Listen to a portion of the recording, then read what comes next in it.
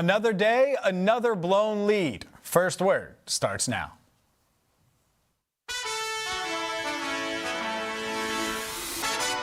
Welcome to First Word, Cincinnati's only morning sports show, breaking down the biggest moments and the stories shaping Cincinnati sports with analysis that cuts through. First Word, setting the agenda in Cincinnati sports.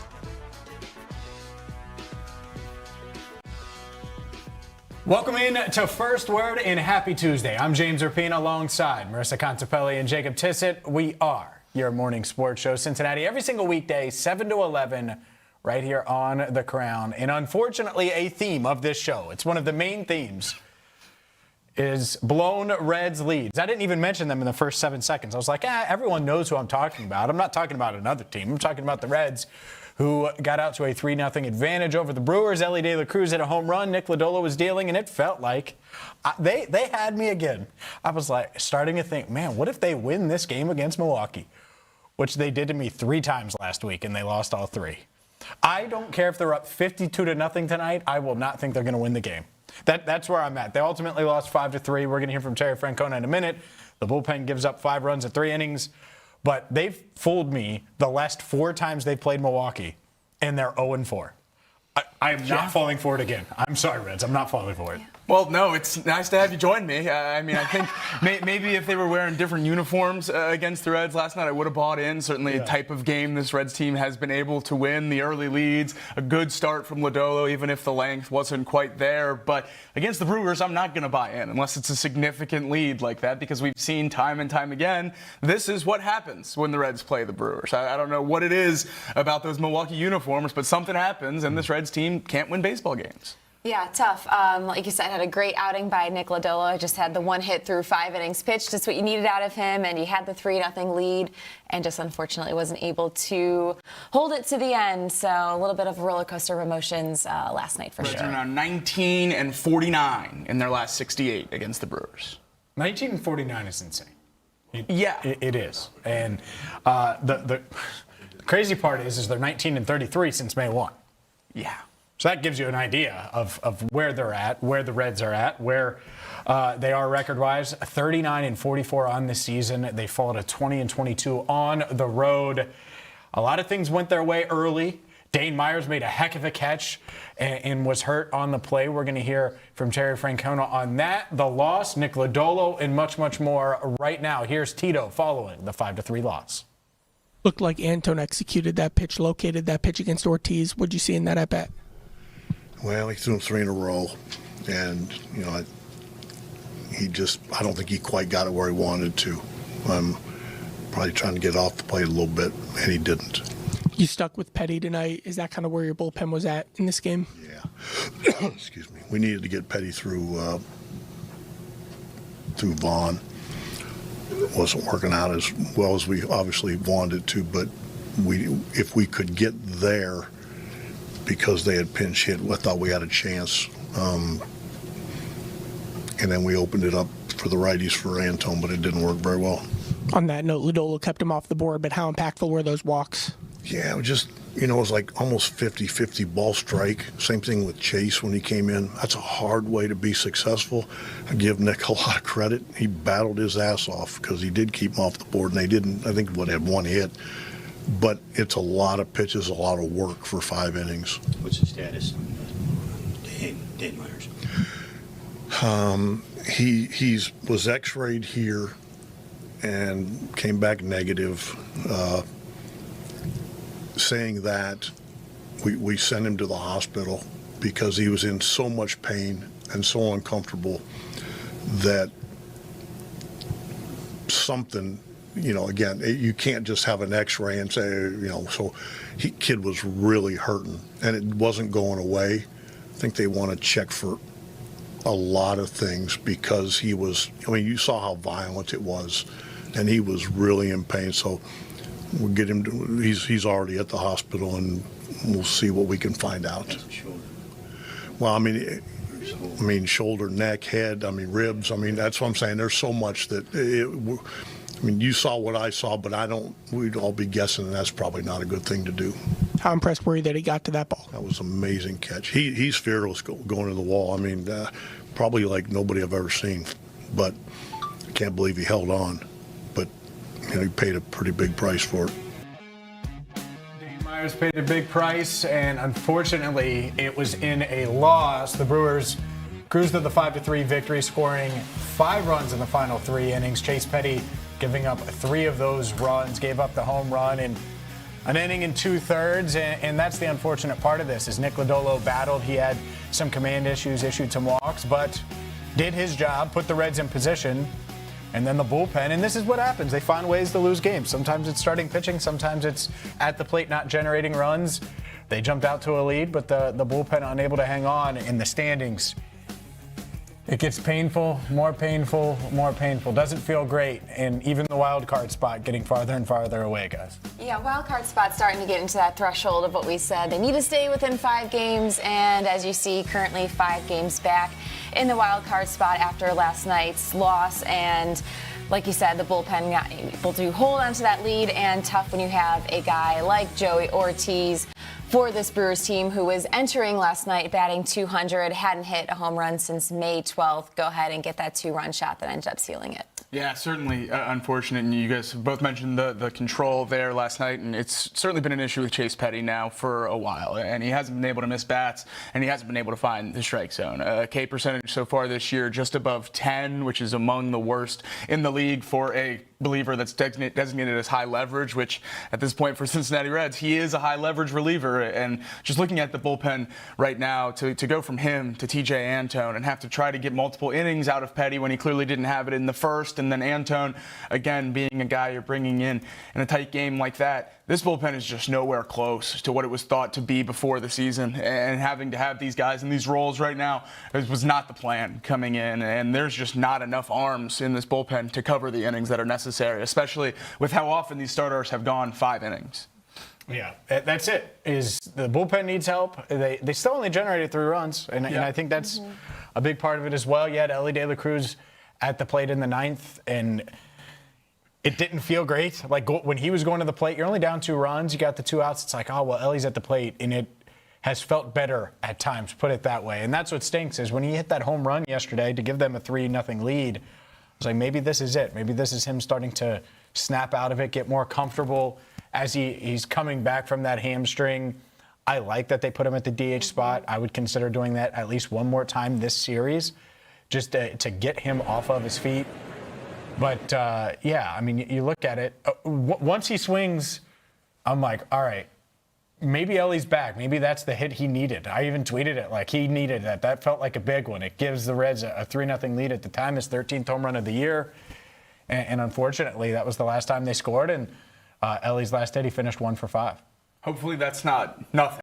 Obviously, it didn't turn into anything last night after the home run for Elly, but still a good sign, in my opinion, especially from the right-handed side, to have that power back, to have that confidence, and really take it a long way. This isn't a home run that just scraped over the wall. So if he's going to hit one right on his first home run now since coming back from the injured list, this is a great sign that he's doing it in a stadium where I know the Reds haven't had a lot of success, but Elly's had a lot of success personally in Milwaukee. Yeah, 412 feet to left center there, and like you said, his 13th home run of the season. That's still tied for second on this team, which brings up the bigger point of production and offensive power in this lineup. And even to your point, Elly coming up to bat in the 9th, there were already 2 outs at that point. You're kind of losing that, optimism and hopefulness, just given how this lineup has struggled to score. Yeah, I did. I was watching. I stayed up for it, and I didn't want to. After the 2-run home run, 5-3, I'm like, And then you're like, all right, well, let's just make sure. And well, 1, 2, 3. It was a really quick one. I only lost about 5 extra minutes of sleep there. It wasn't bad, but like that's it. It's they've found ways to lose against this Brewers team where they've outplayed them for the bulk. Out of the final 4 games, they've outplayed them for the bulk of it, and they have guys that are stepping up. We mentioned Lodolo. Dane Myers is the other one, and he deserves a ton of credit here. And they did take him to the hospital because he was in pain. X-rays were negative, which is a good sign. But this is such a rare play for an outfielder to make, and he deserves all the credit in the world for making this catch, hanging on as he's colliding with the wall. Here's the play. Yeah, that was the impressive part, that he was able to hold on to the catch and secure it through, because he was just going full speed right into that wall. And as you can see, immediately in pain there. So glad the x-rays came back negative, but it just absolutely feeling for Dane, and hopefully he won't be out for too long, because that was a wicked hit there. He's a guy who's never afraid to run into the wall. I mean, this is the third or fourth time he's made a crazy catch this year, giving up his body to run into the wall like this, and is obviously in pain afterwards. This may be the worst of the bunch, and I mean, certainly what a player he's been in center field for the Reds, defensively especially, going to get balls that I'm not sure many other people can get. So hopefully he's healthy and can get back soon to this Reds lineup. Yeah, insane play. And to hold on, that's the... Like, to glove it, fine, but then he clearly didn't know exactly where he's at, because he's full sprint speed, and you're going full speed, and you hit the wall. Just insane. So hopefully it's general soreness is how you would describe it. Hopefully that's it. He's just sore, and that's it, and there's no injury. He's just hurting a little bit. You get him some Aleve, some ibuprofen, maybe a little extra strength, and he's able to help this team, because they need it. They can't afford – there's no margin for error right now for the Cincinnati Reds club, so we certainly wish – Dane Myers the best. We are just getting started here on a Tuesday edition of First Word. Up next, everything you missed while you slept, which included penalty kicks. It includes Marisa's NBA nightmare and possibly my dream, and much, much more. While you slept is next right here on First Word.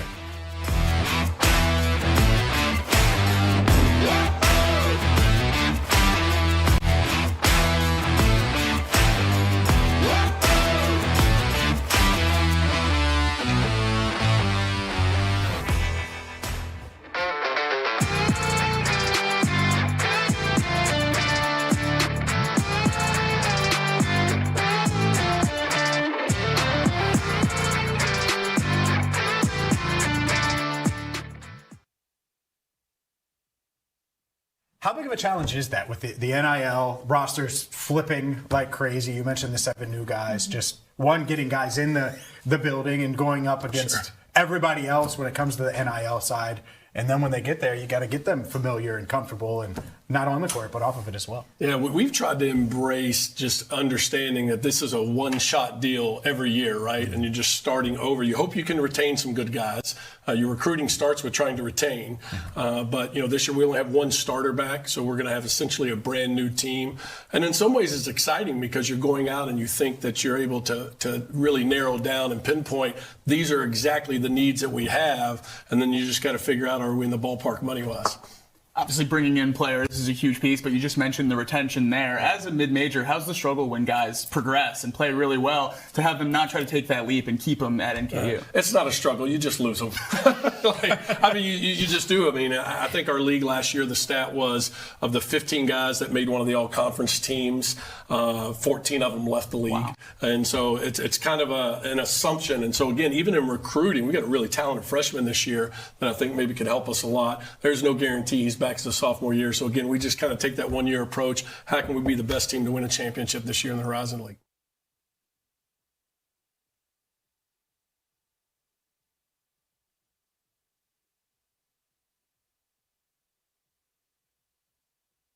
This is the Rebound Rundown. I'm your host, Paul Fritchner. Your home for college basketball in the Cincinnati area and across the country every Monday through Friday during the season. Previews, recaps, breakdowns, interviews, and more. You can find it all right here. Your one-stop shop for a quick dose of college hoops on your morning commute. Make sure to subscribe on YouTube and wherever you get your podcasts. Every morning, Cincinnati wakes up and gets to work. Companies are built, deals are made, restaurants open, ideas become careers, and every day the people behind it all sit down at the working lunch. Founders, CEOs, entrepreneurs, community leaders, the people building Cincinnati. The Working Lunch with Jack Crumley, weekdays, noon to 1, only on The Crown. This city deserves its crown. Watch, listen, subscribe.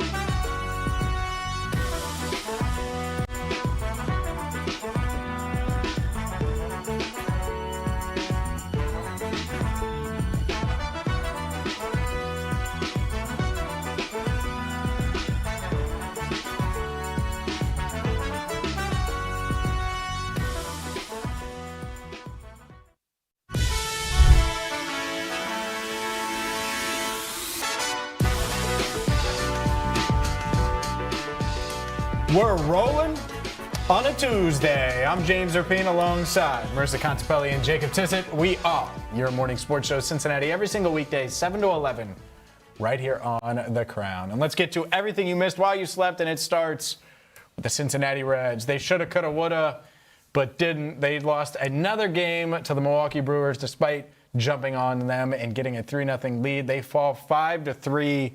The bullpen falters again. It's been a theme of the season, giving up 5 runs in the final 3 innings in the loss. The Reds are now 39-44 on the season. Nick Lodolo pitched well, didn't give up a run, and it was all for nothing in the loss to the Brewers. Checked a lot of boxes that we thought would probably be necessary in order to get a win. Early lead, shutout start from Lodolo, home run from Elly.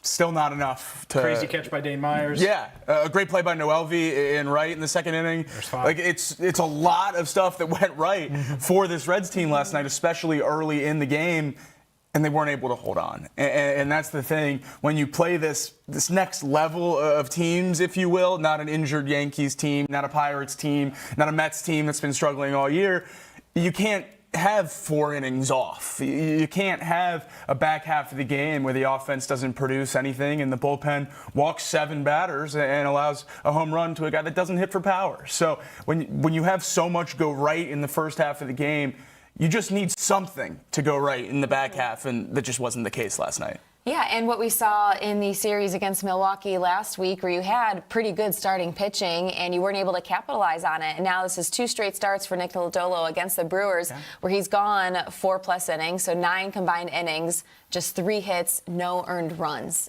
in those 2 outings. So tough to see that kind of outing, not being able to capitalize on and, come away. So tough to see another late game lead lost. Yeah, it is tough. Terry Francona discussed the tough loss, the latest on Dane Myers, who went crashing into the wall, Nick Lodolo's performance, and more after the game. Looked like Antone executed that pitch, located that pitch against Ortiz. What'd you see in that at bat? Well, he threw him 3 in a row, and I don't think he quite got it where he wanted to. I'm probably trying to get off the plate a little bit, and he didn't. You stuck with Petty tonight. Is that kind of where your bullpen was at in this game? Yeah. Excuse me. We needed to get Petty through Vaughn. It wasn't working out as well as we obviously wanted it to, but if we could get there, because they had pinch hit, I thought we had a chance. And then we opened it up for the righties for Antone, but it didn't work very well. On that note, Lodolo kept him off the board, but how impactful were those walks? Yeah, it was like almost 50-50 ball strike. Same thing with Chase when he came in. That's a hard way to be successful. I give Nick a lot of credit. He battled his ass off because he did keep him off the board, and they didn't, I think, had 1 hit. But it's a lot of pitches, a lot of work for 5 innings. What's the status on Dane Myers? He was x-rayed here and came back negative, saying that we sent him to the hospital because he was in so much pain and so uncomfortable that something, again, you can't just have an x-ray and say, so kid was really hurting and it wasn't going away. I think they want to check for a lot of things because he was, you saw how violent it was and he was really in pain. So we'll get him to, he's already at the hospital and we'll see what we can find out. Well, shoulder, neck, head, ribs. That's what I'm saying. There's so much that you saw what I saw, but we'd all be guessing, and that's probably not a good thing to do. How impressed were you that he got to that ball? That was an amazing catch. He's fearless going to the wall. Probably like nobody I've ever seen, but I can't believe he held on. But he paid a pretty big price for it. If only the Reds could hold on to leads the way Dane Myers holds on to the baseball when running into the outfield wall. Insane catch, one of the best catches you'll ever see. Unfortunately, it's all for naught in a Reds 5-3 loss. That you're not going to fool me this time, Reds. They're going to get out to a lead tonight. I'll spoil it. They're going to be winning at some point or rally to make it close at some point. And it's going to feel like maybe there's some hope. I am not going to believe until you're up 52-0 in the final out of the ninth that you're going to beat this Milwaukee Brewers team, because the past 4 games, last week when you got swept, and then on Monday, it felt like in all 4 of those games you had a real chance to win. Probably should have won 3 of 4, and instead, you've gotten swept. You've lost all 4. Yeah, it's certainly not a great place to be, but it's a little closer than they were at the beginning of the season. So at least they've been competitive against the Brewers recently. I guess you can take a little bit from that. No, that's a holy spin zone. At least they're a little competitive. Yeah. No, man. I mean, I'm not there. Man. That is not. The starting pitching's been there. It has. The standard is the standard, man. You say that, and it is. With this team/organization, what is the standard?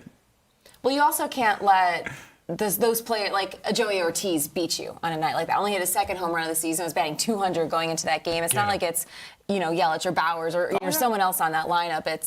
You can't let those guys get you, and that's where this roster's at right now. Anyone can get them. The Milwaukee Brewers, the fact that I covered Jake Bowers in 2019 as a member of the Guardians, and he was awful, and he was young, but he was awful. The fact that he's hitting 14 home runs and like a really productive player, it is, every time I see his stats, I'm like, how in the world is Milwaukee doing this? How do they do it? Yeah, you got Joe Kunal in the high leverage innings in the 8th or 9th. You had a few innings for the Reds in a 100-loss season. So, I mean, they just find pieces off the scrap heap and turn them into incredibly productive major league players. It's really remarkable. Speaking of the scrap heap, LeBron James. No, I'm just kidding, guys. I'm just kidding. It was an easy transition, though, because Draymond Green declined his player option, which has led to the NBA speculation with free agency starting today that LeBron could team up with Steph Curry in Golden State and make me a very, very happy as a Steph Curry fan. Very, very excited. Meanwhile, Marisa Contipelli is about to walk off the set just with the idea and the thought of LeBron going to Golden State. Oftentimes you can be dramatic and exaggerate things. You're not right now. This would literally be my nightmare as a Cavalier fan. I think I might boycott the NBA if LeBron somehow ends up in Golden State.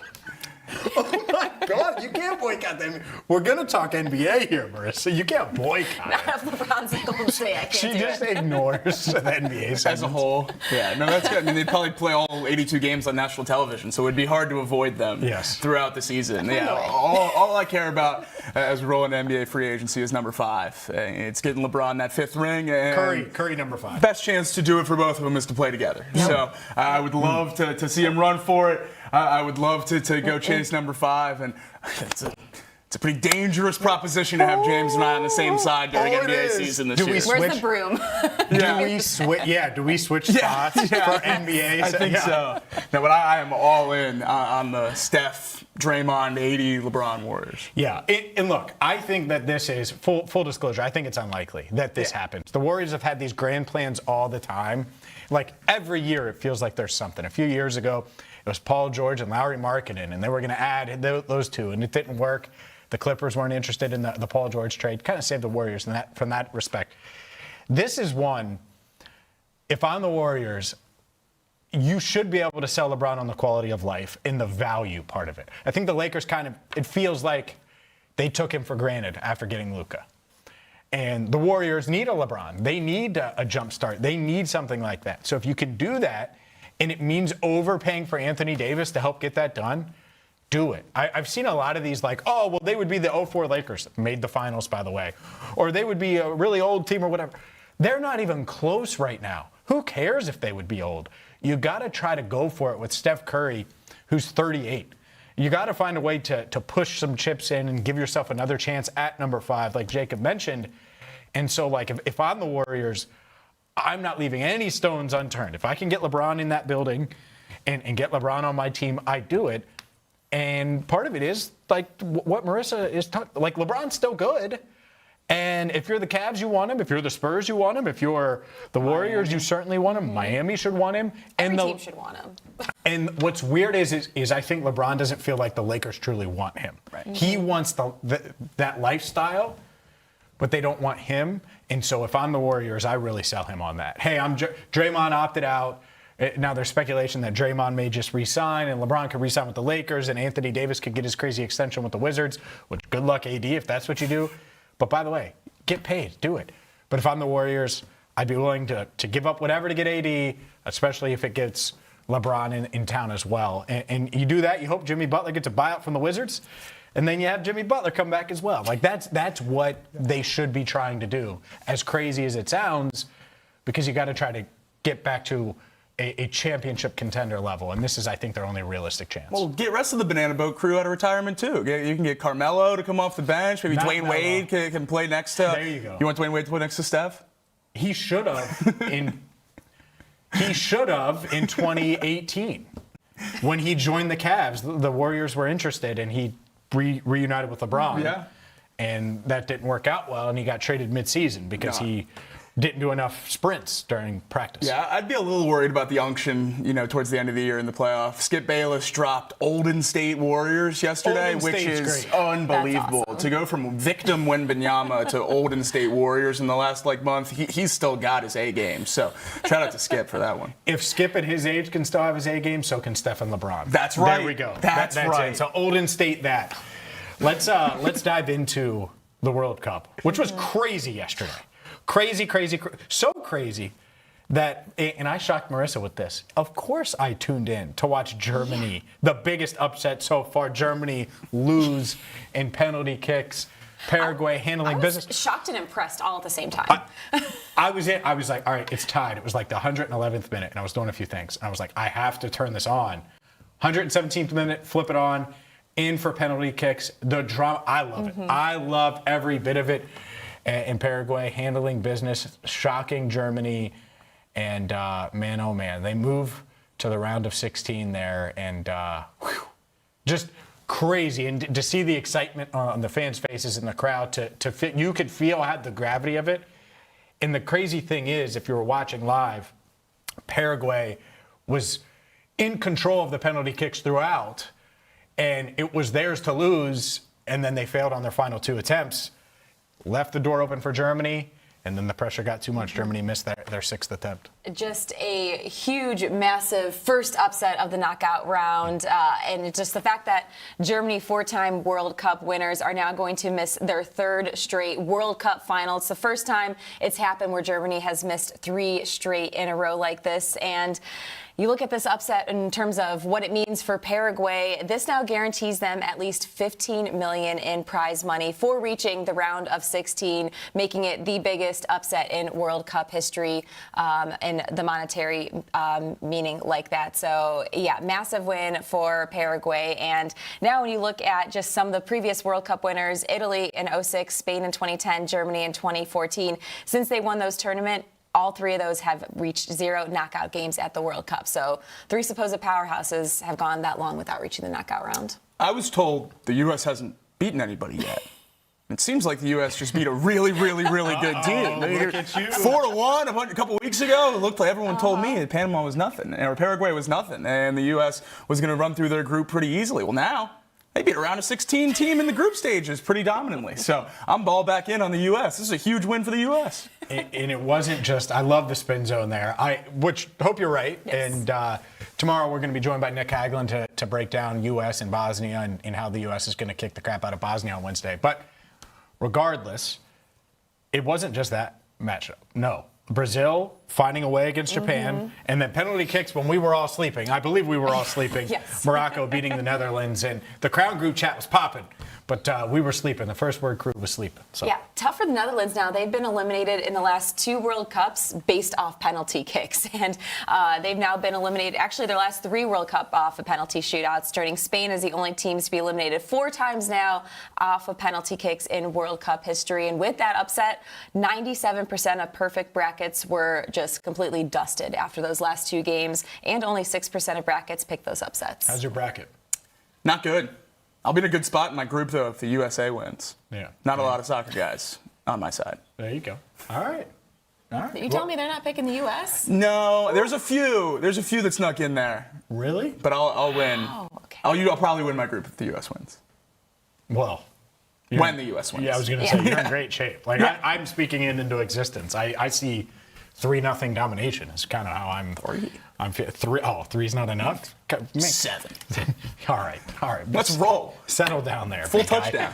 LeBron isn't a warrior yet. Settle down there. Settle down. We have plenty ahead, included. Oh well, I forgot about the bracket here because Ivory Coast, Norway today, Mexico, and Ecuador, and then you look at that other side, France, Sweden. Does France score 7 today? I mean, if Sweden can somehow pull off this upset too, France one of the favorites, that would be great. Because I'm sure a lot of people had France, Germany kind of penciled in there for that next round. Yeah, I'd say Canada would probably be pretty happy. How happy was France to see Paraguay win yesterday? Maybe so happy that it helps Sweden today. Maybe. I mean, they should go Germany too. But yeah, I'm sure they're like, oh, that's nice. That's a nice little marking yourself down already to the. We have plenty ahead, including the latest on Nick Lodolo and sexy Dexter Lawrence and much, much more as we roll on here on a Tuesday right here on First Word.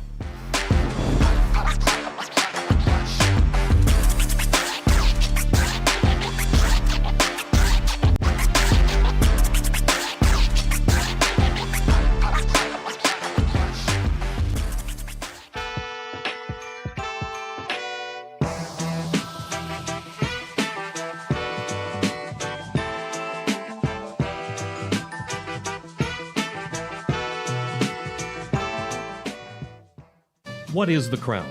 It's simple, really. Authentic Cincinnati entertainment. Not hot takes from a studio 3 states away. Not national noise pretending to know this city. Rather, bringing a voice to those who call the Queen City home. Where can I watch The Crown shows? Join us live from 7 to 11 a.m. for First Word and 12 to 1 for the Working Lunch on RESN. No live TV? No problem. Stream and interact with all of our content on major podcast, broadcast, and streaming platforms. The Crown is Cincinnati. Loud, passionate, competitive, proud. From early morning sports debates to the business leaders shaping the riverfront, to the fans, stories, moments, and culture that make this place move. Live shows, podcasts, documentaries, digital content built from Cincinnati, for Cincinnati. This is The Crown.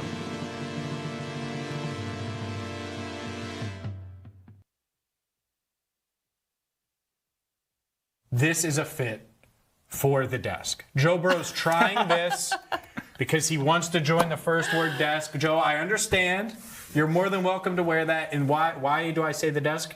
Because the top up, that's all we'll see at the desk, and I think that fit would look really good on set. Absolutely. The first thing I thought of was the 2024 Olympics, where Ralph Lauren had all the players in jeans and navy blazers. It's exactly what this one looks like. It's stuff that people own, and that's the biggest thing. This jacket has a back on it. Maybe he's wearing normal shoes. I think all of this is steps in the right direction. Yes. For sure. Yeah. Top half, honestly, like an A for me. Bottom half, a bit questionable. Yeah. Glasses, get with them. Haircut, big thumbs up. Yeah. So there we go. There's your Joe Burrow fashion advice. But by the way, I'm no fashion expert. But that's what you get when Joe Burrow's going to go to Fashion Week in Milan. Do you think Dexter should go to Fashion Week in Milan? Yes. I'd be all in. Yes.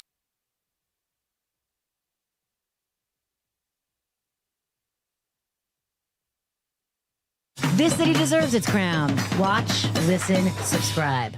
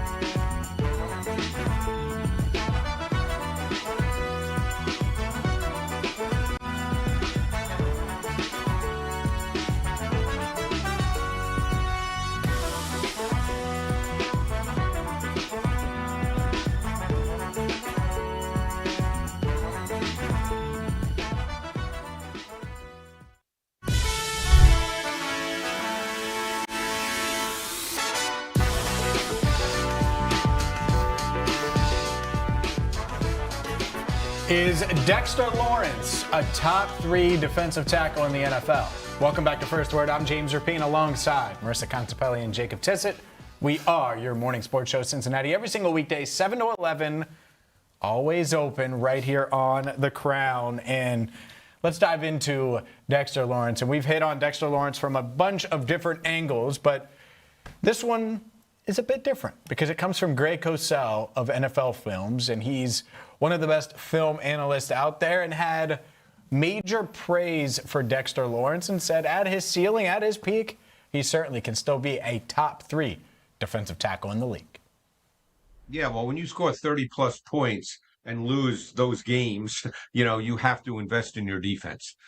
So we'll see how all that plays out. I've always liked Brian Cook. I think he stabilizes the safety position.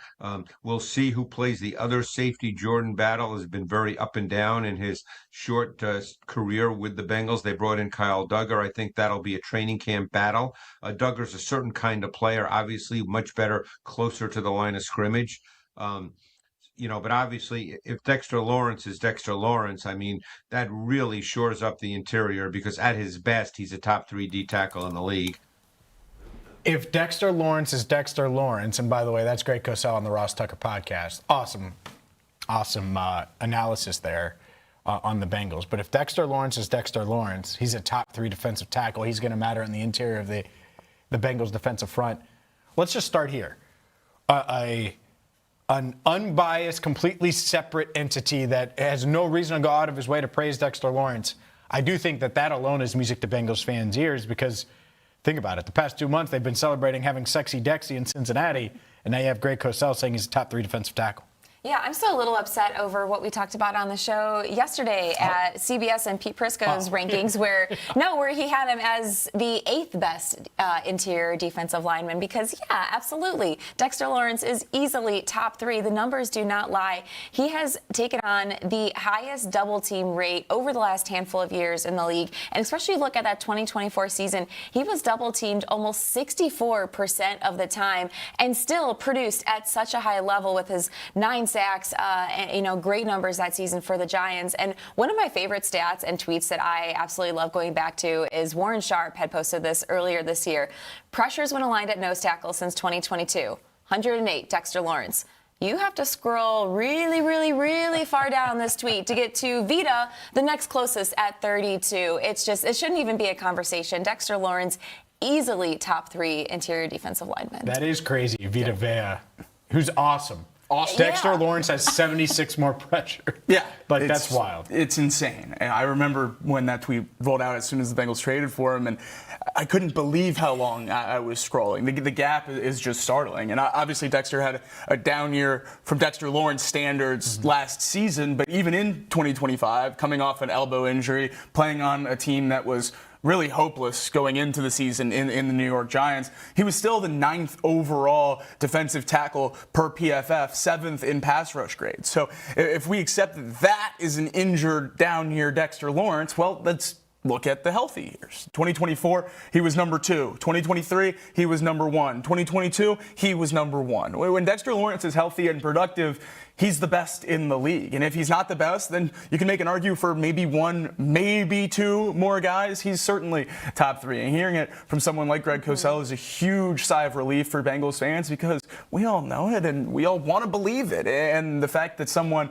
who's one of the best film analysts in the game is saying this outside of, the 275 loop, it's great to have that kind of reassurance. No doubt. Now, what Joe Burrow says, whether he's in the 275 loop, outside of the 275 loop, in the country, out of the country, but still matters.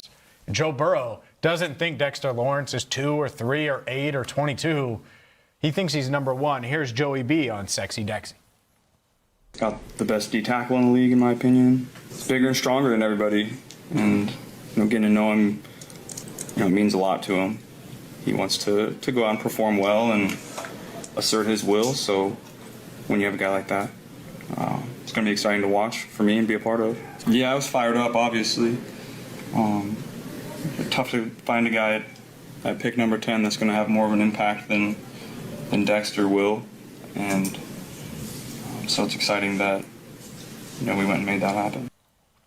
Joe Burrow high on the move. And I I always go back to that. Like, what is Joe saying about this stuff? He could have been far more lukewarm on it and said, oh, yeah, we think Dexter's going to make a major impact. But no, best defensive tackle in the league. Not going to find someone at pick 10 that's nearly as good as him. All of those things, and that was from May, his first time talking this offseason. But I think it's noteworthy. We'll keep coming back to that clip probably between now and camp anytime Dexter Lawrence comes up. Because if Joe Burrow thinks he's that good and he's prepared against him, he's probably that good. Exactly. And Joe Burrow just isn't going to say something like that just for the sake of saying it. He truly believes it because Joe also knows his words are going to be consumed across socials, across the NFL world, and everyone's going to dissect what he is saying. So the fact that Joe is saying that means a lot. It carries a lot, and it's also giving that reassurance, I think, to both Dexter and the rest of this locker room and fan base that, yeah, the Bengals went out, got a difference maker, one of the best defensive linemen to add to bolster this defense so they can be a lot better than they were the last 2 years. Absolutely, and Dexter's production took a step back last year, but the production as an interior defensive lineman is only about half of the battle here, and I think that's what's part of what's so exciting for a lot of people both in the fan base and in the building, including, I assume, Joe. As much as Dex affects everyone else in that defensive line and on the defense, playing at a true nose tackle position over the center, getting double teamed as much as he did, like Marisa just said. But even last year in a down year for the production, it's what he does when he's on the field that makes a huge difference. The Giants, when Dexter was off the field last year, were 32nd in yards per attempt, 31st in sack rate, and 27th in EPA per pass. When Dexter was on the field, they were 8th in yards per attempt, 9th in sack rate, and 10th in EPA per pass. He didn't just make them a fine defense. He took them from a defense ranked in the 30s in a 32-team league to a defense in the top 10. How much he can sway a team when he's on the field for his impact at the interior position is second to none. Because even the other names that are thrown out for the best interior lineman in football, they're not the true nose, not at the rate that Dexter is. The fact that he has this much impact from a true over-the-center nose tackle position more often than not is remarkable. And that's why he's such an outlier compared to the rest of the league. Yeah, there's no doubt about it. The fact that you get a guy that can command the double teams, get the pressure from that nose tackle spot. It just wasn't going to happen. It wasn't going to be something that they could find in the draft. They knew that. And I do think they were in on Caleb Banks, 10th overall. Can you imagine? I mean, that's a big difference. Caleb Banks, often injured, a guy that is very much a projection. There was that Dallas Cowboy scout that said, hey, the rumor has it that they're interested in Peter Woods with the 10th pick. And who knows how accurate that was. But I'll take Dexter. Not even close. Like, can you imagine them passing on Ruben Bain for one of those two guys and how it would feel? Or passing on Caleb Downs had he made it there? I'm not sure he would have. But had he made it to 10? Right. And who knows, any of those players you just mentioned could end up being all-pros, Pro Bowlers, first teams down the road. It's not going to happen their rookie season. So, yeah, go out, get the sure thing in Dexter Lawrence because he has more than proven it over the last couple of years as he went those 3 straight years as a Pro Bowler. He's one of the best. It's crazy that this is even an argument and that he's not getting that kind of recognition like we saw yesterday on the show that we were talking about that he's listed 8th. I'm still upset by that, clearly. Is it an argument? One source had him listed 8, and it seems like everyone else in the world has him top 5 at least. I don't know, man. I think there are a lot of people that think that he's back 9, regressing, all of those because things. Of the numbers in the year last year. But like I think nationally it is not viewed. I think we're the outlier. Really? Yes. I feel like for the most part he's not 8 though. It's top 5. Yeah, I don't know how many people actually have defensive tackle rankings. There's not. Right. But what I mean is like impact-wise, is he a game-changing talent or just still a good football player? I think there are plenty of national people that think, oh, just a good football player at this stage. Yeah. Hope not. You know what? Let him think that. He's in Cincinnati. Ooh, let him think that. Yeah, we will dive more into the Bengals. We have our What's the Word poll question next. Plus, how many contract extensions will the Bengals get done before training camp? That coming up at 8 right here on First Word.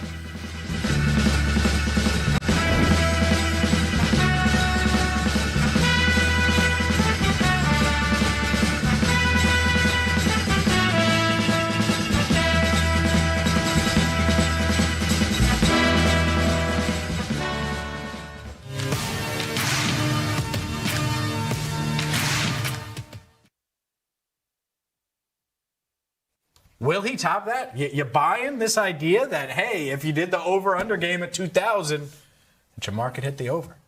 I'm going to buy that of that list, he's the one that's most likely to achieve this at some point in his career, but I think I have to sell the fact that it will actually happen. It's just the fact that it hasn't been done before, and you talk about those numbers Jamar had in 2024, a Triple Crown season, an MVP caliber season out of Joe Burrow, and he still came up about 300 yards short of that mark. I mean, for a 17-game schedule, he'd have to average over 117 yards per game. I just don't see how that's going to happen when you have T. Higgins, who's also going to be demanding, almost just as many targets as Jamar. You hear that, Jamar? I'm not knocking you as a doubt. I'm just making. I'm not doubting he has the capability and the tools to do it. I just don't see it happening.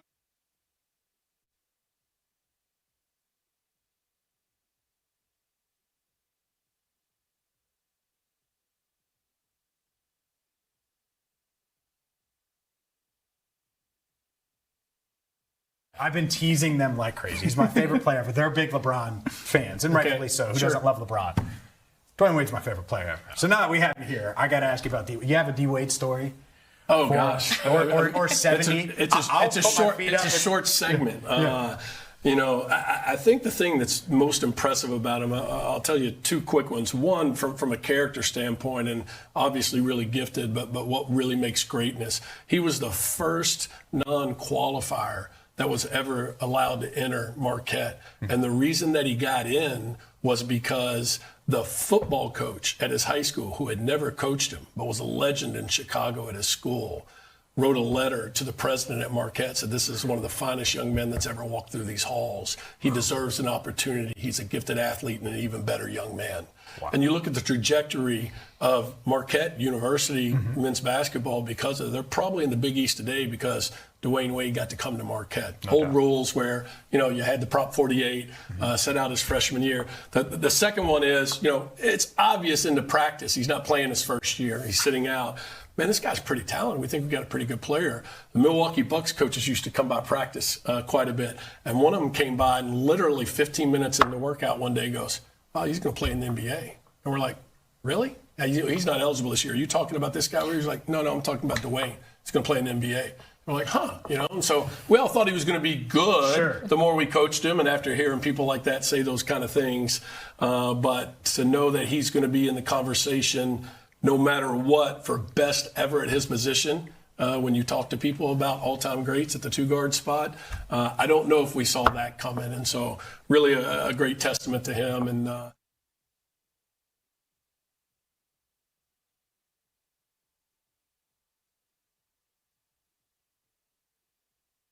on the radio here in Cincinnati. Cincinnati has always felt like home. Right here on the Crown Network. Out and about in Cincinnati, bringing you the stories that you need to hear in the Queen City.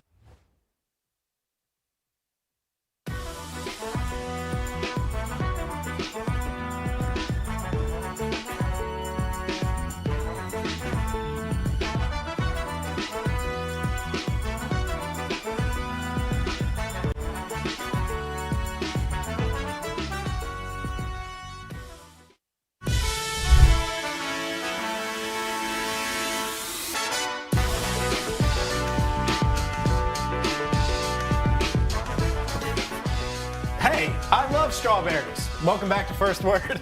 I'm James Rapien alongside Marisa Contipelli and Jacob Tissot. What? I do. Big strawberry. My kids Blueberries are great too. Sour bananas. I only eat that one side of the Neapolitan. No, you don't. I don't like vanilla ice cream, and I'm not particularly a chocolate guy. You're not. There's no strawberry way over the real. other two for sure. That's insane. Yeah. No Fruit ice cream all the time, no question. Wait, what? Oh yeah, always.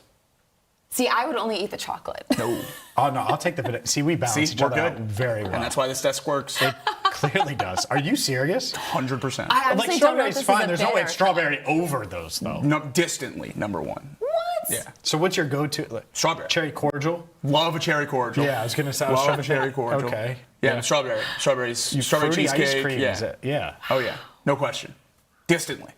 Mint chocolate chip, brother. Love mint chocolate chip. I don't know what is happening on this side of the desk right now. You don't like mint chocolate chip? No. You don't? But just this take. No, I don't like mint chocolate chip. Whoa. What? Are you being serious? No, I'm being very serious. All right. Well, we got a lot of problems to solve here. And this may be a what's the word poll question at some point. Josh, do you like mint chocolate chip? I'm gonna judge you if you say no. He's sleeping. He's thinking about He's sleeping. Rodney, you like mint chocolate chip, right? I don't know if I've ever had mint chocolate chip. Come on. Rodney's never We'll had pull the first word crew. What kind of planet does I know, he I live can't on? be the only one. I don't- Can't be the only one. You're kind of the only one. Mint chocolate chip is good anywhere. Mint chocolate chip better than mint Oreo. This is about to be another hot take. Thin Mint's not a huge fan. I just don't really like Bad. minty things with chocolate. Bad. It's bad. Where'd you find her? Me? Where'd you find her? I have no idea. All right, let's dive into our poll question of the day, which certainly should have been about ice cream and desserts to set Contipelli straight. Instead, it's about contracts and the Bengals. DJ Turner hinted at a potential contract extension. His IG stories talking about all the money. Well, do you think that it is a sign that they're going to close in, or they are closing in on a long-term extension with the star cornerback? We asked you, and let's dive into those results. 48% of you saying maybe talks are progressing. 36% say yes, done deal. 9.3% say no, they aren't close. And 6.7% say IG story doesn't matter. I want more mint chocolate chip ice cream. I just like that over 80% of people are saying it's something. Yes. Everything is something. I'm always on that train. Quote. Put it on a quote card. I'm all in on any time there's nuggets, reading into it as much as possible, especially in the middle of the offseason. They're at least talking right now. Maybe they're close at an extension, but it means something. I'm just not sure what yet. Agreed. I don't love control room. You have me nervous here that you voted the no, they aren't close route because I'm really hoping that's not the case. But as we were kind of talking yesterday, you might be kind of convincing me that way. Yeah. So control room, we're going to have to chat a little bit more because I'm a little nervous now. But going into that, looking at the IG story, I'm like, yeah, this is like, they're close. Like almost a done deal, right? Before we really talked it through here, I thought Penn would have already touched paper. I don't think it's close, guys. I know you don't. I don't think it's close. Now, it's also June 30th, and so history would say that it doesn't need to be close for it to get done now, for it to get done a month from now, and for it to be where it needs to be. And that's it. Am I stressing about a DJ Turner extension right now? No. In 2 months, if it's not done? Yeah. Yes. Well, then that stinks, and we're going to be talking about it, and that's going to be one of those things. And so, yes, could it be something? It could be. It could also be DJ just letting everybody know, hey, I want that money. I'm number 0, and that contract's going to have a lot of zeros on it, and it's going to have more than you realize, and that's fine. I think that 23 to 25 million per. If I'm the Bengals, I'd say fine. Here's 4 for 100, and I'd make him turn that down over the 3 for 75, and that's where I think it probably ends up. Is that 3 for 70, 3 for 75? He goes 3 years instead of 4, so he can hit the market again when the cornerback market keeps going up and up and up. Big thing that stuck out to me throughout since the story was posted and this conversation's kind of blown up, especially on social media, is how shocked I think a lot of this fan base is going to be with the DJ Turner extension. Some of the numbers being thrown out for what a DJ Turner extension could be are borderline insane. He is certainly not going to be in the teens or starting with a 1. I think the floor is even well into the 20s, probably with a ceiling around 27 or 28 if it really gets that high. So if I had to guess, it would probably be somewhere around the 23 to 25 range, which wouldn't surprise me. And I think he's well worth a contract of that size. But with some of the suggestions I've seen, it's going to be a shock for a lot of fans. Yeah, it is. We have more on DJ Turner, but not just DJ Turner, because it's not just DJ Turner. It's Dax Hill. Yeah. It's Chase Brown. It's Miles Murphy. Maybe you think it's Jordan Battle. Maybe you think it's Ted Karras. There are plenty of extension candidates on this roster. How many are going to get done before training camp? That's the topic. We'll ask you live in our YouTube chat. We're just getting started. We have plenty of Reds ahead as well, including some thoughts on Nick Lodolo. We are rolling on a Tuesday, and we'll continue the Bengals conversation next, right here on First Word.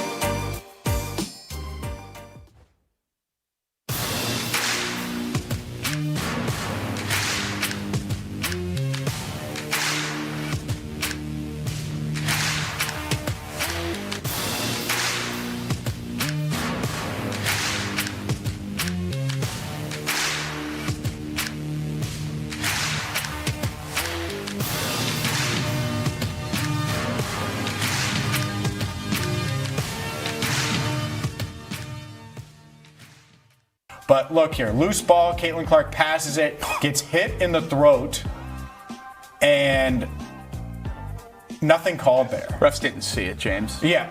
Didn't see it. The ball's out of her hands, and then she gets hit, full body weight landed on. And this is going to be a huge story, and it should be, because Caitlin Clark is a star. And when I say that, I've seen WNBA, not insiders, but people that follow the WNBA much closer than I do, say, oh, well, she's not the best player in the league. I do not care. I don't care if she's the best player in the league. She's the biggest star in the league. It's not particularly close. And so when it's a very similar conversation, to pull it local, to Joe Burrow. When Joe Burrow gets hit and he gets slammed and he gets all these things, and it's been a topic, I've said two things. One, what in the world are the officials doing? Two, teammates need to step up and defend him. I feel the same way about Caitlin Clark. And this continues to be a theme, continues to be a discussion. And, I mean, you saw it. There's no way that should be legal. And it wasn't the only time that happened. She also hurt her back later in the game when she was coming down from a three-point attempt. And so, man, this is going to be a huge topic. I would not be surprised if the WNBA acts swiftly for sure.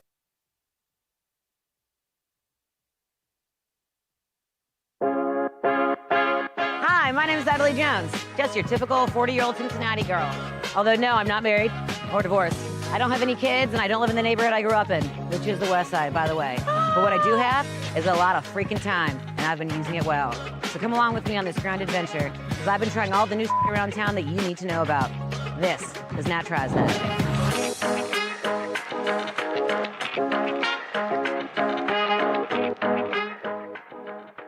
My name is Jack Crumley. I've been covering news in Cincinnati on the radio for the last 20 years. I grew up in Northeast Ohio, but Cincinnati has always felt like home since day one. I've seen so many things accomplished here, and now, with the Working Lunch, I get to write, read, and talk about them every day. Hard-working people with a drive and a dream. Innovative ideas that help shape this city. Cincinnati is a great city, and I'm excited to tell you about it every day. This city deserves its crown. Watch, listen, subscribe.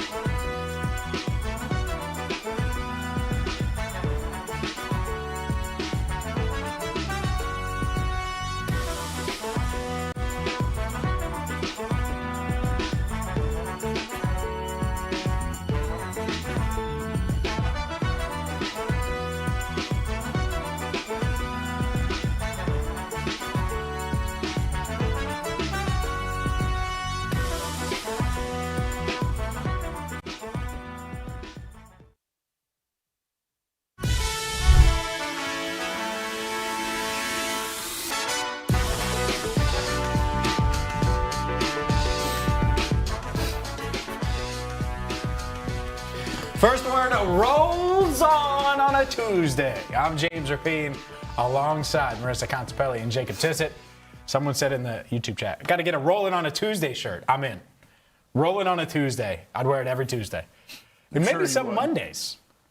That's the thing. It's not just bound to Tuesday for you. Oh, no, we rolling. We are. You know who's not rolling? Josh. He hasn't told me his ice cream yet. His ice cream flavor. No, I'm still interested on the mint chocolate chip. If he's in? Or Yeah. That's ridiculous. I'll Doug, never know. not in. Judging him. Doug, you're new. What are you doing? You shouldn't have done that. You gotta Doug, just we're lie. best friends now. Yeah, just ridiculous. Out on mint chocolate chip. Mint doesn't belong. What kind It's of a great weird? take. No, it's an awful take, Contipelli. What are you doing? My goodness. First the LeBron to no LeBron to Golden State. Now the mint. Well, yeah, obviously. LeBron to Golden State would just be a disaster. It would be the best thing ever. It'd be the best thing ever. Ring me. Ring me, Steph Curry. All right, let's dive into, well, a Bengals team that's hoping to get a ring themselves this year. And obviously there's a lot of moves they made already and additions they made to this roster. Who are they going to keep? Are they going to keep any of these guys and sign long-term extensions with DJ Turner, Dax Hill, Chase Brown, Miles Murphy, insert whoever, Jordan Battle, Ted Karras? I think those are the kind of the sneaky ones that could get potential extensions, or at least be in this mix and in this conversation. If you want to throw Andre Josevich in there, you could certainly do that. I think that's unrealistic, but certainly one that is up for a contract extension as well. Let's play the over-under game. Over-under 1.5 contract extensions for the Bengals that are done deals by the time week 1 rolls around in September. I'm going to take the under, but it's the big one that gets done. So it's not the end of the world. They get It's DJ sort of Turner feeling done. like the end of the world. What? No, go. It's not the end of the world. Oh, okay. Because the end of the world would be none. Okay. You get DJ Turner done. The Instagram story post means everything, and it's close, and negotiations are going well. They get their corner one.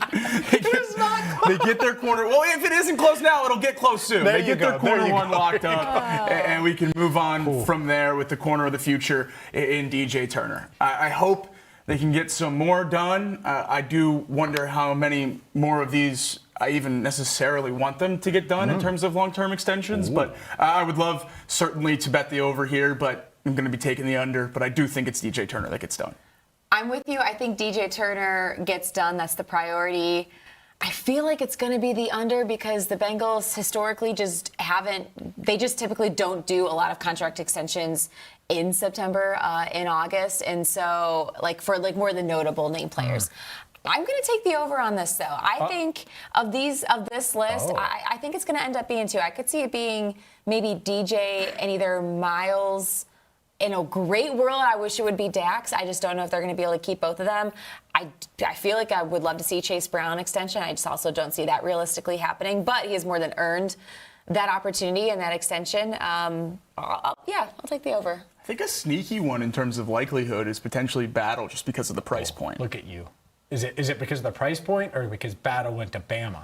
Oh, a little bit definitely of both. that. A little bit of both, but it's hard to pay both corners, so I think that makes it a little uphill battle for both Dax. Safeties? He's in a different bracket than the rest of them in terms of contract extension, so maybe he could sneak in there. But no, I get it. I'm just kidding. I'm just yanking your chain a little bit. But yeah, I agree. I look at this. This is what I want to do. Can the Bengals just let me negotiate with DJ and Dax? Just both of them? Package deal? Both of them. I'd bring them to the desk. We'd get the cookies and cream ice cream for Dax, since he doesn't like mint, if that's the case, or whatever, and whatever DJ likes. And we would make sure that they get paid. That's it. I want to keep these guys together because they're really, really good. And they're going to get paid a lot, and someone's going to pay them. Dax Hill's going to make $20+ million a year on his next contract. Yeah. That's what's going to happen. And so the Bengals aren't going to offer him that and DJ that. I'll break the news right now. They're not going to pay both of these guys $20+ million per year. They're already doing that at wide receiver. They have Dexter Lawrence. They have a bunch of guys under contract in that defensive line room. Who knows what happens with Miles? But that should be the answer. I just want to point out what should be the answer. The answer should be over. It should be 2, and it should be Dax and DJ, not necessarily in that order. That's it. Agreed. All right. Yeah. I am going to take the over. I don't think it's going to be Dax. And I think that it'll be DJ. I think Chase Brown is sneaky. I think they are more interested than maybe I am at extending a running back and open to it if the market presents itself in a certain way. And if they can get him for $10 million per year, let's say, or they're really committing for this year and the next couple of years on a contract extension, I think they would consider doing that. And so the Chase Brown one's there. I do think Ted Karras, he wasn't on the graphic. I do think that there's a path to that if he takes a below market deal, which is precedent would say he would. He's done that the past couple of years on his extensions. So that's there as well. I think they'll get some of these deals done. And my prediction as of today, June 30th, is going to be DJ Turner, Chase Brown. Those are the 2 that get done. I would love to see that happen. I mean, you look at Chase, he's only under contract through the rest of this year. And over the last 2 seasons, he has the 13th most scrimmage yards across the NFL. And he's coming off of his best season with the Bengals. I just think he's in his prime. He's on the up and up. Yeah, I would love to see Chase Brown stick around and stay in Cincinnati.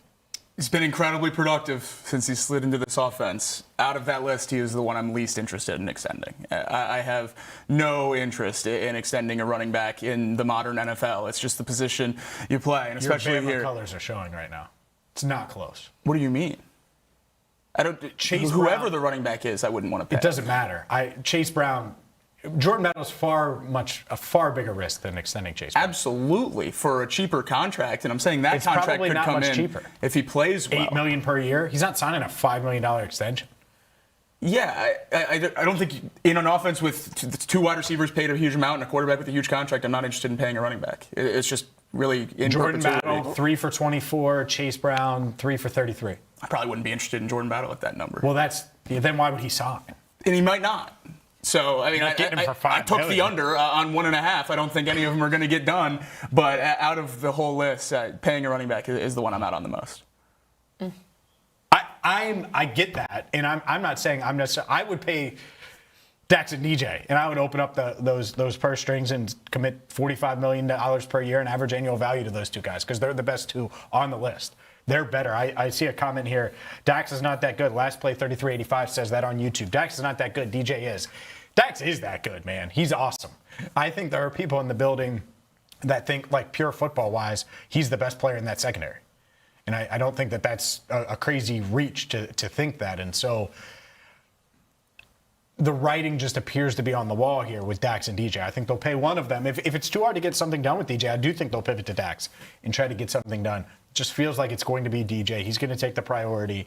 And so if that's the case, if that's the one that gets done, is another one of these going to get done? I think one of them will. Maybe it is Battle. Maybe it's Myles Murphy. I think that's the other one that'd be nice. The Bengals like Myles Murphy. They're prioritizing having the waves of pass rushers. I do think that they were interested in picking up his fifth-year option.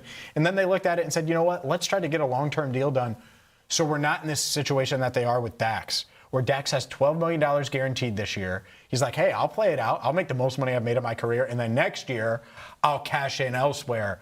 When you pick up that fifth-year option, it does put you in a predicament if you believe in that player. And so I think that's what they looked at, and they said, all right, we don't for sure know that Myles is a future star, so we don't want to commit crazy money to him.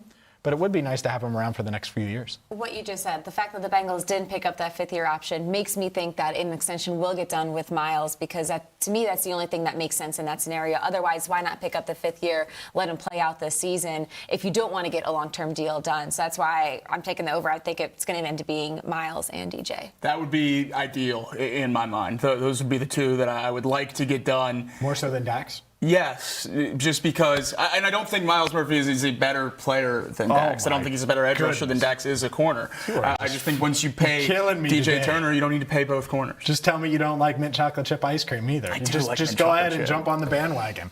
My goodness. No, go ahead. So just paying two corners, I think it's a tough task. So especially as much as I think they'll both get paid or would be worth. I do think the conversation around Dax is a lot different had he played outside corner since he got here, and the sample size was big of him being an elite corner. But as of right now, it's not huge. And DJ's obviously isn't either, so you're taking a relative gamble on either of those contracts in terms of what they can be on a career basis at the outside corner position. And I'm more comfortable doing that with DJ. And if the contracts could make sense, as together as a package deal type of thing with one agent, then yeah, that's great. I would love that. But I just don't think it's feasible to expect the Bengals to pay two corners in this room with so much else that needs to be done as well. How big of the gap is there? I think we all agree DJ should be the priority. How big of the gap is there between Dax and DJ? I think DJ's the top 10 corner in the league, and Dax is the top 20 corner in the league, safely. Okay. Not trying to put, not arguing a ton. Yeah, sure. Yeah, I get it. Yeah, it's not like you have every corner in front of you and you're mapping it out. Okay. I think for me right now, DJ seems like a clear CB1. I think he more than showed that last year. I think Dax has the potential and can get there. I think he is just a little behind. I feel like relatively close, but I don't know. I still need to see a little bit more out of Dax. How realistic is at the end of this season? We're like, oh, Dax is also a CB1. Is that realistic? Very realistic. Okay. In which case, then you pay him now and get a huge steal. Is that more likely than Myles Murphy is a not pass rush one, because I think that's unrealistic. He's never really been that, but like a borderline Pro Bowl defensive end. Borderline. 8 to 10 sacks. We feel awesome about him. Which one's more realistic, Dax CB1 or that? In my mind, they're about the same. Okay. I'm saying Dax just too because of all the bodies on that defensive line. I think it's going to be a struggle for any one of those guys to reach 10. My thing with Dax is how is he going to be able to take a jump, at least personally for me, to cornerback one discussions if DJ's following wide receiver ones most of the time? Like, it's going to be really hard for me to justify calling Dax a corner one if DJ is guarding the other team's best receiver most of the time. I get that. I think he played like if he did what he did down the stretch for the full season, I think we would already view him that way. I think so too, and that's part of what I mean by if he would have played that since he came into the league. I think the conversations on the split between these two and the contracts between these two are much, much closer. Lou Anarumo might still be the defensive coordinator had they done that. Yeah. That's one of the many reasons that, they bring Dax in and they played him all over and moved him all over and didn't get him on the field early and then did and all of those things. So, we will see. So, under, you're saying 1, DJ Turner-Goodson. You're saying over DJ and Miles. I say over DJ and Chase. No Dax. Sorry, Dax. You're going to have to get paid by Atlanta or someone and you'll be a Pro Bowler there. Ugh, pain. We have plenty of Bengals to get into coming up. But up next, it is time to get you caught up on everything you missed while you slept right here on First Word.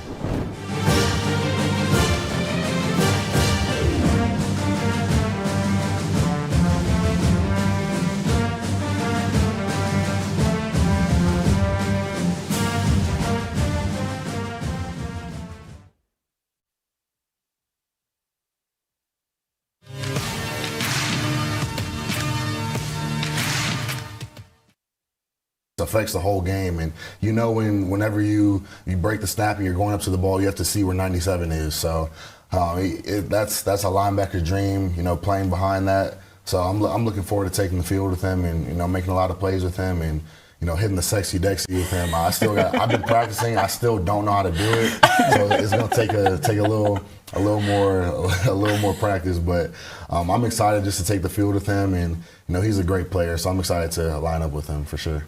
Don't feel bad. These guys are still trying to practice their sexy Dexy. We had them doing drills in here a couple weeks ago.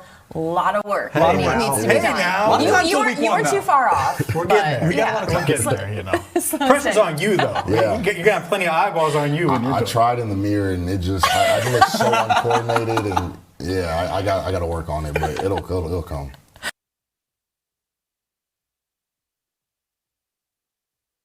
Thumbs up. So I got a question for you guys. Yesterday we had a softball game, as we always do on Thursday. My team goes out to dinner afterwards, and I'm presented with a headline.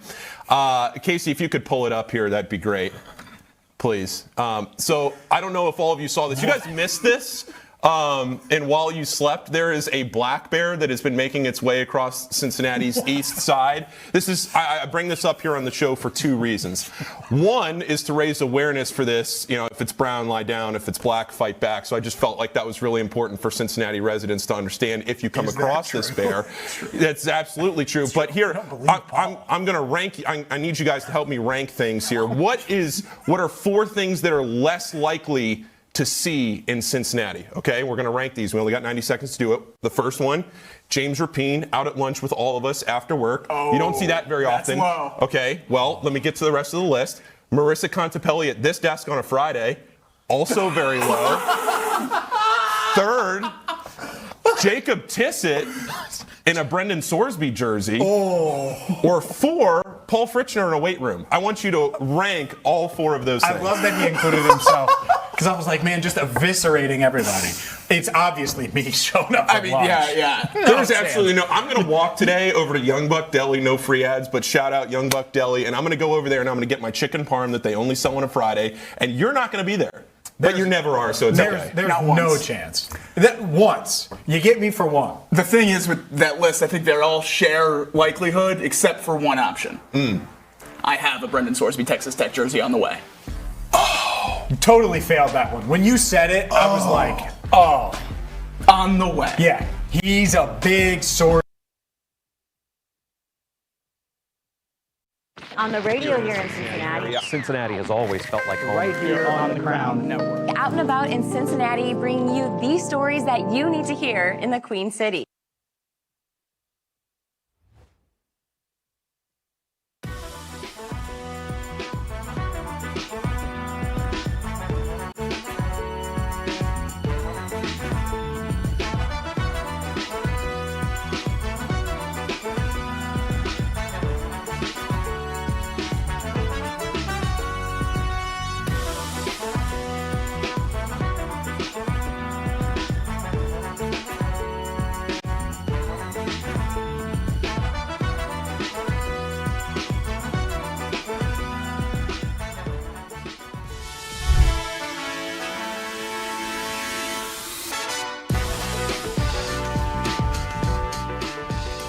We're rolling on a Tuesday. I'm James Rapien alongside Marisa Contipelli and Jacob Tissot. We are your morning sports show, Cincinnati, every single weekday, 7 to 11, right here on The Crown. And let's get to everything you missed while you slept, and it starts with the Cincinnati Reds. They shoulda, coulda, woulda, but didn't. They lost another game to the Milwaukee Brewers despite jumping on them and getting a 3-0 lead. They fall 5-3.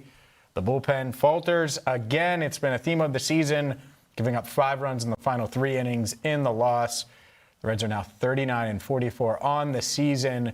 Nick Lodolo pitched well, didn't give up a run, and it was all for nothing in the loss to the Brewers. Checked a lot of boxes that we thought would probably be necessary in order to get a win. Early lead, shutout start from Lodolo, home run from Elly.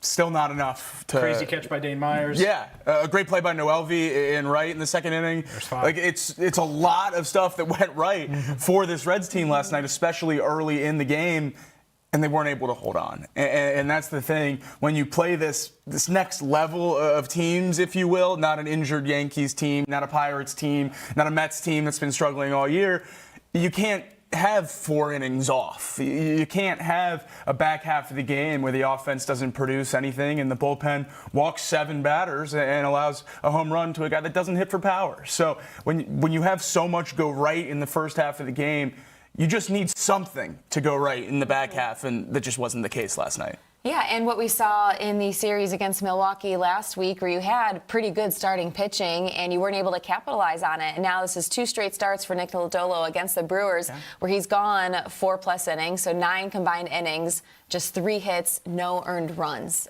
in those 2 outings. So tough to see that kind of outing, not being able to capitalize on and, come away. So tough to see another late game lead lost. Yeah, it is tough. Terry Francona discussed the tough loss, the latest on Dane Myers, who went crashing into the wall, Nick Lodolo's performance, and more after the game.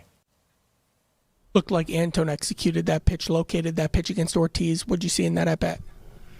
Well, he threw him 3 in a row, and I don't think he quite got it where he wanted to. I'm probably trying to get off the plate a little bit, and he didn't. You stuck with Petty tonight. Is that kind of where your bullpen was at in this game? Yeah. Excuse me. We needed to get Petty through Vaughn. It wasn't working out as well as we obviously wanted to, but if we could get there, because they had pinch hit, I thought we had a chance. And then we opened it up for the righties for Antone, but it didn't work very well. On that note, Lodolo kept him off the board, but how impactful were those walks? Yeah, it was just, it was like almost 50-50 ball strike. Same thing with Chase when he came in. That's a hard way to be successful. I give Nick a lot of credit. He battled his ass off because he did keep him off the board, and they didn't, I think, had 1 hit. But it's a lot of pitches, a lot of work for 5 innings. What's the status on Dane Myers? He was x-rayed here and came back negative, saying that we sent him to the hospital because he was in so much pain and so uncomfortable that something, again, you can't just have an x-ray and say, so kid was really hurting and it wasn't going away. I think they want to check for a lot of things because he was, you saw how violent it was and he was really in pain. So we'll get him to, he's already at the hospital and we'll see what we can find out. Well, shoulder, neck, head, ribs. That's what I'm saying. There's so much that you saw what I saw, but we'd all be guessing, and that's probably not a good thing to do. How impressed were you that he got to that ball? That was an amazing catch. He's fearless going to the wall. Probably like nobody I've ever seen, but I can't believe he held on. But he paid a pretty big price for it. If only the Reds could hold on to leads the way Dane Myers holds on to the baseball when running into the outfield wall. Insane catch, one of the best catches you'll ever see. Unfortunately, it's all for naught in a Reds 5-3 loss. That you're not going to fool me this time, Reds. They're going to get out to a lead tonight. I'll spoil it. They're going to be winning at some point or rally to make it close at some point. And it's going to feel like maybe there's some hope. I am not going to believe until you're up 52-0 in the final out of the ninth that you're going to beat this Milwaukee Brewers team, because the past 4 games, last week when you got swept, and then on Monday, it felt like in all 4 of those games you had a real chance to win.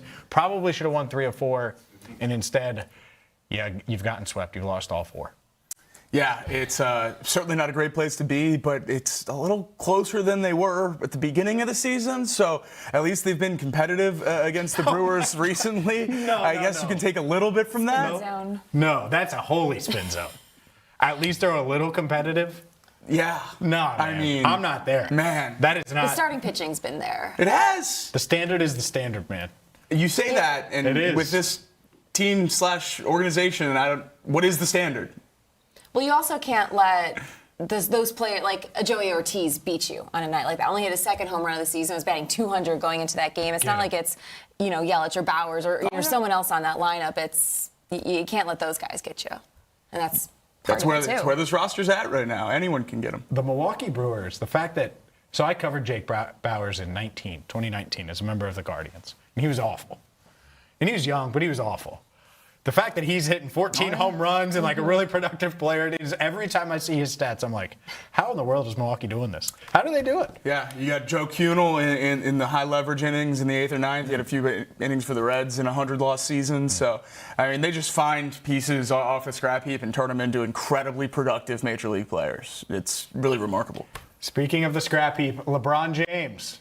No, I'm just kidding, guys. I'm just kidding. It was an easy transition, though, because Draymond Green declined his player option, which has led to the NBA speculation with free agency starting today that LeBron could team up with Steph Curry in Golden State and make me a very, very happy as a Steph Curry fan. Very, very excited. Meanwhile, Marisa Contipelli is about to walk off the set just with the idea and the thought of LeBron going to Golden State. Oftentimes you can be dramatic and exaggerate things. You're not right now. This would literally be my nightmare as a Cavalier fan. I think I might boycott the NBA if LeBron somehow ends up in Golden State. Oh my God, you can't boycott them. We're going to talk NBA here, Marissa. You can't boycott Not if LeBron's in Golden State. I can't She do just it. ignores the NBA segments. As a whole. Yeah, no, that's good. I mean, they'd probably play all 82 games on national television, so it would be hard to avoid them throughout the season. Yeah, all I care about as we roll into NBA free agency is number 5. It's getting LeBron that 5th ring. And Curry number 5. Best chance to do it for both of them is to play together. So I would love to see him run for it. I would love to go chase number 5, and it's a pretty dangerous proposition to have James and I on the same side during NBA season this year. Where's the broom? Do we switch spots for NBA? I think so. No, but I am all in on the Steph, Draymond, 80 LeBron Warriors. Yeah, and look, I think that this is, full disclosure, I think it's unlikely that this happens. The Warriors have had these grand plans all the time. Like, every year it feels like there's something. A few years ago, it was Paul George and Lauri Markkanen, and they were going to add those two, and it didn't work. The Clippers weren't interested in the Paul George trade. Kind of saved the Warriors from that respect. This is one, if I'm the Warriors, you should be able to sell LeBron on the quality of life and the value part of it. I think the Lakers it feels like they took him for granted after getting Luka. And the Warriors need a LeBron. They need a jump start. They need something like that. So if you can do that, and it means overpaying for Anthony Davis to help get that done, do it. I've seen a lot of these they would be the 04 Lakers, made the finals, by the way. Or they would be a really old team or whatever. They're not even close right now. Who cares if they would be old? You got to try to go for it with Steph Curry, who's 38. You got to find a way to push some chips in and give yourself another chance at number 5, like Jacob mentioned. And so, if I'm the Warriors, I'm not leaving any stones unturned. If I can get LeBron in that building and get LeBron on my team, I do it. And part of it is, what Marissa is talking, LeBron's still good. And if you're the Cavs, you want him. If you're the Spurs, you want him. If you're the Warriors, you certainly want him. Miami should want him. Every team should want him. And what's weird is I think LeBron doesn't feel like the Lakers truly want him. Right. He wants that lifestyle, but they don't want him. And so if I'm the Warriors, I really sell him on that. Hey, Draymond opted out. Now there's speculation that Draymond may just re-sign and LeBron could re-sign with the Lakers and Anthony Davis could get his crazy extension with the Wizards, which good luck, AD, if that's what you do. But by the way, get paid. Do it. But if I'm the Warriors, I'd be willing to give up whatever to get AD, especially if it gets LeBron in town as well. And you do that, you hope Jimmy Butler gets a buyout from the Wizards, and then you have Jimmy Butler come back as well. Like, that's what they should be trying to do, as crazy as it sounds, because you got to try to get back to a championship contender level, and this is, I think, their only realistic chance. Well, get rest of the Banana Boat crew out of retirement, too. You can get Carmelo to come off the bench. Maybe Dwyane Wade can play next to... There you go. You want Dwyane Wade to play next to Steph? He should have in 2018 when he joined the Cavs. The Warriors were interested, and he reunited with LeBron. Yeah. And that didn't work out well, and he got traded midseason because he didn't do enough sprints during practice. Yeah, I'd be a little worried about the unction, towards the end of the year in the playoffs. Skip Bayless dropped Olden State Warriors yesterday, which is unbelievable. Awesome. To go from victim Wembanyama to Olden State Warriors in the last month, he's still got his A game. So shout out to Skip for that one. If Skip at his age can still have his A game, so can Steph and LeBron. That's right. There we go. That's right. It. So Olden State that. Let's dive into the World Cup, which was crazy yesterday. Crazy, so crazy that, and I shocked Marisa with this. Of course I tuned in to watch Germany, the biggest upset so far. Germany lose in penalty kicks. Paraguay handling business. Shocked and impressed all at the same time. I was like, all right, it's tied. It was like the 111th minute, and I was doing a few things. And I was like, I have to turn this on. 117th minute, flip it on, in for penalty kicks. The drama, I love it. I love every bit of it. And Paraguay handling business, shocking Germany, and man, oh man, they move to the round of 16 there, and just crazy. And to see the excitement on the fans' faces in the crowd, you could feel the gravity of it. And the crazy thing is, if you were watching live, Paraguay was in control of the penalty kicks throughout, and it was theirs to lose, and then they failed on their final 2 attempts. Left the door open for Germany, and then the pressure got too much. Germany missed their 6th attempt. Just a huge, massive first upset of the knockout round. And just the fact that Germany, 4-time World Cup winners, are now going to miss their 3rd straight World Cup final. It's the first time it's happened where Germany has missed 3 straight in a row like this. And you look at this upset in terms of what it means for Paraguay. This now guarantees them at least $15 million in prize money for reaching the round of 16, making it the biggest upset in World Cup history, in the monetary meaning like that. So, yeah, massive win for Paraguay. And now when you look at just some of the previous World Cup winners, Italy in 2006, Spain in 2010, Germany in 2014, since they won those tournaments, all 3 of those have reached 0 knockout games at the World Cup. So 3 supposed powerhouses have gone that long without reaching the knockout round. I was told the U.S. hasn't beaten anybody yet. It seems like the U.S. just beat a really good team. Look at you. 4-1 a couple weeks ago. It looked like everyone told me that Panama was nothing, or Paraguay was nothing, and the U.S. was going to run through their group pretty easily. Well, now they beat a round of 16 team in the group stages pretty dominantly. So I'm ball back in on the U.S. This is a huge win for the U.S. And it wasn't just, I love the spin zone there, which hope you're right. Yes. And tomorrow we're going to be joined by Nick Hagglund to break down U.S. and Bosnia and how the U.S. is going to kick the crap out of Bosnia on Wednesday. But regardless, it wasn't just that matchup. No. Brazil finding a way against Japan, and then penalty kicks when we were all sleeping. I believe we were all sleeping. Yes. Morocco beating the Netherlands, and the Crown group chat was popping, but we were sleeping. The first word crew was sleeping. So. Yeah, tough for the Netherlands now. They've been eliminated in the last 2 World Cups based off penalty kicks, and they've now been eliminated, actually their last 3 World Cup off of penalty shootouts, turning Spain as the only team to be eliminated 4 times now off of penalty kicks in World Cup history. And with that upset, 97% of perfect brackets were just completely dusted after those last 2 games, and only 6% of brackets picked those upsets. How's your bracket? Not good. I'll be in a good spot in my group, though, if the USA wins. Yeah. Not a lot of soccer guys on my side. There you go. All right. You telling me they're not picking the U.S.? No, there's a few. There's a few that snuck in there. Really? But I'll win. Okay. I'll probably win my group if the U.S. wins. Well.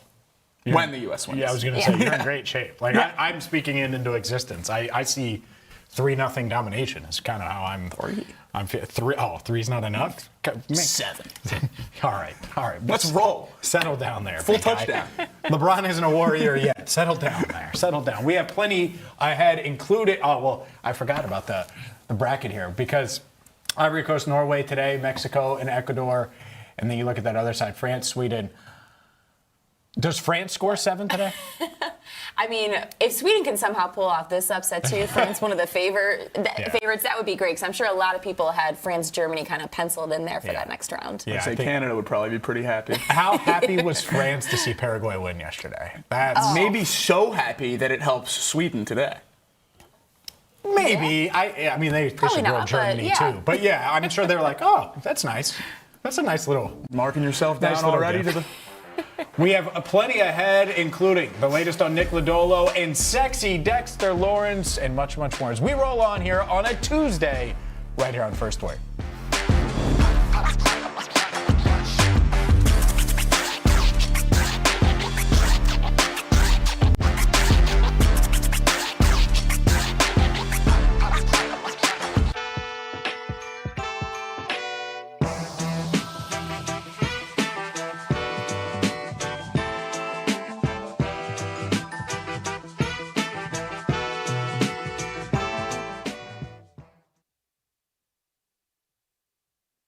Chase Burns, the ace, is on the case. Mr. Chase. It's about time you join in on the fun because every time Chase Burns is on the mound, it is a joy to watch. I don't know why the crown was on my head. I was going to say, I don't know when we ever crowned you. Pat, I'm passing the baton. There we go. My days of being an ace are over. You know, you can't bring me down in this segment. I've been waiting for this day for so long for James to finally crown Chase Burns, and Burns has done it all year long, and it's the consistency for me that has really brought this home. Now, obviously, you need an ace who's going to be able to get strikeout stuff and keep the ball in the ballpark and not allow runs, and all those things are great. But you need to know that they're going to do it every single time they go on the mound. And at this point, with Chase Burns, you're more confident in that than you have been with any pitcher in the history of the Cincinnati Reds. Burns has gone 12 consecutive starts with 5 innings pitched and 2 runs or fewer allowed. He is the 25th pitcher in Major League history for that stat and the first Cincinnati Red. This is a level of consistency and dominance that we've never seen in a Reds uniform from a pitcher, especially to start a season, especially at this age. Chase Burns has no ceiling right now. He's second in the MLB in wins. He's 4th in ERA, just at a 2 flat. Will assumedly get below that in his next start or two. Over 100 Ks and a whip in the top 15. There's nothing he doesn't do well, and now he's done it for almost 3 full months. Yeah, and real or ridiculous that the Bengals feel like they are legitimate Super Bowl contenders going into training camp? I think it's absolutely real, and I don't really know how it wouldn't be. And that's, I think, the frustration we had about a week ago when we talked about a lot of the people in the national media talking about the Bengals and their Super Bowl chances. Just they seemed to think it was ridiculous at some points. Well, the Bengals are Super Bowl contenders anytime Joe Burrow's on the field, and the fact that they've added to the defense to have legitimate talent, and there's a conversation that we had yesterday on the show that this Bengals defense could be potentially top 10 in the league.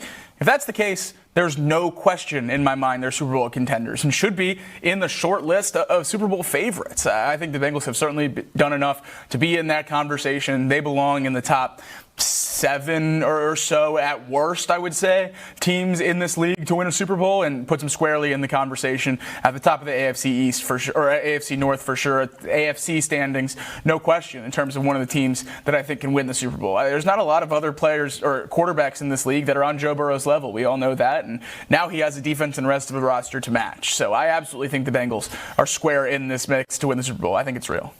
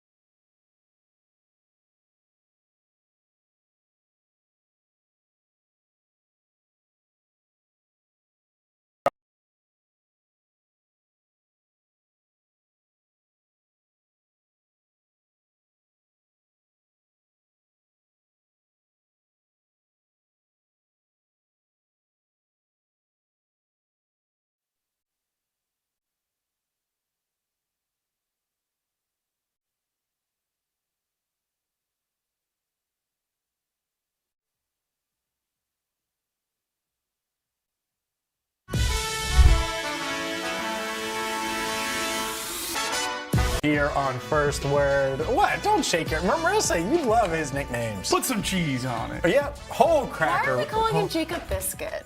No. My nickname is Jacob Triscuit. He just called you Jacob Biscuit. Biscuit simply rhymes with Triscuit. He still called it to you. No, but we get out. it. We're at least we're on the same page here. Yeah. Different books, same page. What? Different books, same page. It's real confusing. Yeah. That is confusing. That same page is in both books. Remarkable. The sequel. Same chapter? Different chapters? The sequel. No. Certainly not. Let's dive into it. Hey, I don't even know. Nick Lodolo in I don't know. a polo. Oh, I tried. okay. He says polo really funny, so that's it. My bad. Anyways, all right, Jacob Triscuit. We'll keep it rolling here. Nick Lodolo, well, he pitched his rear end off for the Reds yesterday, and the Reds squandered it. They lose 5-3 to the Brewers. It is... I'm not going to be fooled again. I keep telling myself that. They've had the lead, or they've been in striking distance, or they've had a chance in each of the past 4 games against the Brewers. They've lost all 4 yesterday. They were up 3-0. Nick Lodolo put them in position. He pitched 5 innings. He didn't give up a run, issued 4 walks, and guess what? Got out of it, found a way. And so you look at his regular season numbers there. 29 earned runs and 51 and 2/3 innings pitched, 54 hits. 22 walks, 42 strikeouts, and that ERA hovering just over 5 after the shutout against the Brewers through 5. Nick Lodolo stock certainly up after last night. Let's dive into our confidence level here in Nick, because it's certainly rising. That was a heck of a performance on the road. Gave the Reds a chance to win. Pitch count was a little high. The walks were there. But overall, I think we would have all signed up for 5 scoreless. No question about it. Yeah, super thrilled to see this from Lodolo. Both of the last 2 starts against the Brewers. One here, one in Milwaukee. A lineup that gives the Reds a lot of problems. And he had 9 innings of scoreless baseball through that time. Now, the walks obviously are an issue over those 9 innings. 10 Ks, 5 walks. So not a great ratio on that front, but it is nice to see the strikeouts working their way back for Nick Lodolo. That's something that we did not see early in this year. We talked a little bit earlier on the show about how Nick Lodolo has messed with his grip coming back from the blister injury earlier this season, and that has lost a lot of the rotation on some of his off-speed pitches. So it's nice to see the strikeout stuff back for Lodolo, and those overall season numbers are marred by a really bad month of May. It's getting significantly better in the month of June, a 4.88 ERA, which is obviously not where any one of us wants Nick Lodolo to be, but much better than the 5.2 in May, and inching back down 5.05 now on the season, hopefully in the 4s after his next start. Yeah, and that ERA in the month of June, a lot of that goes to that really rough outing that he had against the Mets on the 17th, where he gave up 7 earned runs and 11 hits in just 4 2/3 innings pitched there. So you take that out of the equation, the rest of the month of June, looks pretty good. 3 out of his last 4 starts, he's given up 2 or fewer runs, and of course he's coming off of the back-to-back shutout performances. So my stock rising with Nick Lodolo, right about keep going up. Hopefully this is the Nick Lodolo that's going to be here to stay for the rest of the season, because we've wondered where he's going to slot into this rotation, and is he going to be your number 4? Is he going to be the number 5? And if he can be one of those back-end guys, once Hunter Green is back, this rotation will be a strength for this team. So right now, I'm going to put my confidence in Lodolo like a 7.5, with the expectation that it continues to rise. Here's why it would be so important if it rises, is you got Hunter Green coming back. We know that now, and we're going to dive into the latest on him. But you have Hunter Green. You have Chase Burns, and that innings limit is creeping up. It's going to be a discussion, but theoretically, you have 2 aces. If Lodolo, who on paper was your 2 coming into this season, can be a 2, you could have post-All-Star break one of the best rotations in baseball, period. And I'm obviously including Andrew Abbott in that. You got Rhett Lauder, who we'll preview tonight, and Brady Singer, who knows, maybe that's a guy you move at the deadline. The point is your strength would actually be a strength. And that's why I'm so encouraged by what Lodolo has done these past couple of outings against a good Brewers lineup, against a team that's certainly better than the Reds, has had the Reds number. He put them in position to win yesterday. And if you're going to get that from Nick Lodolo, and you have a Hunter Green, and you have a Chase Burns, and you have a Rhett Lauder who hopefully trends upward, and you have an all-star Andrew and Andrew Abbott, I feel pretty darn good about this rotation. So the hope, as crappy as 39 and 44 feels, as annoying as it is to keep blowing leads to the Brewers and letting them off the hook, and I think realistically they should have won 3 of the last 4 against Milwaukee, and instead they're 0 for 4. I'm encouraged by what Nick Lodolo did yesterday. And the reason why I can say I think they should have won yesterday is because of what Nick did and how he went out there and he pitched his rear end off. And even though he was in some tough spots, he battled and he got out of it. And I think that's a big part of it. If you're giving up walks, usually it ends up with a home run. You're giving up a bunch of runs. The snowball effect happens. That did not happen against a good lineup, so he deserves credit. Yeah, absolutely, he does. And it's a shame that we're in a position with this roster right now for the Reds that 5 innings of scoreless baseball from a starter that hasn't given you that a lot this year isn't enough to get a win. And I think that's a really tough thing to sell for Nick Lodolo after a night like last night. You know, it's a great start. And you want to, you know, I would have loved to start the show propping up Nick Lodolo instead of talking about the bullpen and the lack of offense through the second half of the game. I think there's, you know, maybe not a lot of guys, or it would be reflected in the lineup, but there's a few guys on this team who have not gotten the flowers they necessarily deserve this season because everything has to go well on any given night for this Reds team to win. Nick Lodolo did his job more than really anyone could have expected last night in terms of the length and the runs in the game against a really, really good Brewers team. So I think it's important to, you know, highlight this kind of stuff that is, you know, cause for excitement and a little bit of faith and optimism with this team, because when you look at the big picture, it's not all there, but there's certainly a few bright spots in this Reds lineup right now, or organization as a whole. Yeah, and you talk about the walks. He's given up 9 total in the month of June before those came last night. So up until last night, he had done a decent job with his command and not giving up a ton of walks.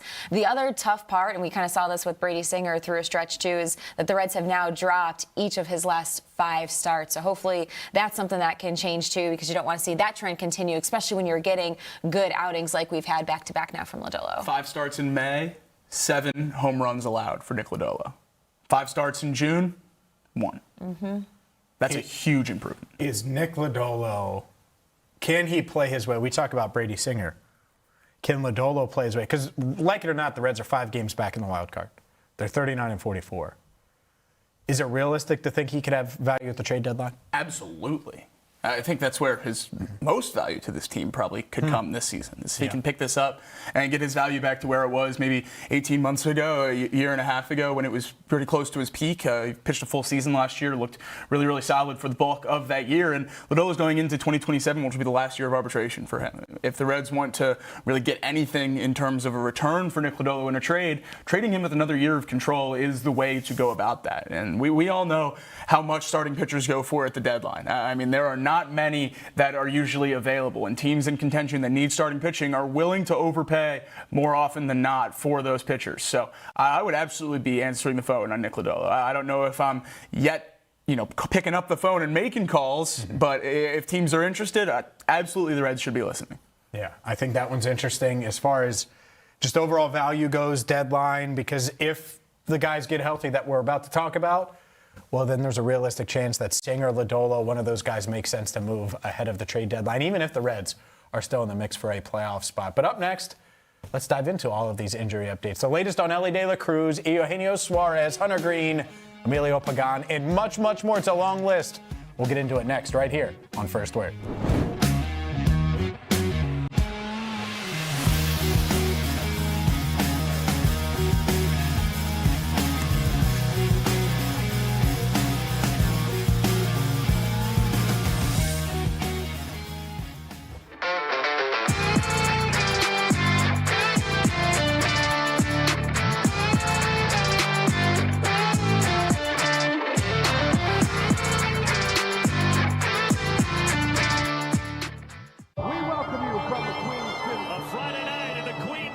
Cincinnati, Ohio. We welcome you from Cincinnati, Ohio. Nick had with the fan favorite to put it away. Touchdown, Cincinnati. Oh, what a catch. Cincinnati can score. And Cruz scores and the Reds win.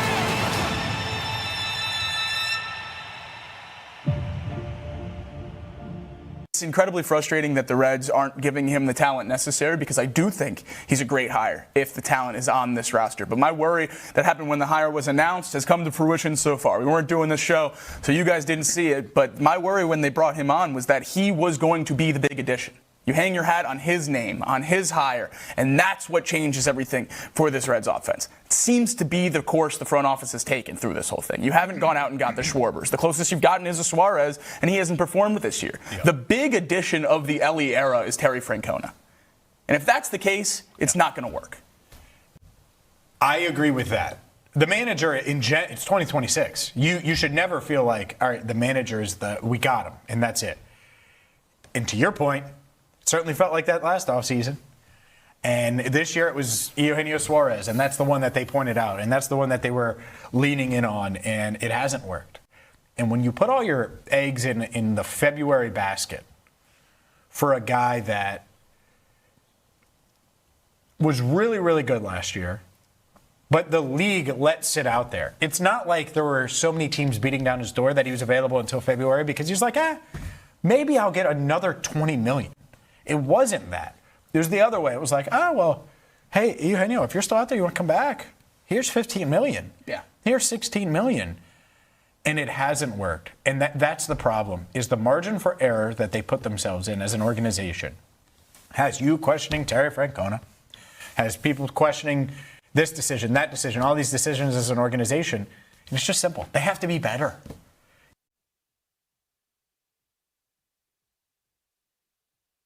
Cincinnati, home to more than a dozen Fortune 500 companies. A city where you know someone who knows someone, and you're in business. Every weekday at noon, The Working Lunch brings you headlines from local businesses, along with exclusive interviews with owners and local leaders. East Side, West Side, northern suburbs, downtown over the Rhine, and northern Kentucky. Real conversations, real Cincinnati. The Working Lunch with Jack Crumley. Weekdays at noon, only on The Crown.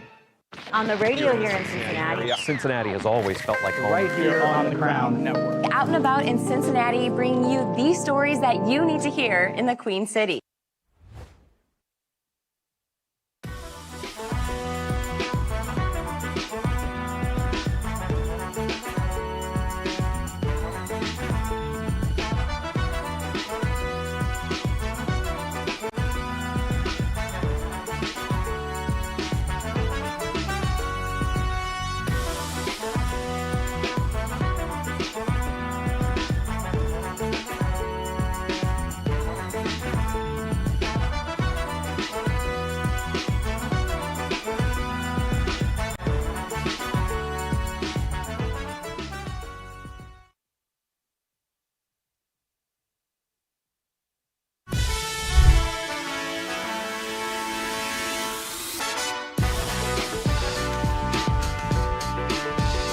You were doing. That was not the same thing. He's Jacob Tissot trying to dance. You just got to hit him like this with a little rhythm. You did this. I don't know how to process it. No, it's not the same thing, man. It's not the same thing. Climb on a ladder. It's like saying Ritz and Triscuits are the same. They're different. They're both crackers. Different. Ritz way better. Way better. Oh, okay. Sorry, Triscuit, man. You can only eat Triscuits. I'm James Rapien. She's Marisa Contipelli. That's Jacob. And we're What? Did that get you? That seemed uncalled for. I don't know. That's Jacob was crazy. Why? That's your name. It is. I could have said Don't that's wear it Jake. out. That's Jake. Could have. Not a fan. He's not a fan of Jake. That's Jacob. And we are First Word, your morning sports show, Cincinnati, every single weekday, 7 to 11. And it is time to dive into the latest Reds injuries. And let's start, well, with the really good news, or overall the ideal news is Hunter Green. Yeah. And can you get Hunter Green back? Will he be back for Jacob going to the ballpark on Saturday? Well, there's hope. Here's Terry Francona with the latest on MLB Network Radio. Yeah, I think we'll activate Pagan tomorrow. He pitched yesterday, and we want to give him a day in between. I think that kind of makes sense. Hunter did really well. I think we're going to be in a position where he can probably start for us his next start, which will be really good. He got into the seventh inning yesterday, and he threw the ball really well, and I think he's feeling good. So that'll be a big lift for us. It will be really good, your reaction. I hadn't considered that. It would be great to have Hunter Green back and healthy on the mound. So I'm glad. You're mean to Tito. A little bit. Stop being mean to Tito. All right, look, it would be huge, though, to get Hunter Green back, and they're going to get him back, and he was awesome in AAA. And that's what's really cool, is it's not like he was just like so-so and just kind of treading water. He was dominant for the Louisville Bats. Yeah, and that was my biggest takeaway from what Tito was just saying, is that likely to make his next start with us, as in the Reds, not necessarily Louisville, so we can finally see him up here, with this Reds team, and really hoping that Saturday prediction that you had kind of penciled in comes true. It'd be nice to see him. Fingers crossed would certainly be nice, and would be great for Hunter to start a game returning to this Reds team that's probably going to be one of the biggest crowds of the year, a huge 4th of July game. So whether it's Friday or Saturday, it's going to be great. It's Friday now. I think so, celebrate. too. I was seeing that Friday, yesterday. that'd be great. I'm going to celebrate so much. Are you going to go? Will you go Friday? Will you alter? Okay. So it doesn't mess you up. If Hunter starts Friday, I'm going to end up going to all 3 games this weekend. Which is not necessarily what I want to do, but I'll do it. Just live at the ballpark. So Sunday's already planned. Yeah. Someone's got to do it, James. Someone does have to do it. If it's going to be me, I'll carry that burden. Yeah. That burden. Maybe there are 2 out of the 3. How many are you going to? Watching Hunter Green. That's right. I'll be watching. I'm a little tied up. I got a little tied up. I'm not saying don't go. I want to go. I would love to go. It's fun. It's been a lot of opportunities since opening day. Yeah, there's still a lot of it's fun. It's a good time. I hope that you end up going to Friday and you go to all 3, because then Bad Luck Jacob could potentially come back. Oh. Why would you want that? That's true. Or it's dead. What? Or Great Luck Jacob. Yeah. Right now, Bad Luck Jacob is completely gone, because he went on the road, beat Pittsburgh. The Reds have done the impossible. The impossible. They did the impossible. So if that happens, there you go. So there's a path. That's it. Is that good, bad? That you could go either way, or you could just go great and just keep going. It's always about finding your path. And the path is beating the Brewers, and then beating the Orioles, and beating the Cubs, and beating all these teams for the rest of the first half. Well, win some series, stack some series wins. They stack 3 or 4. They stack 2 in a row, and then you lose, or it seems like you're going to lose, and then you win 1, and it doesn't go your way. The Reds have not been able to sustain winning really since that first month of the season. There's been blips here and there that have kept them afloat, but more often than not, there has not been a stretch of really good baseball for this Reds team. Hopefully that can come as the injuries start to go away. The Reds got some great news injury-wise. Elly De La Cruz played yesterday. It was the DH. I like seeing him DH. I'll DH you more, man. Get you off your feet some. I'm fine with that. I like seeing Elly in the lineup.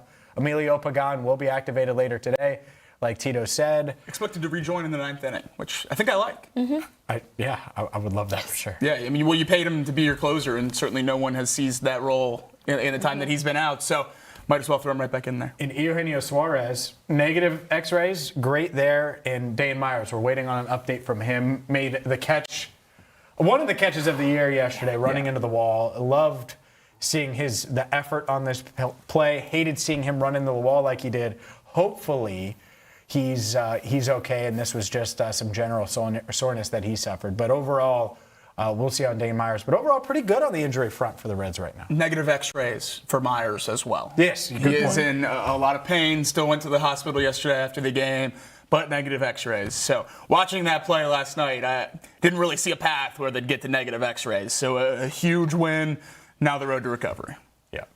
I know there was some speculation about his shoulder. Hopefully it's just sore. We will keep you up to date there. But overall, the Reds are getting healthy. Up next, I'm looking here, and I see a lot of talented Bengals players on our rundown, none of which made the NFL Top 100 according to CBS Sports. We will dive into that coming up next right here on First Word.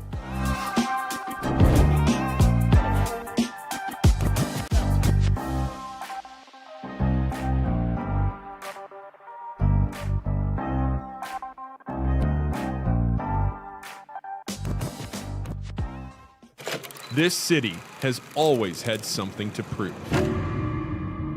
While the rest of the country talked about us, we built our own voice.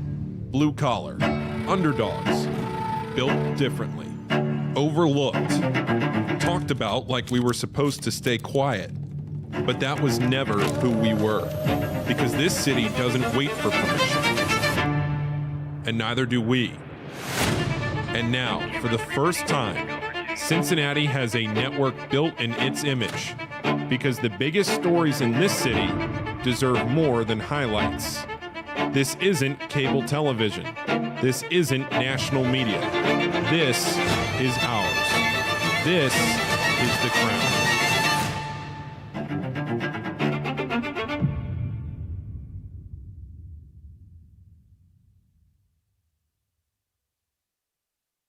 Hi, my name is Natalie Jones, a Cincinnati native, and I have been in media for about 10 years now. Formerly on the radio here in Cincinnati, I grew my love and obsession with finding all things fun in Cincinnati and have now made it my life. I'm originally from the west side here, and then I've pretty much been a downtown girl ever since college. But I did leave for 7 years, and during that time, I really grew and harnessed and cut my teeth doing stand-up comedy in Los Angeles, learning how to ski in Colorado, and now I'm back here in Cincinnati, driven by curiosity and grounded by family. Vacation edition, the lounge edition of Countdown. I'm getting a good stretch. Yeah, there we go. You need it, man. You are not the most malleable. That's better than the other options you could have went with. Yeah, probably. I was trying to figure out a good one. All right, let's dive into it. From basketball. We're going to stick with basketball. This one's yours. This is my favorite Unbelievable. thing ever. Shaquille O'Neal trying to test his reaction time. This I mean, it's just not even close, Shaq. My man, what are you Yay! Play it again, Gabe. Hold on. Let that run for a minute, because this is my favorite thing. Man. He's so dialed. And look. The best is number this one. Whatever, like 7 or 8, where he doesn't even look. Oh, gosh. Oh, man. I'm going to get you. Man. I'm going to get you. No. This one. And he doesn't even turn. He didn't even see it. This is the best, or one of the best centers of all time. No reaction time.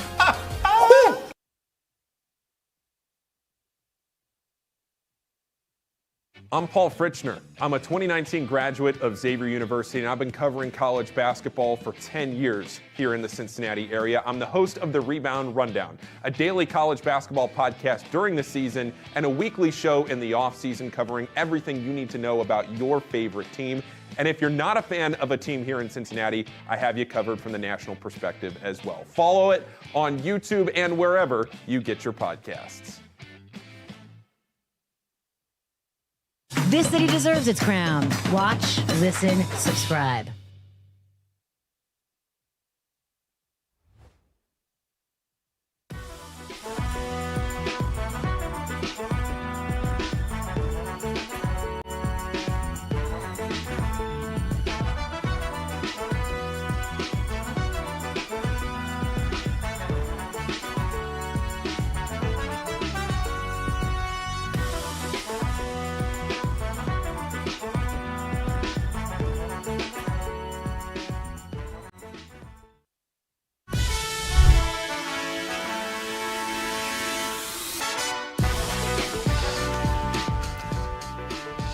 Welcome back to First Word. I'm James Rapien alongside Marisa Contipelli and Jacob Tissot. We are your morning sports show, Cincinnati, every single weekday, 7 to 11.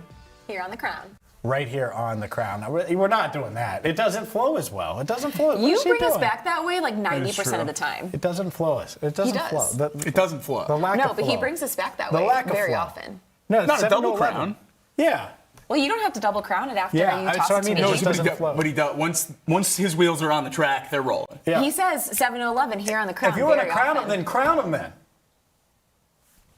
Do you get it? Yeah. Okay. Just making sure.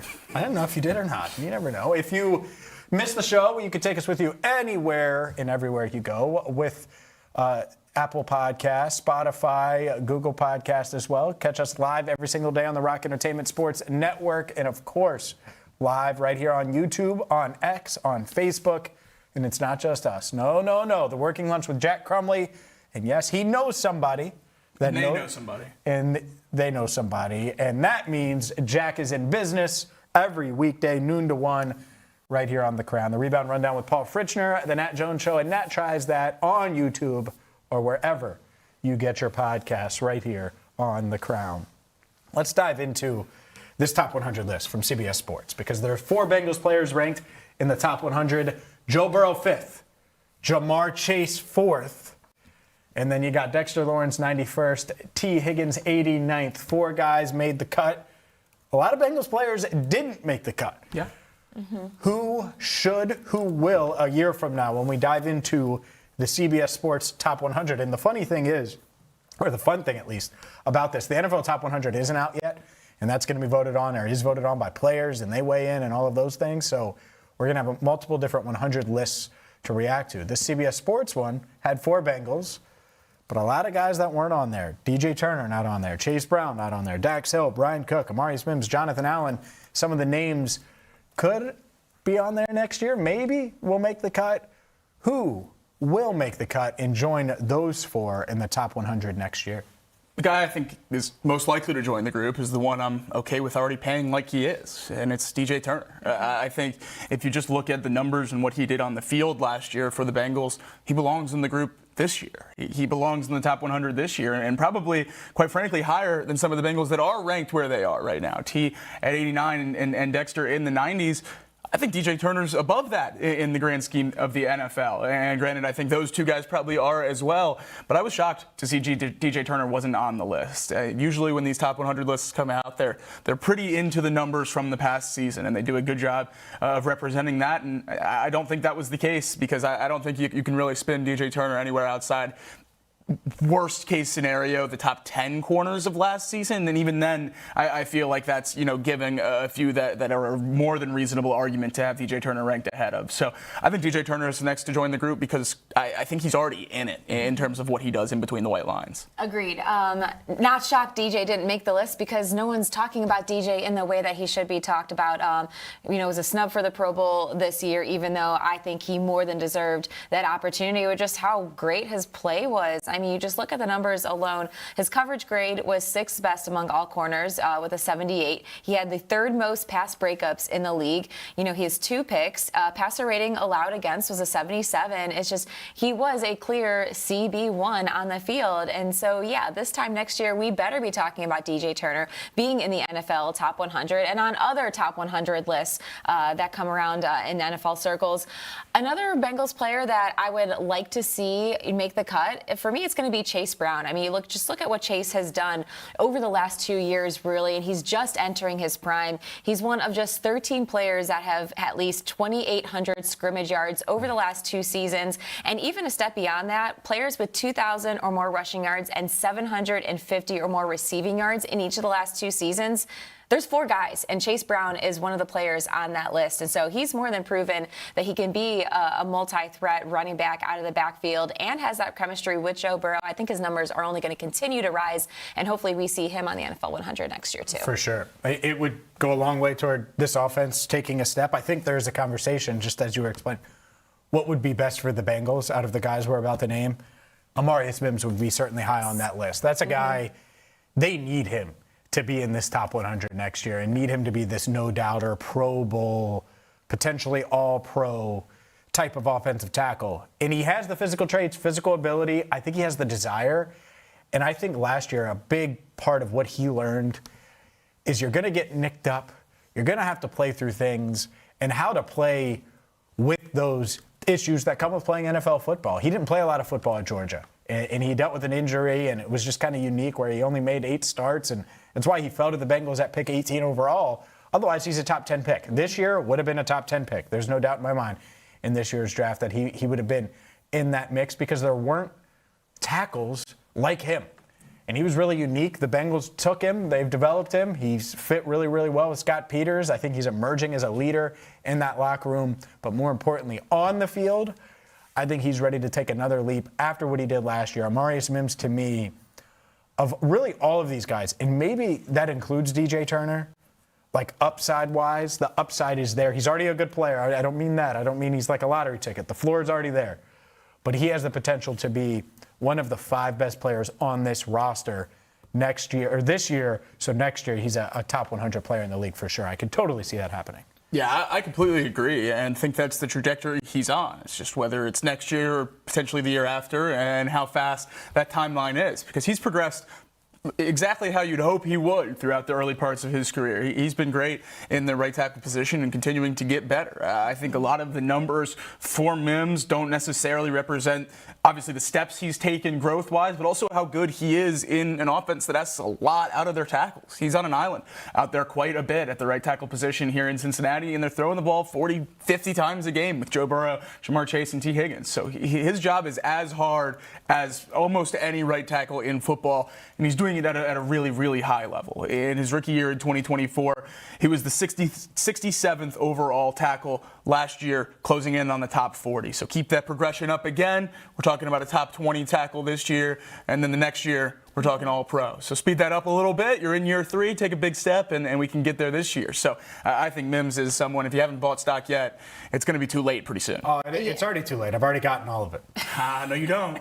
Besides, you sold some of it to me. Your 2 shares. Yeah, go ahead. Yeah, no, he continues to ascend. I mean, you look at like his PFF numbers in his rookie season in 2024. His overall grade was a 57.8.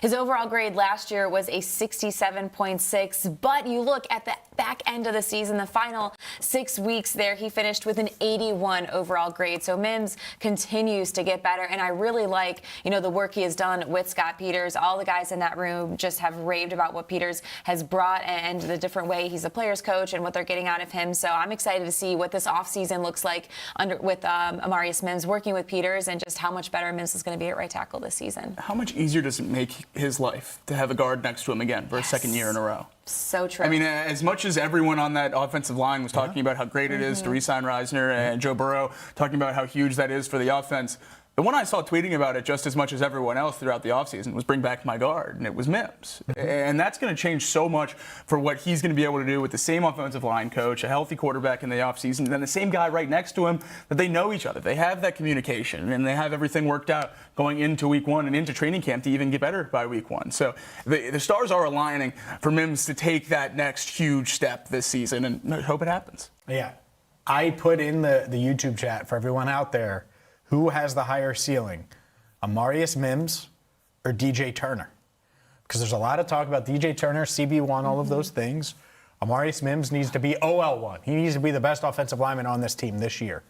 And you could argue it was last year. He needs to be clear-cut the guy that they're building around. And so we'll get to those results coming up. But if you're watching on YouTube, make sure you vote in the poll. Yeah, I think Mims's continuity that he gets that he has with Reisner, I think that's huge. He called Reisner the best guard in the league, like the best right guard in the league, which is whatever.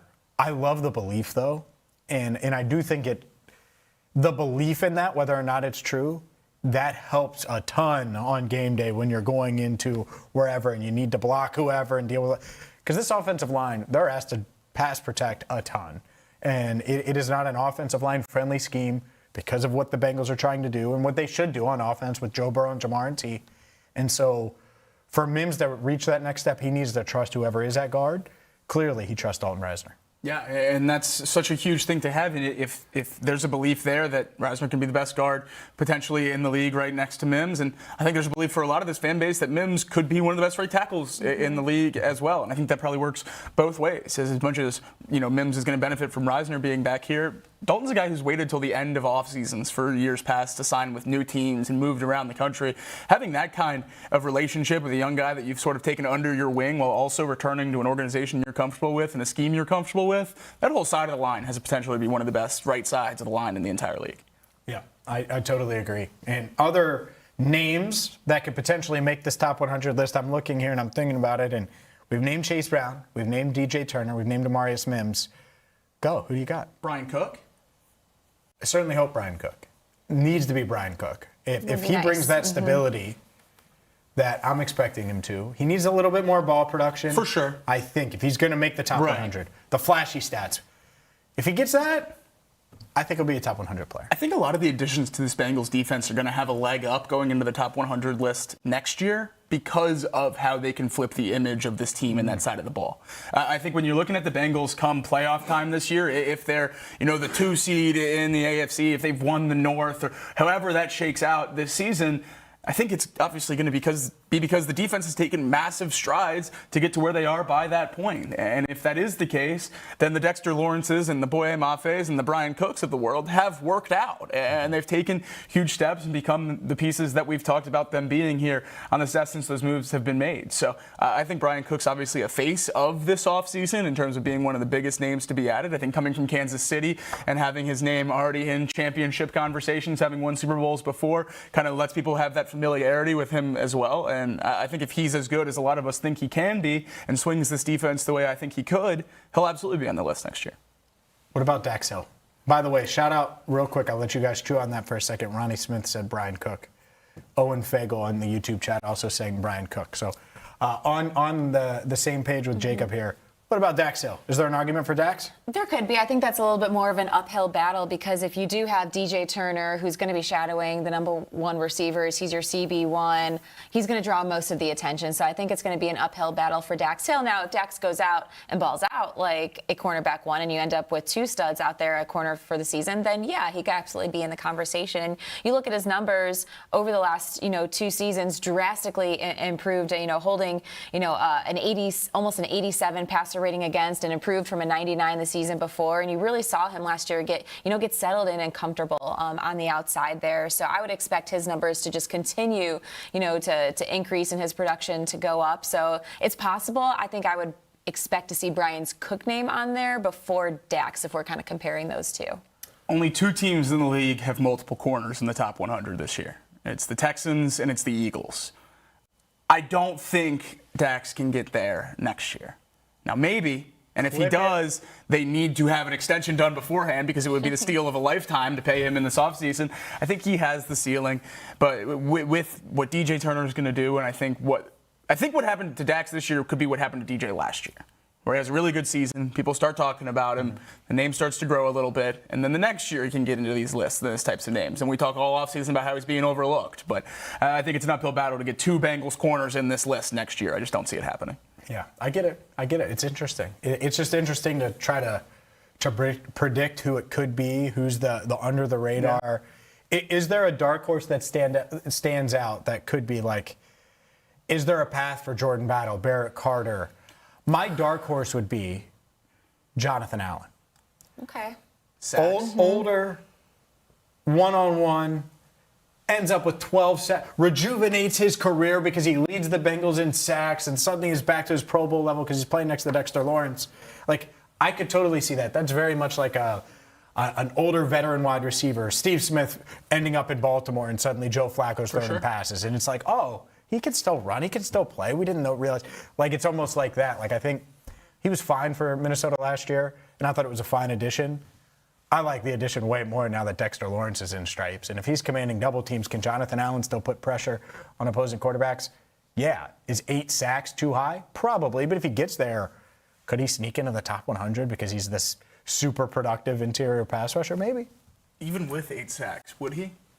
It depends on all the metrics. That's and what how I good mean. they Like, are. in a projector rankings, I think it would be really hard for Jonathan Allen at his age to be in those going into next season. Could he make a Pro Bowl this year? I think yes. I think that's more likely than the top 100. Maybe. That's what I mean. I just think with his age and where he's at in his career, it's going to be really hard for them to put him on a list going into the next season because it's going to be really hard to do that twice. But if the Bengals have 2 incredibly productive interior defensive linemen, we're going to be talking about them playing in late January or February. But Allen could finish, I don't even think this is much of a take, finish with more sacks than Lawrence. Yeah. I don't think that's. He could. Yeah, so. But Dexter just disrupts the game in such a different way. Oh, not who's more valuable. If Dexter leaps to 50 because he's impacting things so much, could Allen sneak in late? B.J. Hill, you could argue. Yeah. If you get to 8, B.J. Hill was awesome last year, and they stunk on double defense. teamed at an insane rate because there was no one else on the interior. So no one noticed. Yeah, he's the one that I think could have the biggest swing this year, just in terms of public perception of a guy on this defense that's been here for the last couple of years, where it's been really rough, and there hasn't been a ton of great things said about that defense over the years, and he's one of the guys that's stuck around and is still going to be here now, and I think he's going to have a lot of success with Dexter Lawrence and Jonathan Allen next to him. Yeah. We will certainly see. Plenty of time to dive into this Bengals defense. But up next, it's time For the whiteboards, we're going to break out the whiteboards and talk Reds as we roll on right here on First Word.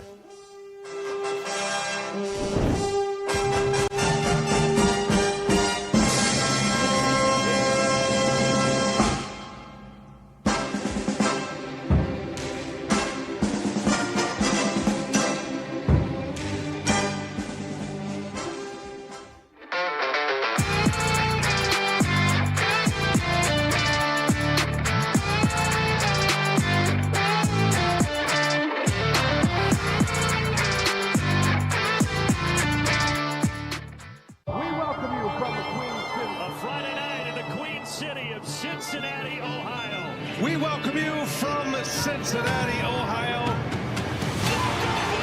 Nick had with the fan favorite to put it away. Touchdown, Cincinnati. Oh, what a catch. The Cincinnati Reds score. What a protection. And look who scores in the Reds game.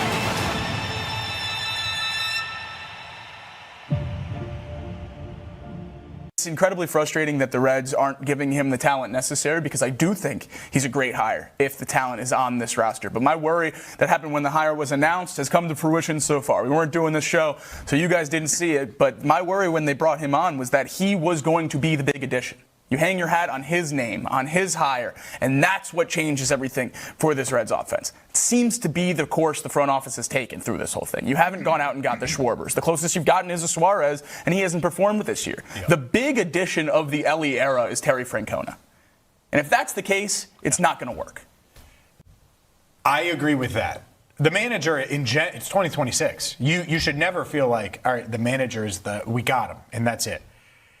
And to your point, certainly felt like that last offseason.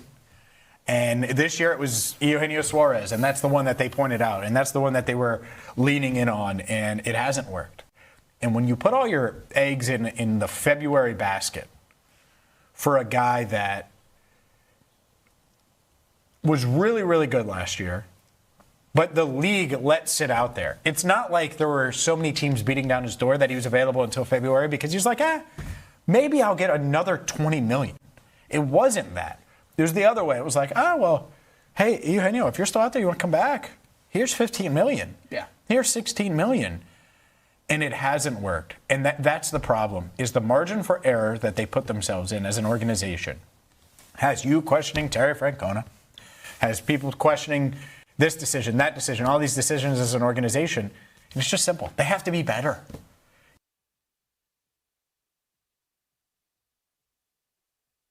Cincinnati, home to more than a dozen Fortune 500 companies. A city where you know someone who knows someone, and you're in business. Every weekday at noon, The Working Lunch brings you headlines from local businesses, along with exclusive interviews with owners and local leaders.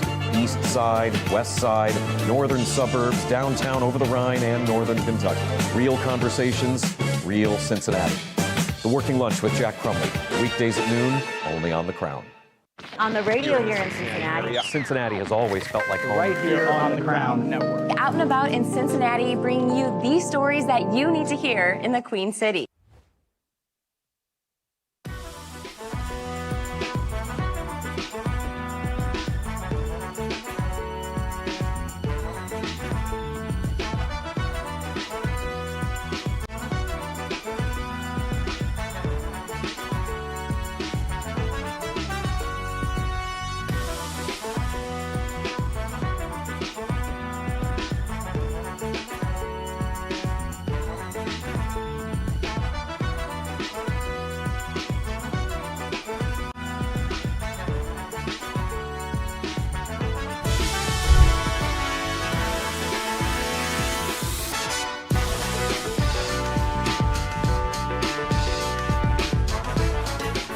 It's time to play a little buy or sell here on First Word. I'm James Rapien alongside Marisa Contipelli and Jacob Tissot. And the Reds, well, they continue to find ways to lose to the Brewers. They're 39-44 on the season. They lost yesterday 5-3 after getting out to a 3-0 lead. Nick Lodolo was scoreless through 5. Elly hit a home run. Dane Myers diving in the outfield, saving runs that way, and making extravagant catches despite running into the wall. Wasn't enough.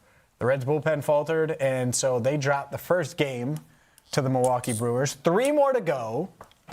Buy or sell that the Reds won't lose this series to the Milwaukee Brewers. That they won't lose this series. I like that. Buy or sell that they won't lose the series. So right now they've dropped 4 straight to the Brewers. They got swept last week.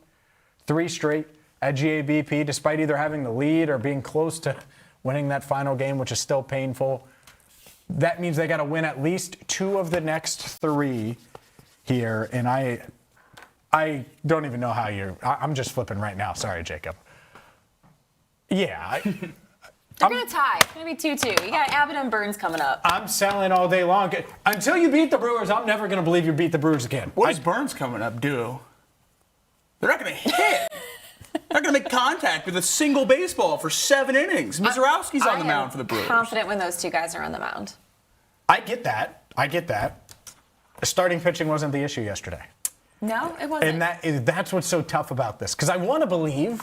I don't want to be negative. I want to buy in. I want to think that they could do it. I wanted to come on today when we were thinking about this topic and being like, oh, they're going to take 3 or 4 from the Brewers. And then you squander a 3-0 lead, and you continue to find ways to lose. And it's like, all right, well, let's say Chase Burns goes 7, shutout. We sure they're going to win? Let's just say that on Thursday. 7 shutout. Confident they're going to win? No, but also, would he even be allowed to if he has that stuff? 6 shutout. That's what I mean. So much of the length stuff with Burns is part of his starts right now as well. And against Mizorowski, every run's going to be coming at a premium. So I think this almost shakes out as a nightmare for the Reds in terms of Burns lining up with Miz, because I want to feel the same way you do. That was initially why it took me so long to write this down, as I wrote buy because of those starters. You did write buy. I saw but then I remembered Burns was against the Miz. I mean, Miz typically goes 6-7 innings. He went the 9 in that win against the Phillies a couple weeks ago, but let him get his 6, maybe 7 innings, get him out of the game, and then yeah, exactly. And then maybe the bats can come alive against the bullpen. That'd be nice. It would be nice. And the Reds now 5 games under 500, 39-44. Mm-hmm. The 2011 feels like so long ago. Since then, 19 wins. I mean, they haven't even equaled their April win total over the past 2 months. They can tonight, I guess.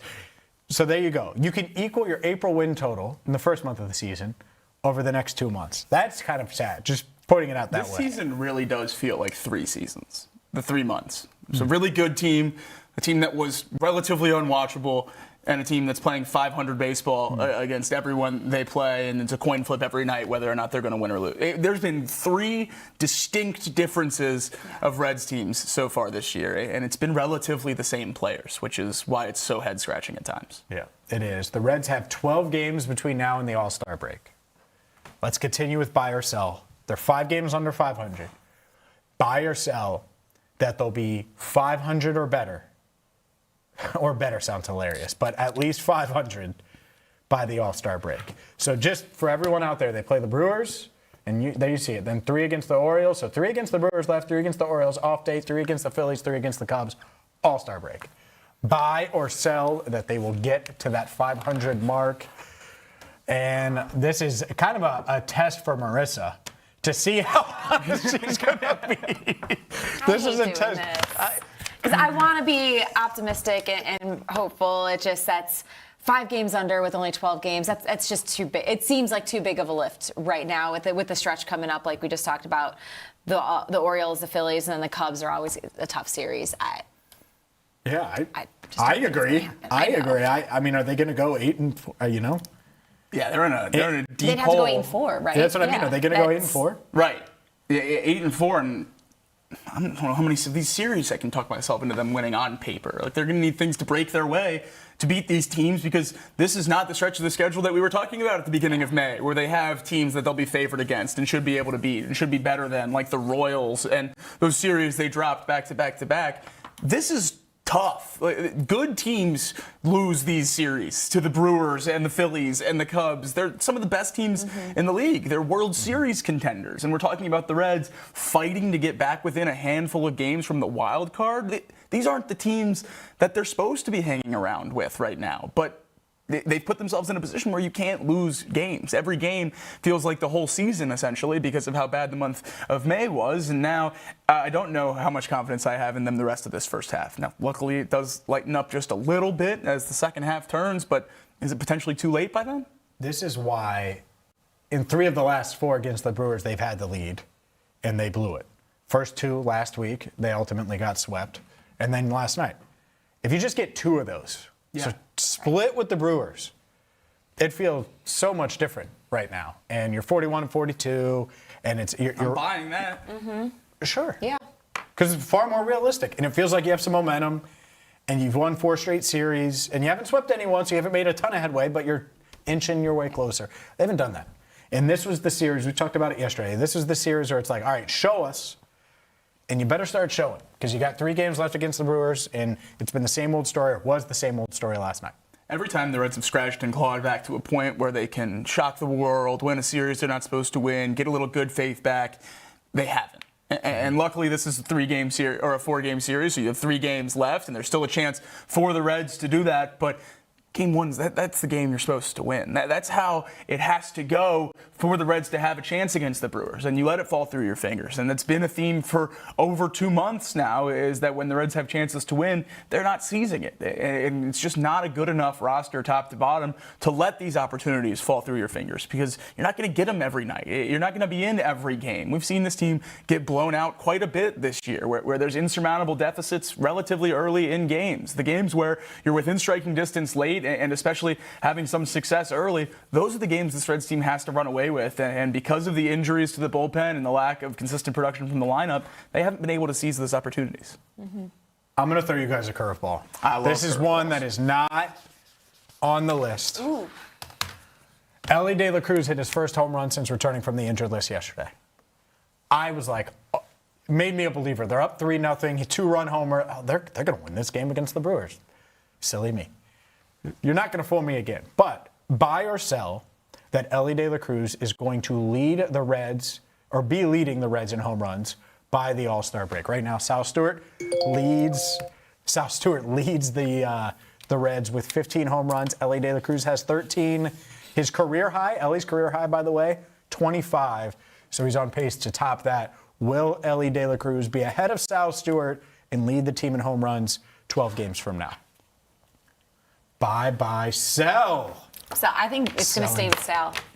We were talking about him potentially getting to 20 home runs by the All-Star break. He's already at 15. I don't think he's going to quite get to 20 by that time, but I don't see a world where he goes the next 12 games and doesn't get a few more home runs than Elly. I'm hoping we're talking about both of them kind of, being around that number, by that time, but I think Sal will continue to stay ahead in the race. I think it's going to be real close between the both of them. I think if it was any larger than the 2 home run lead that Sal has right now, I would have certainly sold this. But I do think that's a range where Elly can get back. I think, the injury and everything like that, certainly if he misses any kind of games in between, it would end that hope. But I do think Elly will, if he plays every game, end this first half leading the Reds in home runs. And I think Spencer Steer's right in that conversation as well. He's been as hot as anyone on this team over the last about month or so, and he's right there at 13 home runs as well. So comfortably would say it's one of those 3, but I would lean Elly.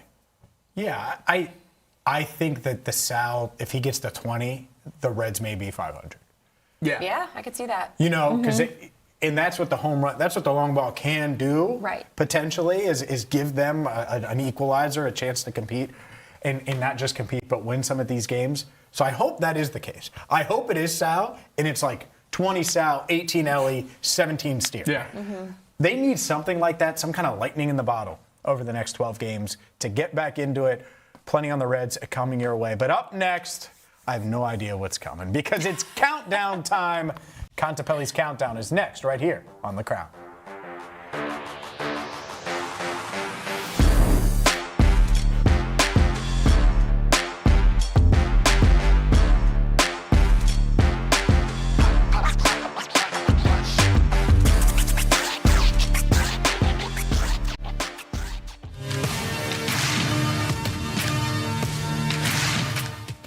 But look here, loose ball, Caitlin Clark passes it, gets hit in the throat, and nothing called there. Refs didn't see it, James. Yeah. Didn't see it. The ball's out of her hands, and then she gets hit, full body weight landed on. And this is going to be a huge story, and it should be, because Caitlin Clark is a star. And when I say that, I've seen WNBA, not insiders, but people that follow the WNBA much closer than I do, say, oh, well, she's not the best player in the league. I do not care. I don't care if she's the best player in the league. She's the biggest star in the league. It's not particularly close. And so when it's a very similar conversation, to pull it local, to Joe Burrow. When Joe Burrow gets hit and he gets slammed and he gets all these things, and it's been a topic, I've said two things. One, what in the world are the officials doing? Two, teammates need to step up and defend him. I feel the same way about Caitlin Clark. And this continues to be a theme, continues to be a discussion.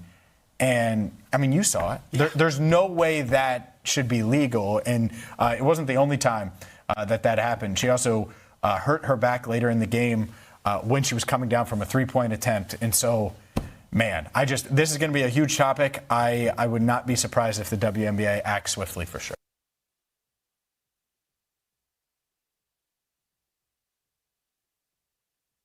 I think that's the next step for this offense, is get back to 2021. 2021, it was, when I fully bought in, it was the Green Bay game. And they were down 14-3. It was before halftime. And Joe Burrow somehow found Jamar Chase. And it was suddenly 14-10. And I'm like, well, they're right back in it. And they did that over and over and over again with the big plays. In the Super Bowl, Jamar Chase beats Jalen Ramsey. And they had to settle for a field goal, I believe. But that crazy catch downfield. Obviously, the T. Higgins play where he gets away with a push, but is able to make a deep play. The deep ball can hide some flaws, man. Yes. And they need to find a way to get explosive in that way. And I get it. You can be explosive on the ground. You can find ways to be explosive with yak. They need to find a way to get those explosives back through the air consistently. Is it under center? Maybe it is. Maybe it's more gun and just having the offensive line that they have this year. Maybe it's Chase Brown and the run game getting going early on in the season, so they don't face those light boxes. Who knows the path? But I know the end result needs to be bombs away. We have Jamar, we have T, we have Andre, we have Kobe Young, we have Mike Gesicki. That needs to be the Bengals' mindset on offense.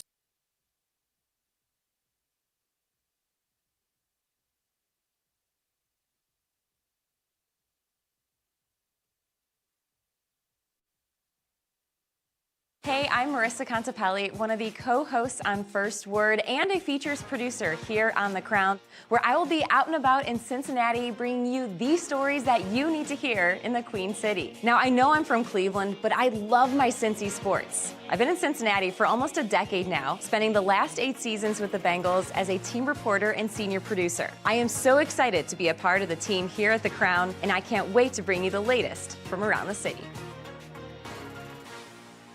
This city deserves its crown. Watch, listen, subscribe.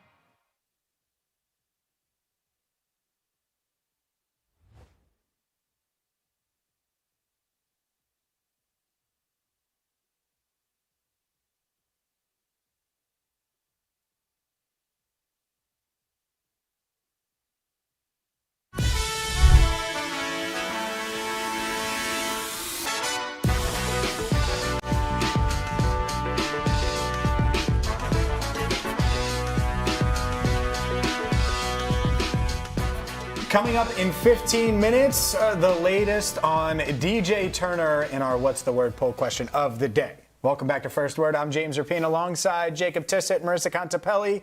It is time for Contipelli's Countdown. That's right. Well, we had NKU men's basketball coach Darren Horn in studio last week. So if you missed it, make sure to check out that interview on the First Word social channels and YouTube page.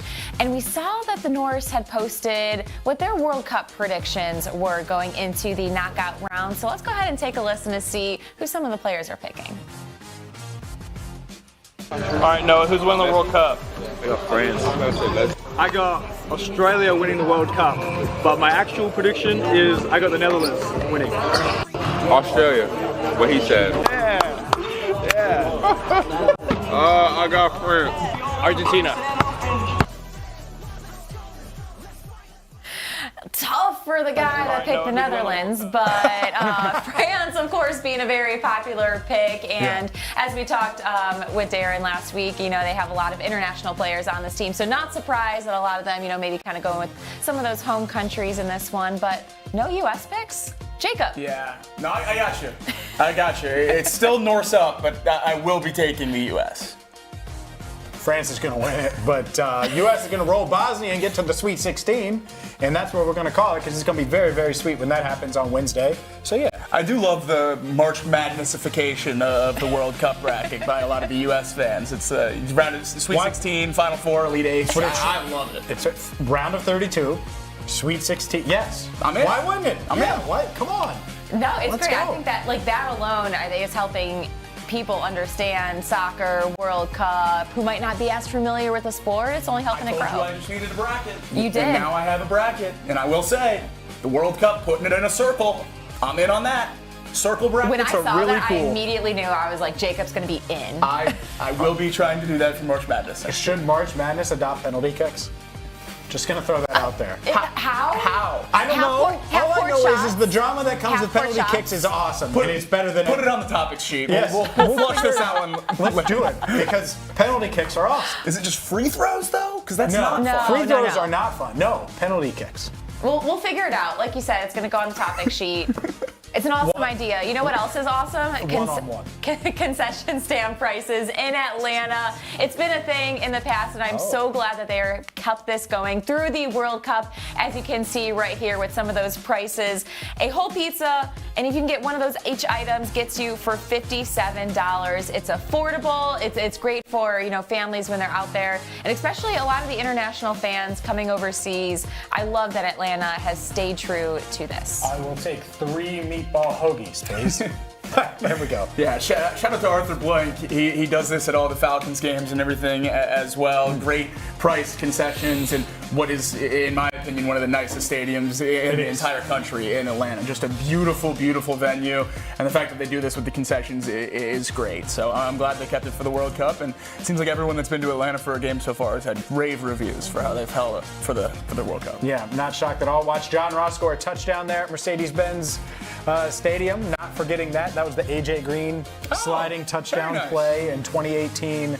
So had a really good memory there. But yeah, not shocked that they're doing this. And again, all I need is 3 meatball hoagies. That's all. And 3 SEC championships in that stadium.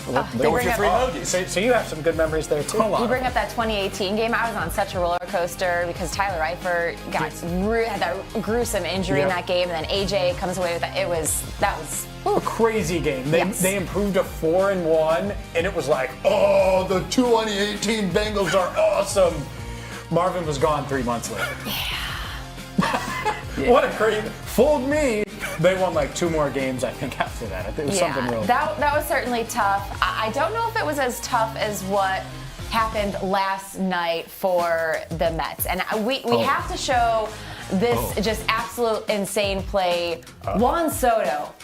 I don't know what was happening out there in left field, but what seems like a relatively routine, we're just going to miss the ball here. And then center fielder comes on over to try to provide some support, but no, we're going to misplay that ball as well. And then next thing you know, it's an inside the park home run. Yeah, just your average 10 years, $46 million a year left on Juan Soto's contract. So hopefully he can figure out how to play a defensive outfield sometime soon, or that's a $50 million DH, which we all knew was going to be the case coming in. So it's always great to see some struggles for the Mets over a $300 million payroll. All right. Hey, Mets, call me. We can make this. I'll play left field, right field, center field, any of those. If that's the bar, you can play center field. For sure. Juan Soto, I don't know what you're doing. In center field, who's playing center field? What are you doing? Pick up the ball. It's just a comedy of errors right there. By the way, if it's rolling like that, you barehand it and you launch that thing in there fast because you know it's potentially an inside. That's what James would do if he was in MLB outfield. That's right. You have to keep. But honestly, that's a real fundamental thing. Like you're Juan Soto, just keep your body in front of it and it'll bounce into you. Like, come on, buddy. Well, with this play, and we've got a special $600 million. two-parter on number 3 for the countdown because with the loss, the Mets now the first team in the majors to 50 losses on the season. As you can see, 35-50, like you were just talking about, a massive payroll. I just don't understand what is going on in New York with this team. You got to start with some outfield. Use some of that payroll. This is how you play outfield. And you start there with the basics. That's what it is. Maybe Doug can coach. They did that. I think that was the plan when they signed Juan Soto, was that he was going to be a good outfielder. Again, you start with the basics in New York. Here's how you field a ball. If you're not going to get to it, make sure it doesn't get past you. Don't take the risk. Bam, that's it. If you're not a good outfielder, that's what you do. If it bounces, fine. Just don't let it past you. It's a very, very simple thing. There's very few teams I like to watch struggle less than the Mets. Why do you hate the Mets? The payroll. Oh, I mean. You get up above 300, I'll root for you to lose. That's fair. You gonna say the Mets and not the Dodgers? Oh, there it is. They're playing the same sport. Different sport than the rest of us. I'm just making sure. But they're playing the same sport. All right, well, we're going to keep it in MLB. Number 2 on Countdown. This is one of those things where I saw it come across social, and I was like, wait, what? It was Max Muncy Day last night between the Dodgers and the A's. Both teams had a Max Muncy.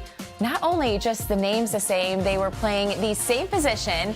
They also happened to share a same birthday, also both drafted by the A's. Just one of those, and it was killing me because I saw, a play come across the social channels where it was like, Max Muncy grounded out to Max Muncy, who tried to make the play to throw out Max Muncy, who reached on a single by Max. It was just one of those, like, just a hilarious moment, honestly. Which one isn't real? That's what I need to know. Well, there's no way both of those guys are real. Well, if we're going down the list here of similarities here, then now the A's have to trade their current Max Muncy to the Dodgers this year. Dodgers Max Muncy only played 2 years for the A's, and then they shipped him off to LA. So hopefully they'll join each other by the time we roll around to next opening day. Yeah, Max Muncy. Muncy squared. Goodness Muncy gracious. squared. The same birthday is really the kicker for me. The position and the birthday are the two. Yeah. Yeah, it's jarring. So it's just Batting in the it's same so part of the weird. lineup, too. I'm trying to figure out which one's most shocking, and I'm not drafted by the A's. I'm not sure. Yeah, I it's kind of wild. wish they looked a little bit more similar, because then it could be like, are we living in some kind of like glitch in the Matrix? I was hoping for a real brothers debate here, where it's like, which one's real? Yeah. Not so lucky. One of them's just not a real person. That's the only thing I can. I'll go with Max Muncy. Yeah, there's no way Max is real. Sorry. It's the only way James can explain it. That's it. That Max isn't real. Well, James, I might need your help helping me to explain number field a 1 ground ball, on you got Countdown that. today, because Joe Flacco, love him in the Bengals locker room as the backup for Joe Burrow on this team. But does his son feel the same way? This hilarious moment that will be a part of Netflix's Quarterback that will be debuting later this summer caught a moment as Joe was talking with his son, and his son apparently benched him in fantasy. What? How do you bench Joe Flacco? I don't know. Let's take a listen in. How? What do you mean? I benched him. Whatever. It is what it is. Played for almost 30 years. If Dad goes off, I'm gonna crash out. What do you mean? I benched him. Whatever. It is what it is. Played for almost 30 years. If Dad goes off, I'm gonna crash out. I mean, just kid. Hey. You gotta start your dad. No. Not when he's the quarterback for the Browns, going to Jerry Jeudy. You can't get open, can't catch, no hands. No, I actually think that this very, very smart kid, I get it. Now, hopefully you kept your dad when he got traded to the Bengals, because then he started putting up numbers and was definitely a fantasy asset. It is all about that. Now, smart kid, Joe, you're doing it right. You do not want your kid to blindly start you in fantasy football. I like him. I don't know his name. Big fan of young Flacco. I know Joe was obviously thrilled to get traded to Cincinnati and have a chance to start and play again last year, but you have to imagine his kids were pretty happy too. He was on, fantasy teams and got two pretty good receivers to throw to and put up some pretty solid numbers for those weeks he was in there. So hopefully he earned that starting spot back before the end of the year. I hope his son didn't bench him when he was with the Bengals and he was in those games, because fantasy numbers were all right. They were pretty good. And this is just a 8-second clip but it shows how fun this quarterback series can be this year with Joe Flacco because of the behind the curtain element of the trade, of everything that goes from going to the Browns, who were just awful on offense, to a team where the offense literally needed to carry the team. Just a complete 180. Really excited to see it, and this clip got me even more excited to watch quarterback. Yeah, I was really pumped when you sent this and shared it. Like, oh, maybe this could, I'm like, I'm absolutely putting that in countdown. So thank you, James, for the assist. Appreciate that. Ooh. We still have a lot of Bengals talk to get to here on First Word. Coming up next, our What's the Word poll question of the day. DJ Turner posted a cryptic message on his Instagram story. What do we make of it? We will get to those responses coming up next here on First Word. We're with you until 11 o'clock.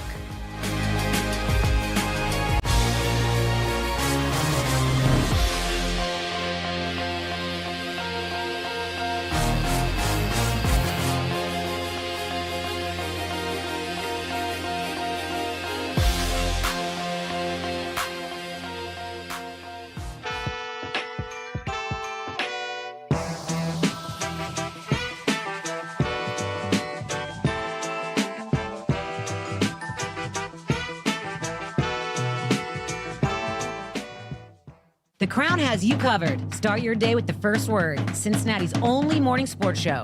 Power through midday with the working lunch. Cincinnati business talk that keeps you in the know. Nat tries that for lifestyle around the city, and the Rebound Rundown covers every corner of the college basketball scene in the tri-state and beyond. This is The Crown. Built for Cincinnati. First Word for your morning sports, the working lunch for business that hits home. Nat tries that for lifestyle around the city, and Rebound Rundown for college hoops. This city deserves its crown. Watch, listen, subscribe.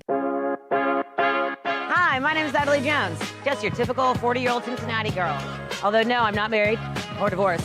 I don't have any kids, and I don't live in the neighborhood I grew up in, which is the West Side, by the way. But what I do have is a lot of freaking time, and I've been using it well. So come along with me on this ground adventure, because I've been trying all the new around town that you need to know about. This is Nat Tries That.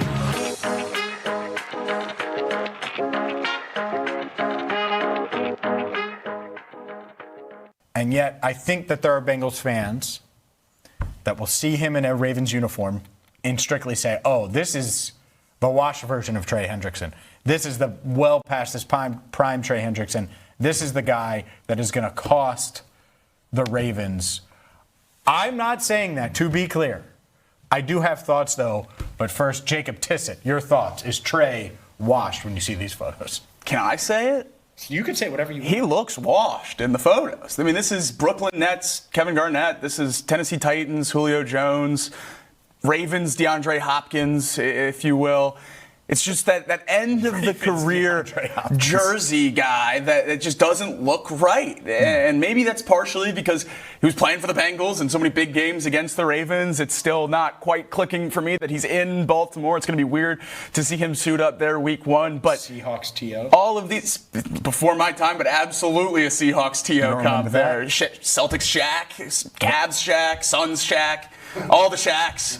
Yeah, I mean, he's in that group for me when I see these pictures. And Magic Patrick Ewing. Magic Patrick Ewing is a great shout. Yeah, that's a big one for sure. But I think Trey is getting there, and maybe that can obviously be quelled with any kind of significant production this year, which I think he certainly still has some juice off the edge. We'll get into some stat predictions later. But when I saw those pictures, it really shocked me how washed I thought he looked going into next year.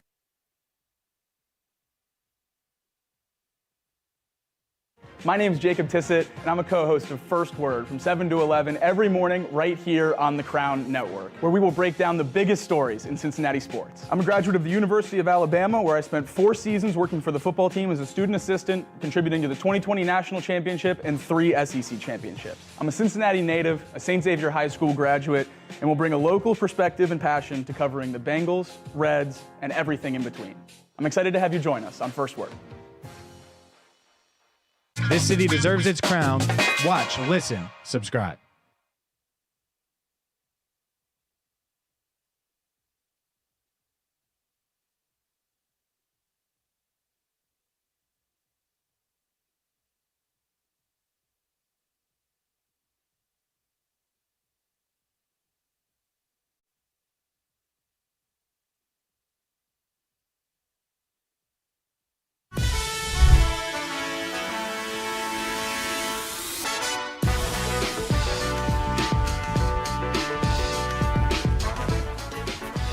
First Word rolls on a Tuesday. I'm James Rapien alongside Marisa Contipelli and Jacob Tissot. We are your morning sports show, Cincinnati, every single weekday, 7 to 11, right here on The Crown. You see how it right here on The Crown? It's way different than how you do it, because then I'm not set up, and then it's just like a mid-sentence. Same words.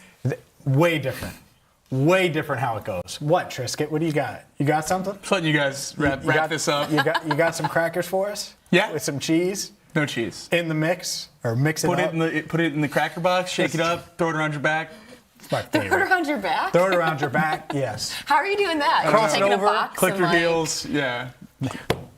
I don't know what's happening right now. 360, Click rub your heels? head, pat your belly. Are you wearing heels? Get to your feet. Brian Windhorst reporting, by the way, real quick, just because we talked LeBron earlier, that the Golden State Warriors are going to try to sign LeBron James today. So fingers crossed that Steph Curry gets his guy. Happen. What? Fingers crossed it doesn't happen. That it does happen. So we are certainly on high alert there. But let's get to our What's the Word poll question of the day, and it involves DJ Turner. DJ Turner's Instagram story set the Bengals world and the Bengals fans ablaze when he clearly was talking about money and on the phone, and he posted this picture that said soon with a bunch of money. Well, does that mean that a contract is coming? Are the Bengals closing in on a contract? Let's take a look at the What's the Word poll results today. And the majority of you definitely think it matters. 48% of you say maybe talks are progressing. 36% say yes, it matters. It's a done deal. 9.3% say no, they aren't close. And 6.7% say Instagram stories do not matter. Yeah, I want to be with the 36%, and I was before we really talked it out yesterday on the show, and I'm inching further and further away from that as James puts some less fun conspiracy theories on the board for what DJ Turner's Instagram story could potentially mean. But I'm still landing with the majority that I think it means something. If it's progressing talks or whatever that is, where they land on that timeline, not entirely sure, but certainly think it's a positive sign, and it means talks are progressing. I have been all over the place on this one. Sometimes I'm like, yes, it's a done deal, or posting it for a reason. Other times I'm leaning into what you're saying, that they're not close because DJ is saying, hey, get on the phone to pay me soon, and, reading into it that way. And then I'm also like, you know what? It doesn't matter, because you look at his carousel, and a couple posts later, he has an anime screen grab with the caption, I'm in a bad mood now. So I don't know what any of that means. It probably doesn't mean anything. Who knows? He's in a bad mood. DJ Turner's in a bad mood because he hasn't gotten paid yet, maybe. Or he's in an okay mood. He was asked about his contract earlier this month on June 2nd, and it sounds like he's approaching this very, very logically. Here's DJ. Where's your confidence level 0 to 10 that you can get a new deal done before camp? Oh yeah, I'm real hopeful. This is definitely where I want to be. I'm going to just leave the contract talk to in-house and my agent. I'm just here to work and win, honestly. That's what I'm focused on right now. I'm just here to work. That's what I'm focused on right now. I think DJ, if I'm him, I would have the mindset he's going to make $3.6 million this year, which is by far the most he's made in a year being a second-round pick. I have the mindset of, all right, I'm not getting the deal. If it gets done, great, but I'm not going to get it. I'm going to head down and be a free agent next offseason, and that's how it'll be. Because once that happens, and once you do get paid, it's not going to be the distraction. And I think both him and Dax did a good job during this offseason program, taking part in it, participating in it, not letting the distractions get to them, knowing what the season could mean, and knowing how life-changing money could be right around the corner. Yeah, I think that's why I'm so optimistic that these will get done, because DJ's been here the whole time. He was here for camp. He was here, talking to the media and saying all the right things. And now you never know what, is front-facing and what happens behind closed doors and how those could potentially differ. But certainly putting the ball in his agent's court in terms of the contract and everything business-related, while saying he's going to focus on football, which is exactly what I think every fan wants to hear from a potential star player on the defense. So I'm super optimistic that the Bengals can get this done, not just because of the stuff we've seen from DJ, but also just because of how easy of a question it seems to be. Should you pay DJ Turner? Yes. Now get it done. I think it'll get done by the end of camp. Yeah. We will dive into DJ. How many extensions will the Bengals get done? That is a big question. It's time to play over-under, and we will do that next right here on First Word.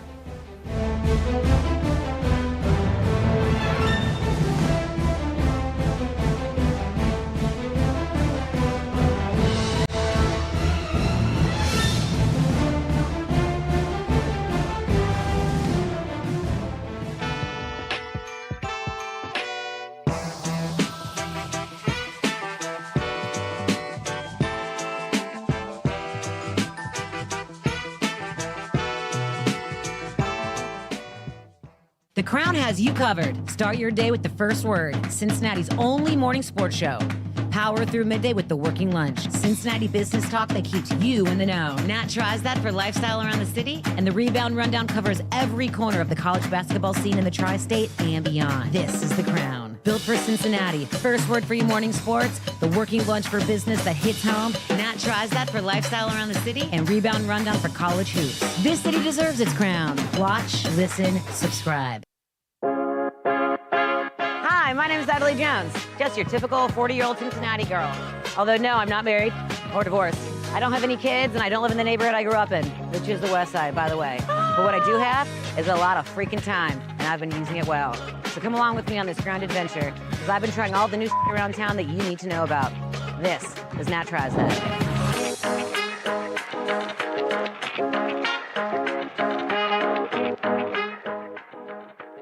And yet, I think that there are Bengals fans that will see him in a Ravens uniform and strictly say, oh, this is the wash version of Trey Hendrickson. This is the well past his prime Trey Hendrickson. This is the guy that is going to cost the Ravens.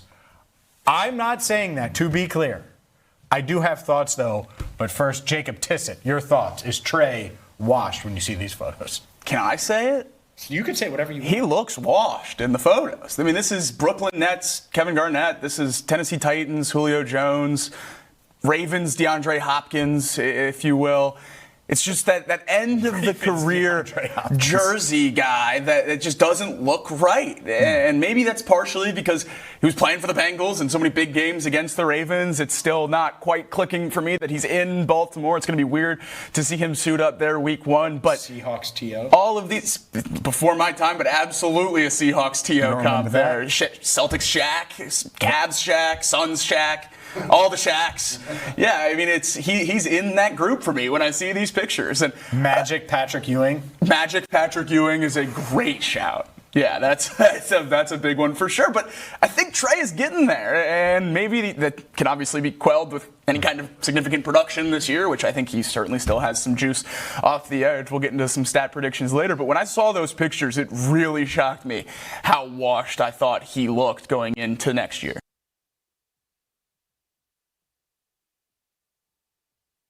My name is Jacob Tissot, and I'm a co-host of First Word from 7 to 11 every morning right here on the Crown Network, where we will break down the biggest stories in Cincinnati sports. I'm a graduate of the University of Alabama, where I spent 4 seasons working for the football team as a student assistant, contributing to the 2020 National Championship and 3 SEC championships. I'm a Cincinnati native, a St. Xavier High School graduate, and will bring a local perspective and passion to covering the Bengals, Reds, and everything in between. I'm excited to have you join us on First Word. This city deserves its crown. Watch, listen, subscribe.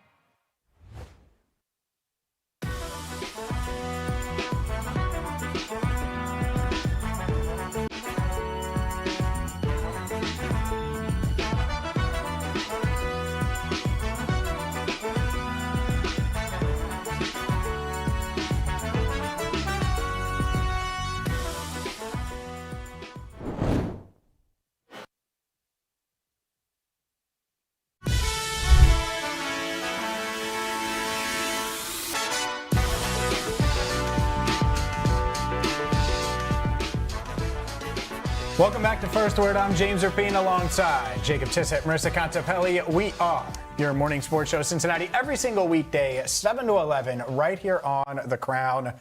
Take us with you on the go by listening live on Mixler. We're live on YouTube, on the Rock Entertainment Sports Network, also streaming on X and Facebook at First Word Cincy. It's not just us. No. If you're looking for business, well, Jack Crumley's got you covered. The working lunch every weekday, noon to 1, right here on The Crown. And it's also not just Jack. You got to run down that rebound with the Rebound Rundown. Paul Fritchner has you covered for college hoops. And Nat Tries That and the Nat Jones Show as well on YouTube or wherever you get your podcasts. Let's continue the Bengals conversation. And there's been plenty of Bengals, plenty of Reds. We'll preview Game 2 and talk about what Rhett Lauder needs to do to make me a believer in this Cincinnati Reds team against the Brewers, because I'm just never going to believe. They could be up 10-0 tonight. I'm going to think they're going to lose, just so you know, because they've nearly won 3 of the last 4 against Milwaukee. And what's their record? Not good. It's 0-4. It's not good. It's awful. It's very bad. Horrendous. Their record has been really, really bad against Milwaukee in general, but 0-4 probably should have won 3 of those 4 games. Regardless, let's start with the Bengals and play a little over-under. Talked a lot about DJ Turner over the past couple of days and the contract extension and all of those things, but it's not just him that could use a contract extension that the Bengals could target to keep long-term. Dax Hill, eligible for a contract extension. Chase Brown, eligible for a contract extension. No, not Chase Burns. Relax there, Jacob. Chase Brown. Also eligible. Eligible. I know. But we're talking Bengals here. I just want to make sure we're on the same page with the Chase. And so there are plenty of other options as well. Miles Murphy, Jordan Battle, maybe someone else. Over, under, Marisa, on the number of contract extensions the Bengals get done between now and week 1. Over under 1.5. I'm going to be optimistic and take the over. I could see them getting 2 done. I'm hoping it's not just going to be the 1. If it is the 1, I think we can all agree. I'm hoping that's going to be DJ Turner and that gets locked up and shored up. But then it's kind of a toss-up for me. I kind of go back and forth between it being Miles Murphy or Chase Brown. Both of those guys, in my opinion, very deserving of an extension and would love to see them staying in Cincinnati, especially Chase Brown. I mean, you look at, players with over 2,000 rushing yards and at least 750 or more receiving yards in each of the over the last 2 seasons. 4 players are on that list. Chase Brown is one of those players. He has the 13th most scrimmage yards over the last 2 years as well. Jamar Chase is ahead of him on that list. But you look at just his numbers. He's coming into his prime. I think he's going to have another great year. But I feel like it might end up being Miles Murphy, and especially if Miles goes out and has a solid campaign. And he doesn't necessarily have to prove himself as, D-end 1 on this team, but, being a nice complementary piece to Boye Mafe, to Shamar Stewart, and the rest of these edge rushers. I'm hopeful. I think it could end up being DJ and Miles in the end. That's what I hope happens. I certainly would hope those 2 get extended, but I will be going under on the 1.5. I think 1 extension gets done, and I think it might get done relatively soon, and if not soon, before training camp, some point during this offseason or early in training camp, because it's such a no-brainer whether or not the Bengals should pay DJ Turner. You have 2 corners that are very good in your outside corner position right now in Cincinnati. One of them, you saw last year, almost a full season sample size of being a truly elite NFL corner in DJ Turner. I don't think there's any question in most people's minds that the Bengals should pay him, and that number is going to get pretty high. I think I would switch to the over if the corner that the Bengals lock down is Dax, because I do think there's a few $1 million to give on a yearly basis between the 2 in what those contracts would be. So whichever corner the Bengals land on, I think if it's DJ, he's the only one. If it's Dax, it opens the door for another extension just because it keeps more money in their back pocket. Yeah, I think that one's interesting because if the DJ Turner negotiations don't go great, and they have the same agent, so that's what's weird, do the Bengals pivot and do they go with Dax? I could see that happening. I think history would say that. They did that. Everyone's going to bring up Michael Johnson and Carlos Dunlap, and they basically offered Michael Johnson a contract in 2012, 2013, whatever it was, and he said, no, I'm good, and then they gave it to Carlos Dunlap, and that deal got done. Or could we see what happened with Jamar and T, who had the same agent, where you get both deals done at the same time and you work something out that way? That would be my dream scenario. It would. And that's such a unique thing where, I don't know all the details, and I don't think very few people know all the details. But Joe, when he made those T comments, it was already in process that T was going to switch agents, that he was going to get the same agent as Jamar. And even after all that happened, Jamar was like, okay, we're in a good spot. Get T done. During the negotiations. So, they made sure that T. Higgins was going to get done. I don't think DJ and Dax are in that position to be like, well, you have to pay me. Yeah. You can't live without me. That's how Jamar's like, well, you absolutely have to pay me. I'm the best receiver on the planet, and you're going to. And so that leverage is pretty unique. To your point, though, would it be nice if they said, all right, and maybe this is what I would do is, all right, well, we have $45 million average annual value to spend on you 2. How do we get this done? And are they going to get the same? Would DJ get, would Dax take 21 and DJ take 24? Do the Bengals want to spend 45 average annual value on 2 corners? I think that's what makes this tough. Because if it were me, That's who I would pay. I would pay those two. It would be around $45 million in average annual value. I believe in DJ Turner. I think he was awesome last year, following the number one wide receiver for essentially each and every team 1 month into the season. I'm also probably the biggest Dax Hill believer on the planet that doesn't have the last name Hill. I'm sure some of his family members are ahead of me, but outside of that, like I've been bullish on him since before the draft. It's been weird at times this year, or throughout his career rather, but last year, put him on the boundary. He thrived there, looks comfortable, clearly wants to play there. I think he's going to be a really, really good corner entering his prime right now. And so I would pay him. I don't think that's going to happen, but that's what I would do. I do think that they find a way to get someone else done, though, other than just DJ. I think DJ is the priority. I think everybody believes it, and I think the Bengals do as well. But I think they'll get someone else done. I would hope that that's Myles Murphy in that group, because I think he has the chance, outside of the two corners, to raise his value the most this season. I think for Chase Brown, we've seen what he can do in the offense. I think the running back market is pretty rigid at this point in terms of what tier he could possibly land in terms of the average annual value of that contract. I guess with the splash plays that Battle makes, if he goes out there and has a crazy high number of interceptions or turnovers or something, he could swing his value in a way. But the one that's most feasible to me is Myles Murphy goes out there as an 8 to 10 sack guy, and he's in a different bracket than he's being talked about in right now. And I think that's a chance for the Bengals to really have a bargain on an edge player that they believed in years ago when they took him in the first round, and is finally starting to show significant strides being taken, especially through the end of last season.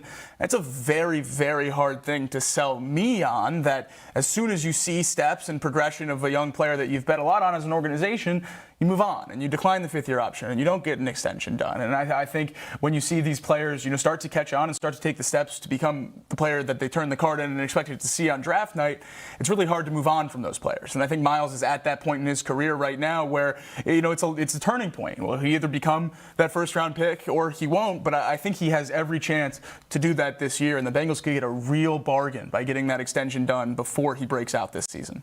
Yeah, I think. All right, Marisa, if you could extend one, let's say DJ's done right now. They get DJ done right now. That story was true, everything that happened. Who are you prioritizing, Dax or Myles? Probably Dax, because there's more depth on the edge right now. I'm Myles. You're Myles.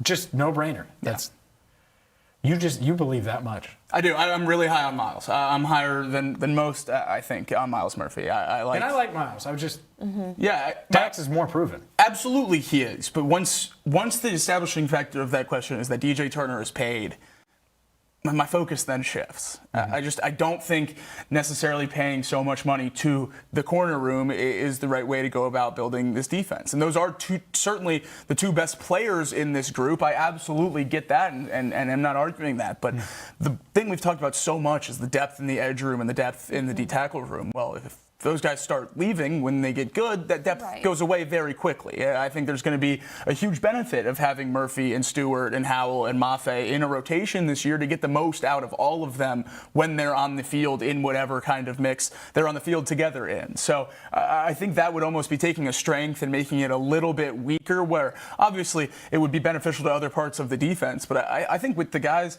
the Bengals have in that edge room right now, it could be a real strength for a few years on contracts that look like they're crazy contracts in a few years when these guys break out. If you just erased one of these guys, just cut them, not that you would, which one makes the Bengals worse this year, Dax or Myles? I think if you cut Dax, it would be far worse. No question. Oh, yeah. No question. Okay. All right, so there's one. Because Takario Davis is, we don't know what he is. We haven't seen him yet. He's unproven. And it's a perfect segue, because there's going to be a lot of Bengals fans that say, I've seen this before, Leon Hall, Jonathan Joseph, and they picked one and not the other, and then it led to Darqueze Dennard and Dre Kirkpatrick and all these first-round investments, and Terrence Newman came and saved the day for part of that because he had the tie. Like all of these things, to Mike Zimmer, by the way, from their Dallas days. Like all of these things that they had to do to replace corner William Jackson, and it still didn't really work. It still was. And so that would be my fear, is like, if you really know that it's one's Leon, and maybe Dax is Leon, and DJ is Jonathan Joseph, and that's probably worth it. And I don't want to go down because I was definitely most of those cornerback picks. I was like, but this guy's there, or that guy's there. Melvin Ingram's there, not Jay Kirkpatrick, and they went with Kirkpatrick. That's the tough one for me is like, I think these corners are really darn good. Maybe Miles is. Maybe. But there's a year what if he has 6 sacks this year? You're not going to be like, oh, well, $15 million a year is great. Like if that's what you're paying for Joseph Osai. You're right. So that's what's tough, the balance there. I think there's more of a projection still with Miles, even though I believe in him, and I think he's a good player, would be maybe even really good versus a Dax and DJ. Yeah, you're absolutely right there. And you would take the corner room and lock it down and have a true strength, one of the best duos probably for the next 3 or 4 years, depending on what those contracts look like. So I absolutely understand that sentiment there. And then my question then is what's the Tacario Davis pick necessarily? If you're going into this offseason extending both those corners at huge money, you drafted a primarily outside corner to come in, and is it just purely depth with your 3rd round pick, 2nd pick in the draft last year? I have a hard time imagining that was their plan. Sure. No, their plan is for Tacario Davis to replace one of these guys. I would also, their plan was for Jermaine Burton to replace T. Things can change very, very quickly. And I think it's more likely than not that if you let Dax walk, that Tacario Davis isn't good enough to replace him than Shamar being good enough to replace Miles. And that's fair. For example. Right. Now, one's a first, one's a third. And the point is if one of these guys, Dax or DJ, walks, corner's arguably their biggest need next offseason. Absolutely. And that's a tough spot to be in. That's all. Also, how many high-profile picks and signings has it taken to get the defensive line and edge rush room to get to where it is now? And you have Miles as one of those picks in the conversation that hasn't gotten there yet. It's been a bumpy road. You just keep pouring resources into that position group as well when one guy is seemingly on that trajectory. I think it's a very difficult conversation. Hopefully they can pay them all. I mean, if we get to a point where we shift the conversation here from what we think they're going to do to what we want them to do, I want them to extend Dax, DJ, and Miles. I think that'd be great to have these guys here. Keeping ascending young players that you drafted is a key to building, a contender year in and year out. It also just keeps the locker room in a better place when these people earn contracts and you pay them the contracts they've earned. That's exactly. You said exactly what my point is as well. You draft these young players, you develop them. There's a continuity factor here too. Keep these young guys around, especially when they're playing well and they're performing. And that's why I want Chase Brown to get extended too. Like it would be fantastic if we're sitting here this time next year and all of these guys are still in Bengals because they signed extensions. Probably not going to happen, but it'd be great. No, probably not. You're right. You can't pay everybody, and I get that. Like if they don't pay, this is what's interesting about this conversation too. If they don't pay Chase Brown, running back is a top need instantly next offseason. Corner, top need. If they don't pay Miles, that's still going to be a need. That will be a discussion, and maybe it's not because Mafe and Stewart are awesome and Cassius Howell's awesome. Like I could see the path, but those guys would have to show it. Yeah. And so that's it. By the way, cornerback doesn't seem nearly as big of a need if Tacario Davis is just great right away. So there's a lot of different angles to it, a lot of ifs and buts and all of those things. But the over-under, well, Jacob says 1 extension is going to get done between now and week 1. Marissa says 2. I'll say 2 as well. I would love Dax and DJ. I think you're right. I think DJ and Chase Brown. I think those could be the 2 guys that get done. But up next, let's switch gears. Let's talk about, well, oh no, Lodolo. No, it was oh yeah, Lodolo. And it wasn't enough for the Reds. We'll dive into that next right here on First Word.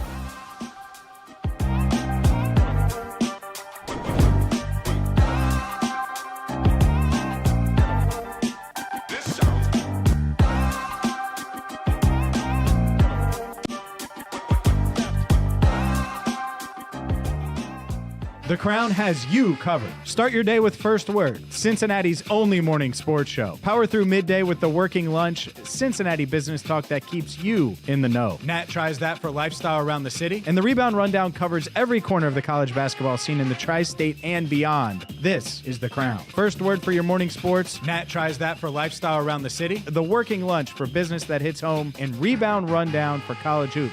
This city deserves its crown. Watch, listen, subscribe.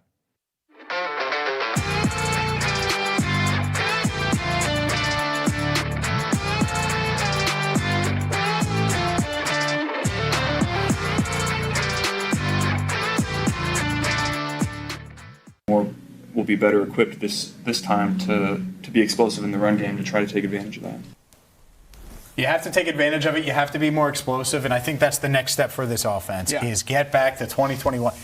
2021, it was when I fully bought in. It was the Green Bay game, and they were down 14-3. It was before halftime, and Joe Burrow somehow found Jamar Chase, and it was suddenly 14-10. And I'm like, well, they're right back in it, and they did that over and over and over again with the big plays. In the Super Bowl, Jamar Chase beats Jalen Ramsey.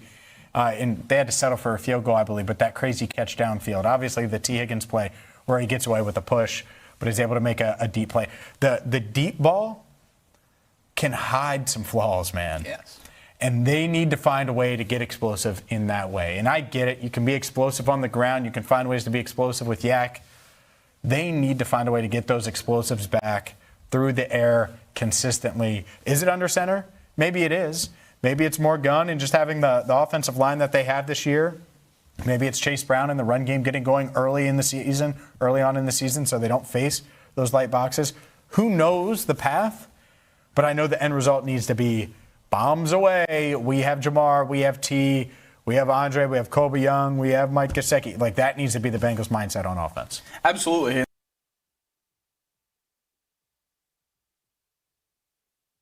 My name is James Rapien, and I host First Word every weekday morning, 7 to 11, right here on The Crown. Prior to joining The Crown Network, I covered the Bengals for Sports Illustrated for 6 seasons. I also am the founder of Cincinnati Bengals Talk on YouTube and wrote the book, Enter the Jungle, A History of the Cincinnati Bengals. Couldn't be more excited to join you every weekday morning for First Word right here on The Crown.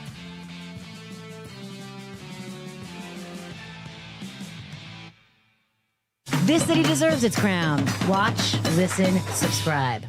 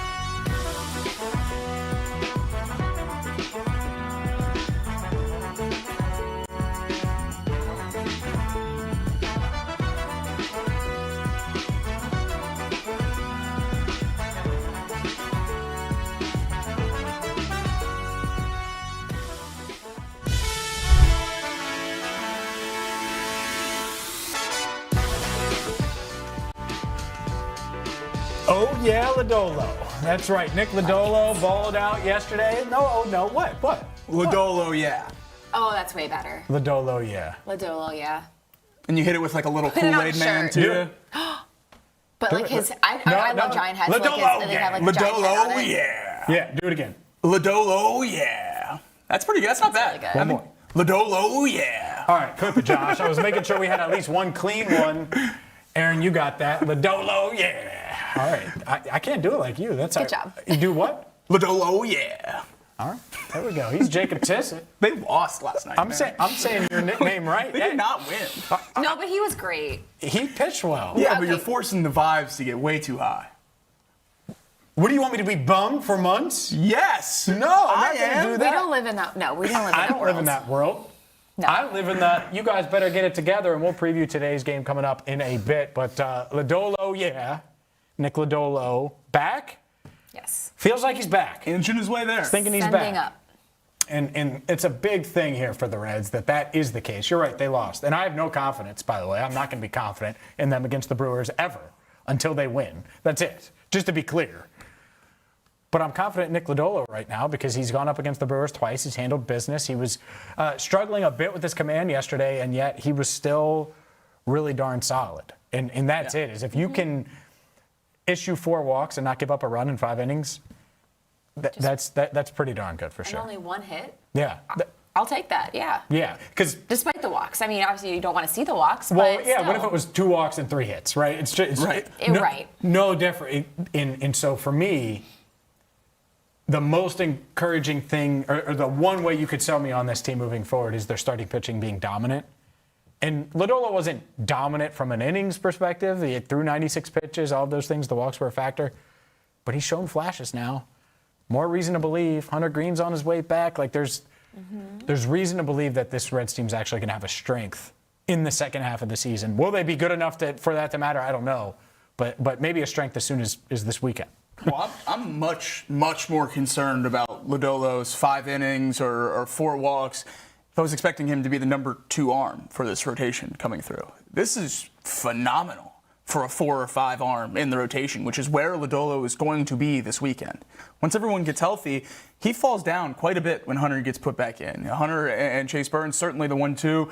Abbott, without a doubt, your number 3.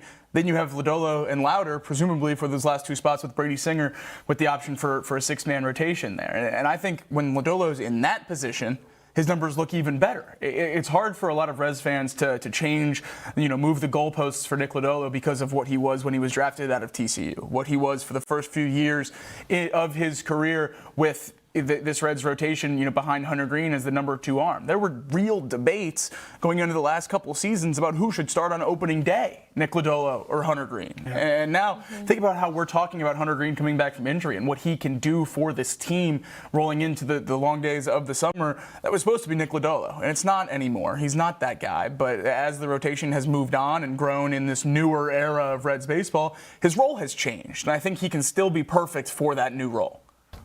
Yeah, that is the path back. Unfortunately for the Reds, they're 39-44 on the season. Unfortunately, they've dropped 4 games to the Brewers in the past week. They got swept last week despite having the lead in the first 2 games. They rallied in Game 3. It felt like they were at least going to get one. They didn't. So they get swept at GABP. And not only did they get swept at GABP, but then they roll in after taking 2 of 3 and doing the impossible, according to Jacob Tissot, at PNC Park.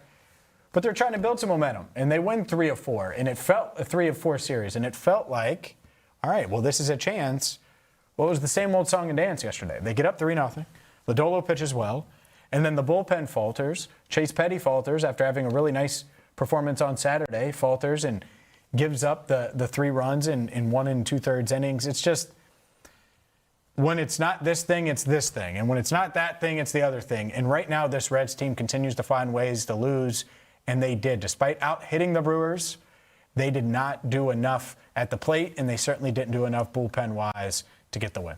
The left runners left on base has been a trend we've talked way too often on this show. And again, we see 7 left on base, and it's capitalizing on those opportunities. You have to, especially when you have an offense and a lineup that's not going to put up blistering numbers night in and night out. You have to seize those moments, because last night was one of those games they should have won. They should have taken. Absolutely, they should have. And that seems to be really the name of the game against the Brewers, at least through the summer so far. I mean, you've been in every single one of these games. It's not like you're losing by 10 runs and getting ran out of town by the number 1 team in your division. You have it right there. It's within your grasp. And the Reds have not been able to really win any of these games, which is the crazy thing. You'd think the ball would bounce their way once or twice in the whole grand scheme of things with all these close losses, but not the case against Milwaukee. Damien in our YouTube chat saying that Petty belongs above Singer in the rotation. Wow. Jacob is pretty low on Singer and has been all year. I think you're kind of high on Chase Petty.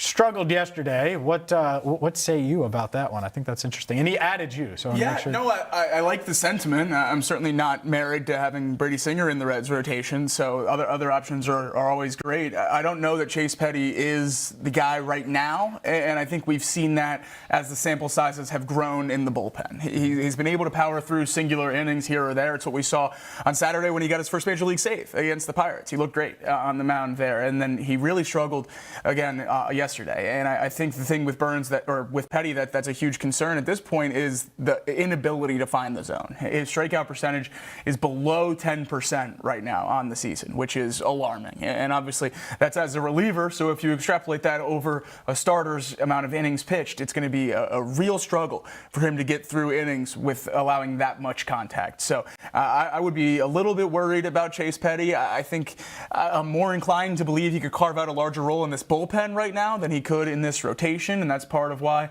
I wouldn't be so eager to switch him back. But even, with everything, he would be back in AAA if the Reds had other options in the bullpen right now. He hasn't exactly been lighting the world on fire. I'm with you on that one. I think for this season, I don't think we need to see Chase Petty in that starting rotation because he's more valuable and effective right now in the bullpen. For Reds bullpen, that, like you just said, needs the arms. They need the bodies back there. And especially when you have Lauder, Lodolo, and Singer vying for those final two spots once Hunter Green is back in this rotation, there's just really not a place for Petty right now this season. So why not keep him in the bullpen where he can still make an impact on this team? As Pagan gets back to take the ninth inning and you can kind of shift everyone around in those high leverage roles, I would expect Petty to try to kind of fill that Nick Martinez role of years past, a little bit of extra length, multi-inning arm in the bullpen, which is a very viable role to have, especially with the multiple starters we talked about in this rotation, like Chase Burns and Nick Lodolo, that struggle to get over that 5-inning hump. A lot of times they have really effective starts, but not giving significant length. And I would expect that at least right out of the gate to be somewhat of an issue for Hunter Green as well, as they watch pitch counts early in his return from the injured list. So having an arm that you can trust to give multiple innings out of the bullpen, I think would be huge for this Reds team and really calm a lot of things when those starters have to get pulled a little earlier. I think Chase Petty could fill that role.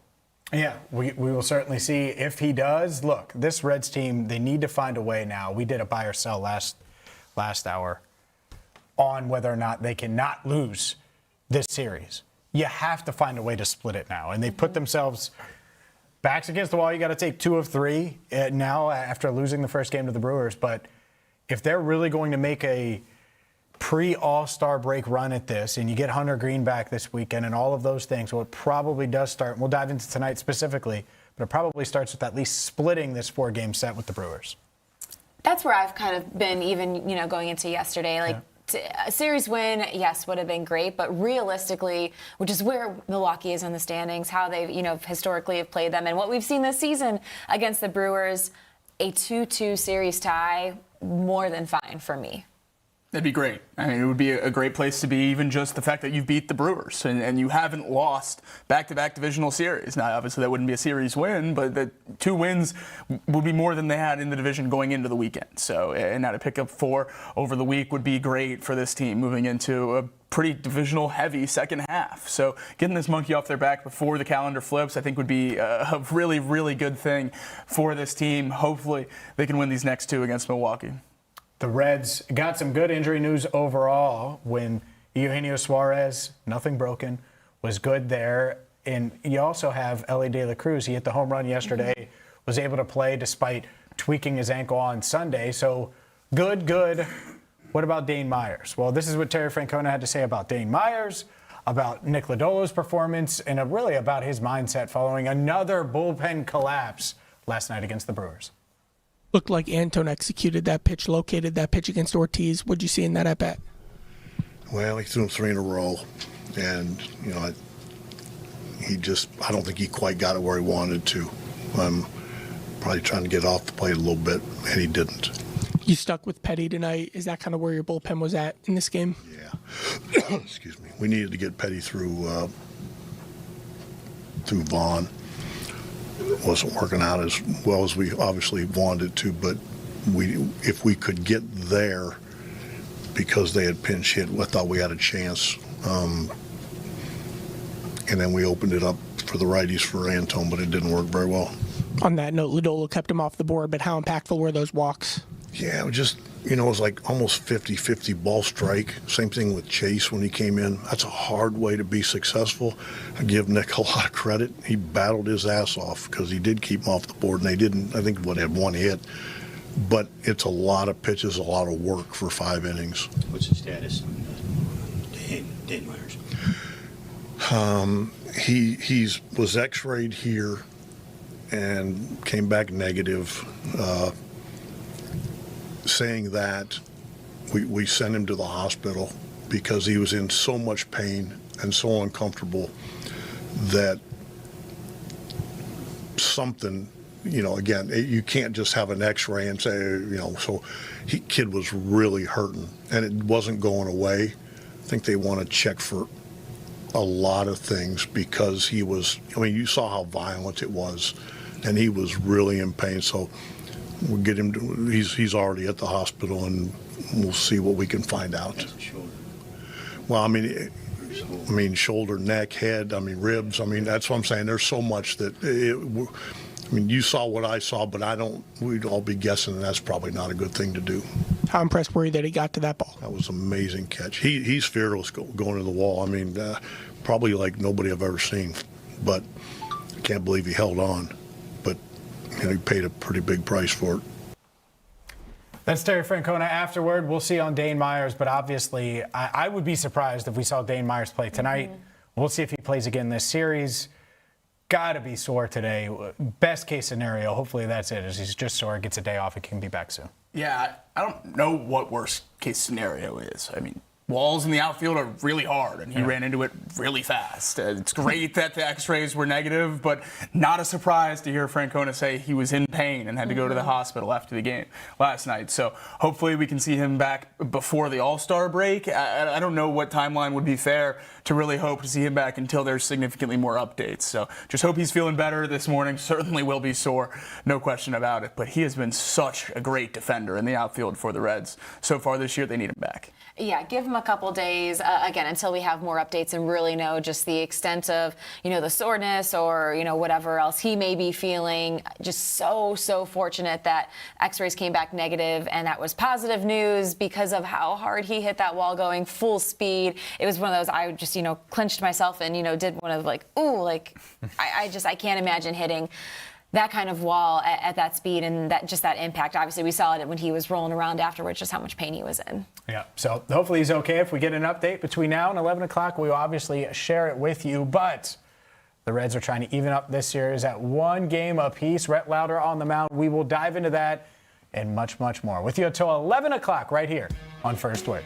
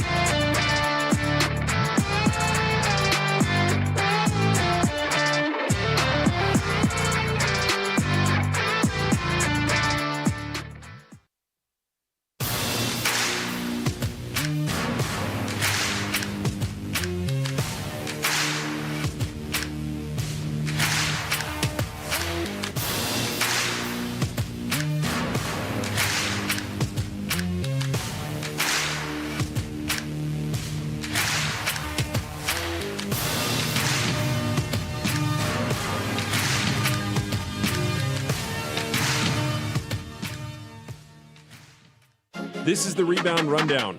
I'm your host, Paul Fritchner.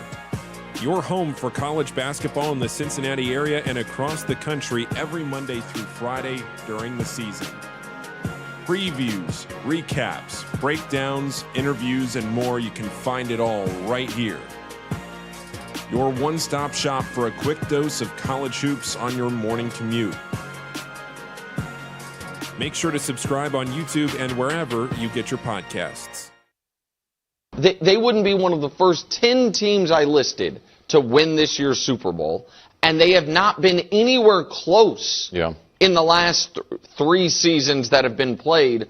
It is surprising to me how much staying power that one win against the Chiefs has had. All right, worst word. And here's why it's the worst word. 1, put your fandom away. Yeah. The Kansas City Chiefs fandom is nonsense. 2, this idea, Jets, Raiders, Titans, Cardinals, Giants, Falcons, Colts, Saints. If Drew Brees was playing in his prime for the Saints right now, guess what? Then you could compare the Bengals to the Saints.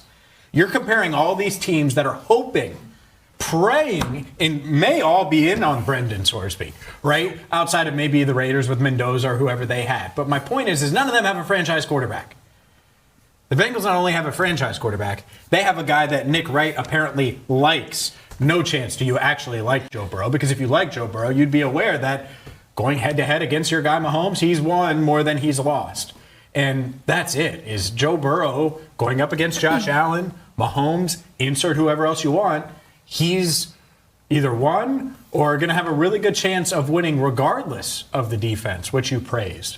And I think that's it. Why are all these shows talking about Joe Burrow? Because he is one of the best on the planet. Have they had some down years? Absolutely.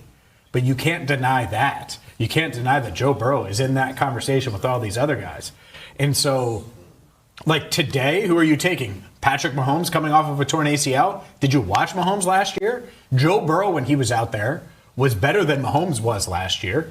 I know Burrow has the health issue. Fine. So you could say, yeah, the Bengals are really good, but Joe needs to stay healthy. Well, everybody knows that.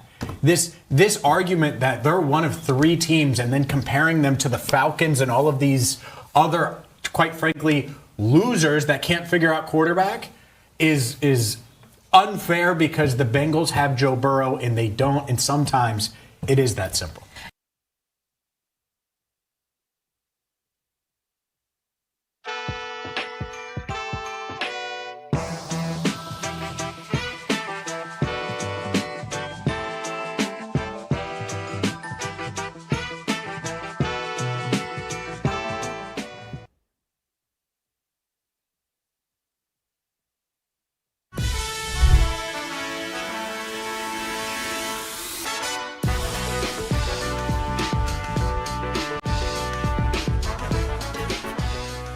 First Word rolls on. I'm James Rapien alongside Marisa Contipelli and Jacob Tissot. We are your morning sports show, Cincinnati, every single weekday, 7 to 11, right here on The Crown. And let's dive into a huge matchup for the Reds as they try to even the series against the Brewers. They lost yesterday. Guess what? Rhett Lowder on the mound today. Let's start there. Confidence level. Rhett Lowder. I wasn't confident in Nick Lodolo going into yesterday. He impressed. He gave the Reds a chance. Will Rhett Lowder do the same? Are you a Lowder believer? I certainly hope he can follow suit with what we saw out of Nick Lodolo last night, but my confidence is a little shaky in Lowder. His back-to-back outings, he's given a combined 7 earned runs, 8 hits, 6 hits. Command hasn't quite been there. The Reds dropped both of those decisions, so I'm kind of on the fence. I feel like I'm around, like 5 right now on the confidence meter. I'm right there with you, right in the middle, not too high, but not too low. Both of those starts against the Brewers and then against the Yankees have been losses, but they went almost exactly the same way. 2 home runs allowed in each, which were 2 bad pitches by Lowder that he was punished for, leaving those over the plate. And then he scratched out pretty decent starts, 5 1/3, 5 2/3 respectively in the 2. Now, obviously, the home runs add up quick, especially if there's guys on base like they were in the Yankees game. Allowed 4 earned runs in that game with the back-to-back home runs in that inning. But his ability to get right back on the mound and not let that unravel his whole start and still give 3-4 more innings afterwards to this Reds team that needs every out they can get from their starting pitcher, I have faith that he can do that. So I don't necessarily know how high that means my faith is in him, but I think a 5+ inning start with 2 to 3 runs allowed is something I absolutely could see Rhett Lowder doing tonight. Yeah, I just put out on YouTube, so make sure you vote in the poll. How confident are you in Rhett Lowder? Hopeful 5 to 7. Excuse me. Hopeful 5 to 7. High 8 to 10. Low 1 to 4. Where's your confidence level? For me, I'm probably a 5. I'm hopeful, and I believe in him. I need to see it, and it's been so weird this year with the injury. He struggled with his command pre-injury. Was he already being bothered with that shoulder? Hasn't regained form and deliver on expectations since coming back. This, much like Lodolo in that way, is a chance to prove it. The difference is he's a long-term piece. You're hoping that he replaces Lodolo in your rotation next year, and Lodolo, maybe move him, maybe whatever, but that's it.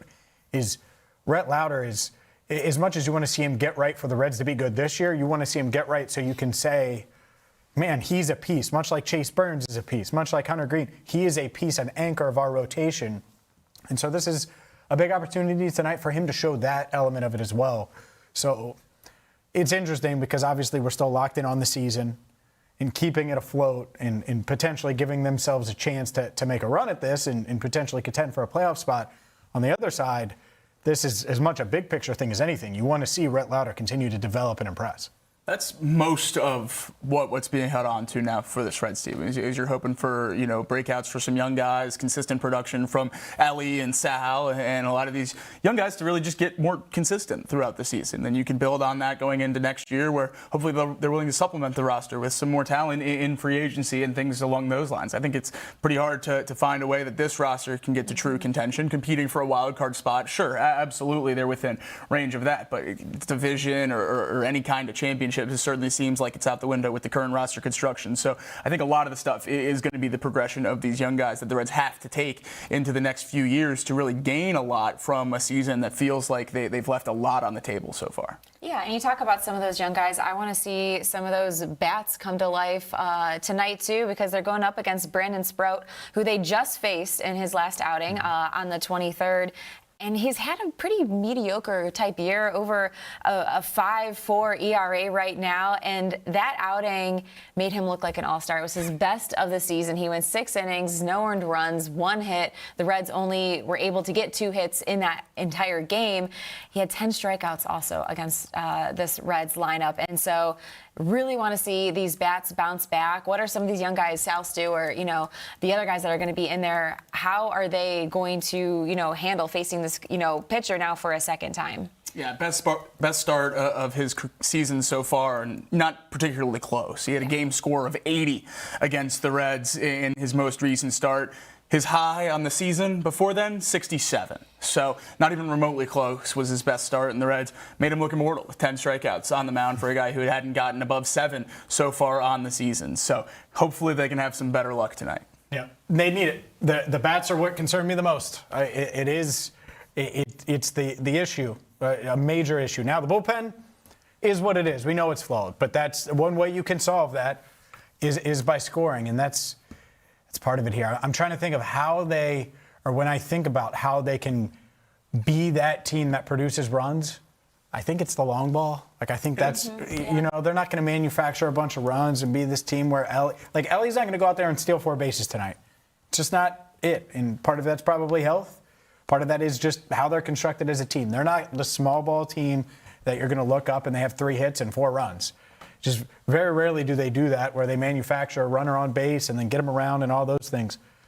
It's probably going to be a couple home runs, and that powers them. And it's kind of been their MO this season. I mean, you just look, they've had 101 as a team. That's 6th most in the NL, which honestly is surprising, that given the fact that, Suarez really isn't in the, one of the big players in that conversation. You have the surprise, out of JJ Bleday, which I know he's cooled off here as of late. But yeah, you're right. I don't love when they have to rely on the long ball like that. But if it's what can get them through to the All-Star break, then it is what it is. I think a lot of the excitement for the season being taken from young guys breaking out and needing a lot of power to be infused in this lineup means that 2 guys should be playing every single day. And it's Edwin Arroyo and Noelvi Marte should be playing every single day to figure out what you have in them throughout this season, where you don't really have other options that are significantly better or more established right now.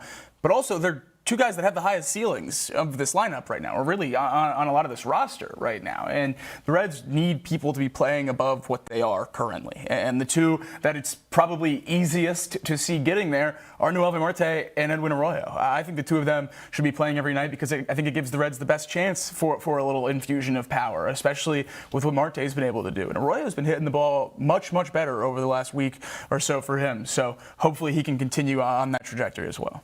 The poll, how confident are you in Rhett Lauder right now? A lot of you, middle of the road. 67% are hopeful, 25% are low, and 8% are high on Rhett Lauder. That needs to change. Rhett, we need you to start changing that. Get people high on you because you're a big part of the Reds' future. We'll dive into this, the World Cup, and much, much more in our Cincy Sports Forecast. Also up next, in case you missed it, everything you missed during the show, that's next right here on First Word.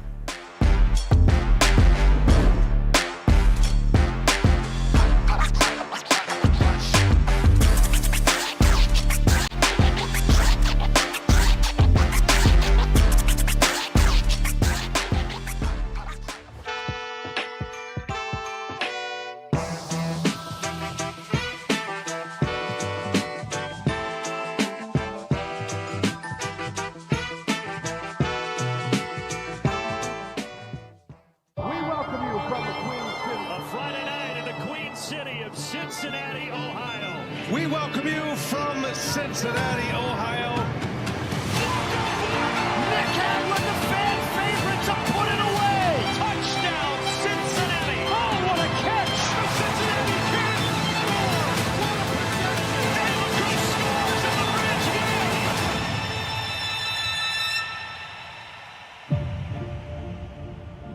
What's your weirdest pregame superstition, routine, or habit?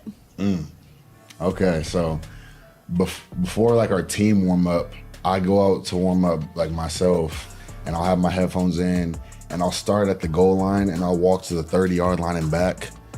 It just depends on how I'm feeling that day, but sometimes I'll do it 5 times, sometimes I'll do it 15, sometimes I'll do it 35 times. Like I don't even know like why I do it. I think it's like getting like a feel for the atmosphere, feel for my cleats. But like the number, like it's different every single time. So I don't know. I do it every single game. I don't know why. I don't know what the reason. I don't even know when it started. But it's just like I just walk back and forth. I'm not stretching. I'm just walking. So I'll say that's probably like my weirdest superstition. Would you rather play offense for a game or coach for a game? Offense for a game. That was like my natural position growing up. I was a running back and a receiver. Then I got switched to linebacker, and I wanted to quit football my freshman year of high school. So I feel like that offensive, mind is still in my body somewhere deep down there. But also coaching it seems a little stressful. So I'm like, yeah, I'd rather just be on offense and give me the ball. What is one thing that you are irrationally competitive about? Pickleball. Oh my gosh. I actually just played it like last night. That is, if I'm not working out like for football or training or doing some type of stuff football related, I am at the pickleball on the pickleball court or playing golf. Those are like my 2 things. But I would say pickleball. That's my thing. Which one of your teammates talks the most trash in practice? Oh yeah, Uno, Jamar. Yeah, he does not. I love him, but he does not shut up, and but it makes. Cincinnati, home to more than a dozen Fortune 500 companies.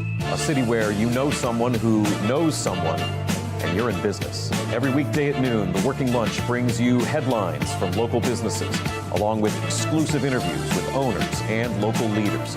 East Side, West Side, northern suburbs, downtown over the Rhine, and northern Kentucky. Real conversations, real Cincinnati. The Working Lunch with Jack Crumley. Weekdays at noon, only on The Crown. On the radio here in Cincinnati. Cincinnati has always felt like home. Right here on the Crown Network. Out and about in Cincinnati, bringing you these stories that you need to hear in the Queen City.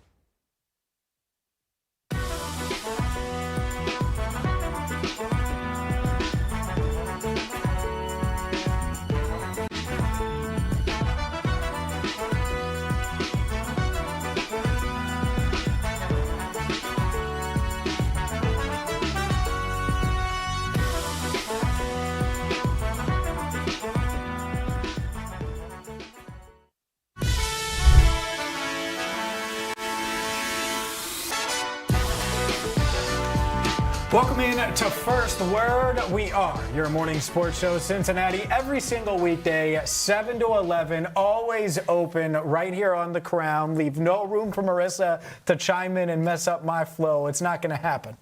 I thought last segment you were you thought so too. I was like getting ready to jump in, and I was going to do the always open on that one. What? I swear. But you didn't let me. Her. You didn't let me. We'll wait till tomorrow and test that theory out again. All right. Just taking his ball and going home. You know why? No, I'm not.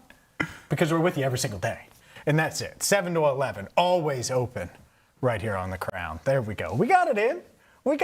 And we wouldn't be open if DJ Turner was in coverage. And it's time to, if you're just joining us, and look, it's 7 to 11. We're not expecting you to be with us all morning. We certainly hope you are, but you're busy. And so if you're just joining us and you missed some of our Bengals conversation, well, it certainly was highlighted by DJ Turner contract discussion.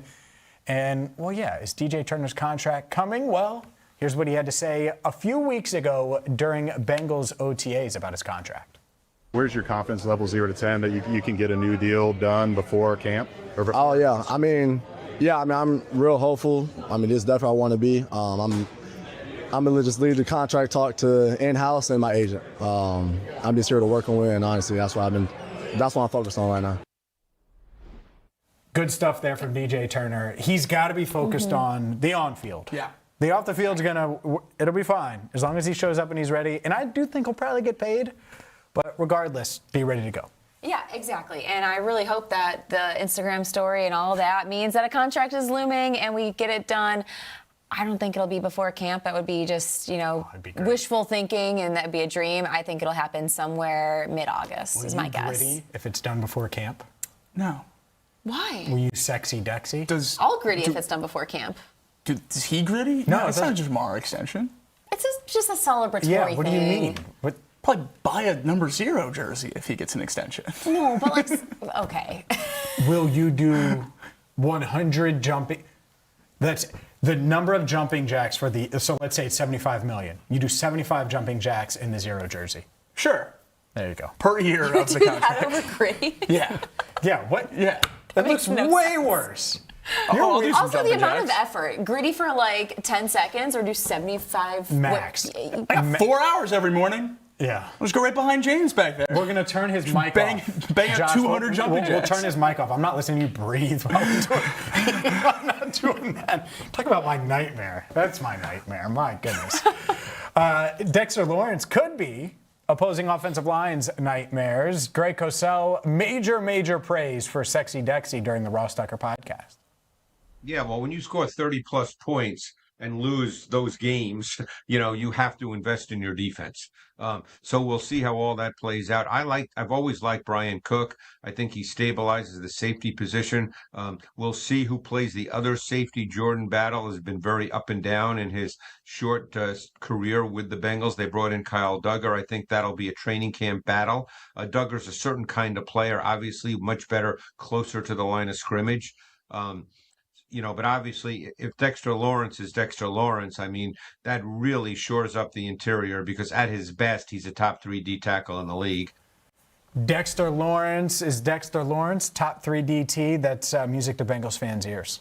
Yeah, absolutely. In the last 3 years when Dexter was on the Giants ranked outside the top 30 in yards per attempt, pressure rate, and EPA per pass when he wasn't on the field. Top 10 in all 3 of those when he was on the field over the last 3 years. So a massive swing when Lawrence is wearing your team's jersey. Oh, absolutely. He makes such an impact, and he does it while being double-teamed. He has the highest double-team rate, not only over the last 5 years, but you look at that 2024 season, over 60% of the time, and he still went out, balled out, and had 9 sacks. 53% over the last 5 seasons. It's every year, no matter what. He's pretty darn good. We're expecting the Reds to be maybe okay against the Brewers. Prediction, do they get it done tonight? I'm going to say yes. I'm just kidding. I'm not predicting the Reds to beat the Brewers ever. Tricked Marisa. Ever again until they do it. You're never, ever getting a pick out of me, Reds. You had me. No chance. No chance. Someone has to be positive and optimistic at this desk, so it'll be me. I'm going to say they get it done tonight. It's going to be Marisa. I'm picking the Brewers. Yeah, I prove me wrong. But one thing I am confident in, World Cup tomorrow, Team USA going to handle business against Bosnia. Before that, by the way, Nick Hagglund going to join us in studio tomorrow morning, 7:30. Really excited for that. But I'm hoping today's matches are as good as yesterday's were. Because yesterday's it's going to be hard to top yesterday. It's going to be hard to top, but can it be close? Can it get in the same absolutely. Can it get in the same arena? If so, well, we're in business like Jack Crumley. I hope it's in the same arena. Who doesn't love when you go out to have penalty kicks out there, right? But yeah, I mean, you took a look at the bracket and your games coming up. France, Sweden is the big one. France right now, the odds favorite at plus 350 to win the World Cup, and Mexico right now 50-1 odds, hoping they advance as one of the host countries. As Canada, you see, has already advanced, and hopefully the U.S. will be added to that list tomorrow. Yeah. I'm secretly hoping Ivory Coast handles business and then whoops Brazil and shocks the world and keeps it moving. That would be the one. That would be another big upset. France is in the driver's seat here as they try to advance to the Elite Eight. We will have you covered when it comes to the World Cup, have you covered all things Reds, Bengals, and so much more. And if you missed any of the show, make sure you check us out on YouTube or wherever you get your podcast. For the entire First Word crew and Jacob Tissot, Marisa Contipelli, and myself, James Rapien, thank you so much for watching and listening to First Word.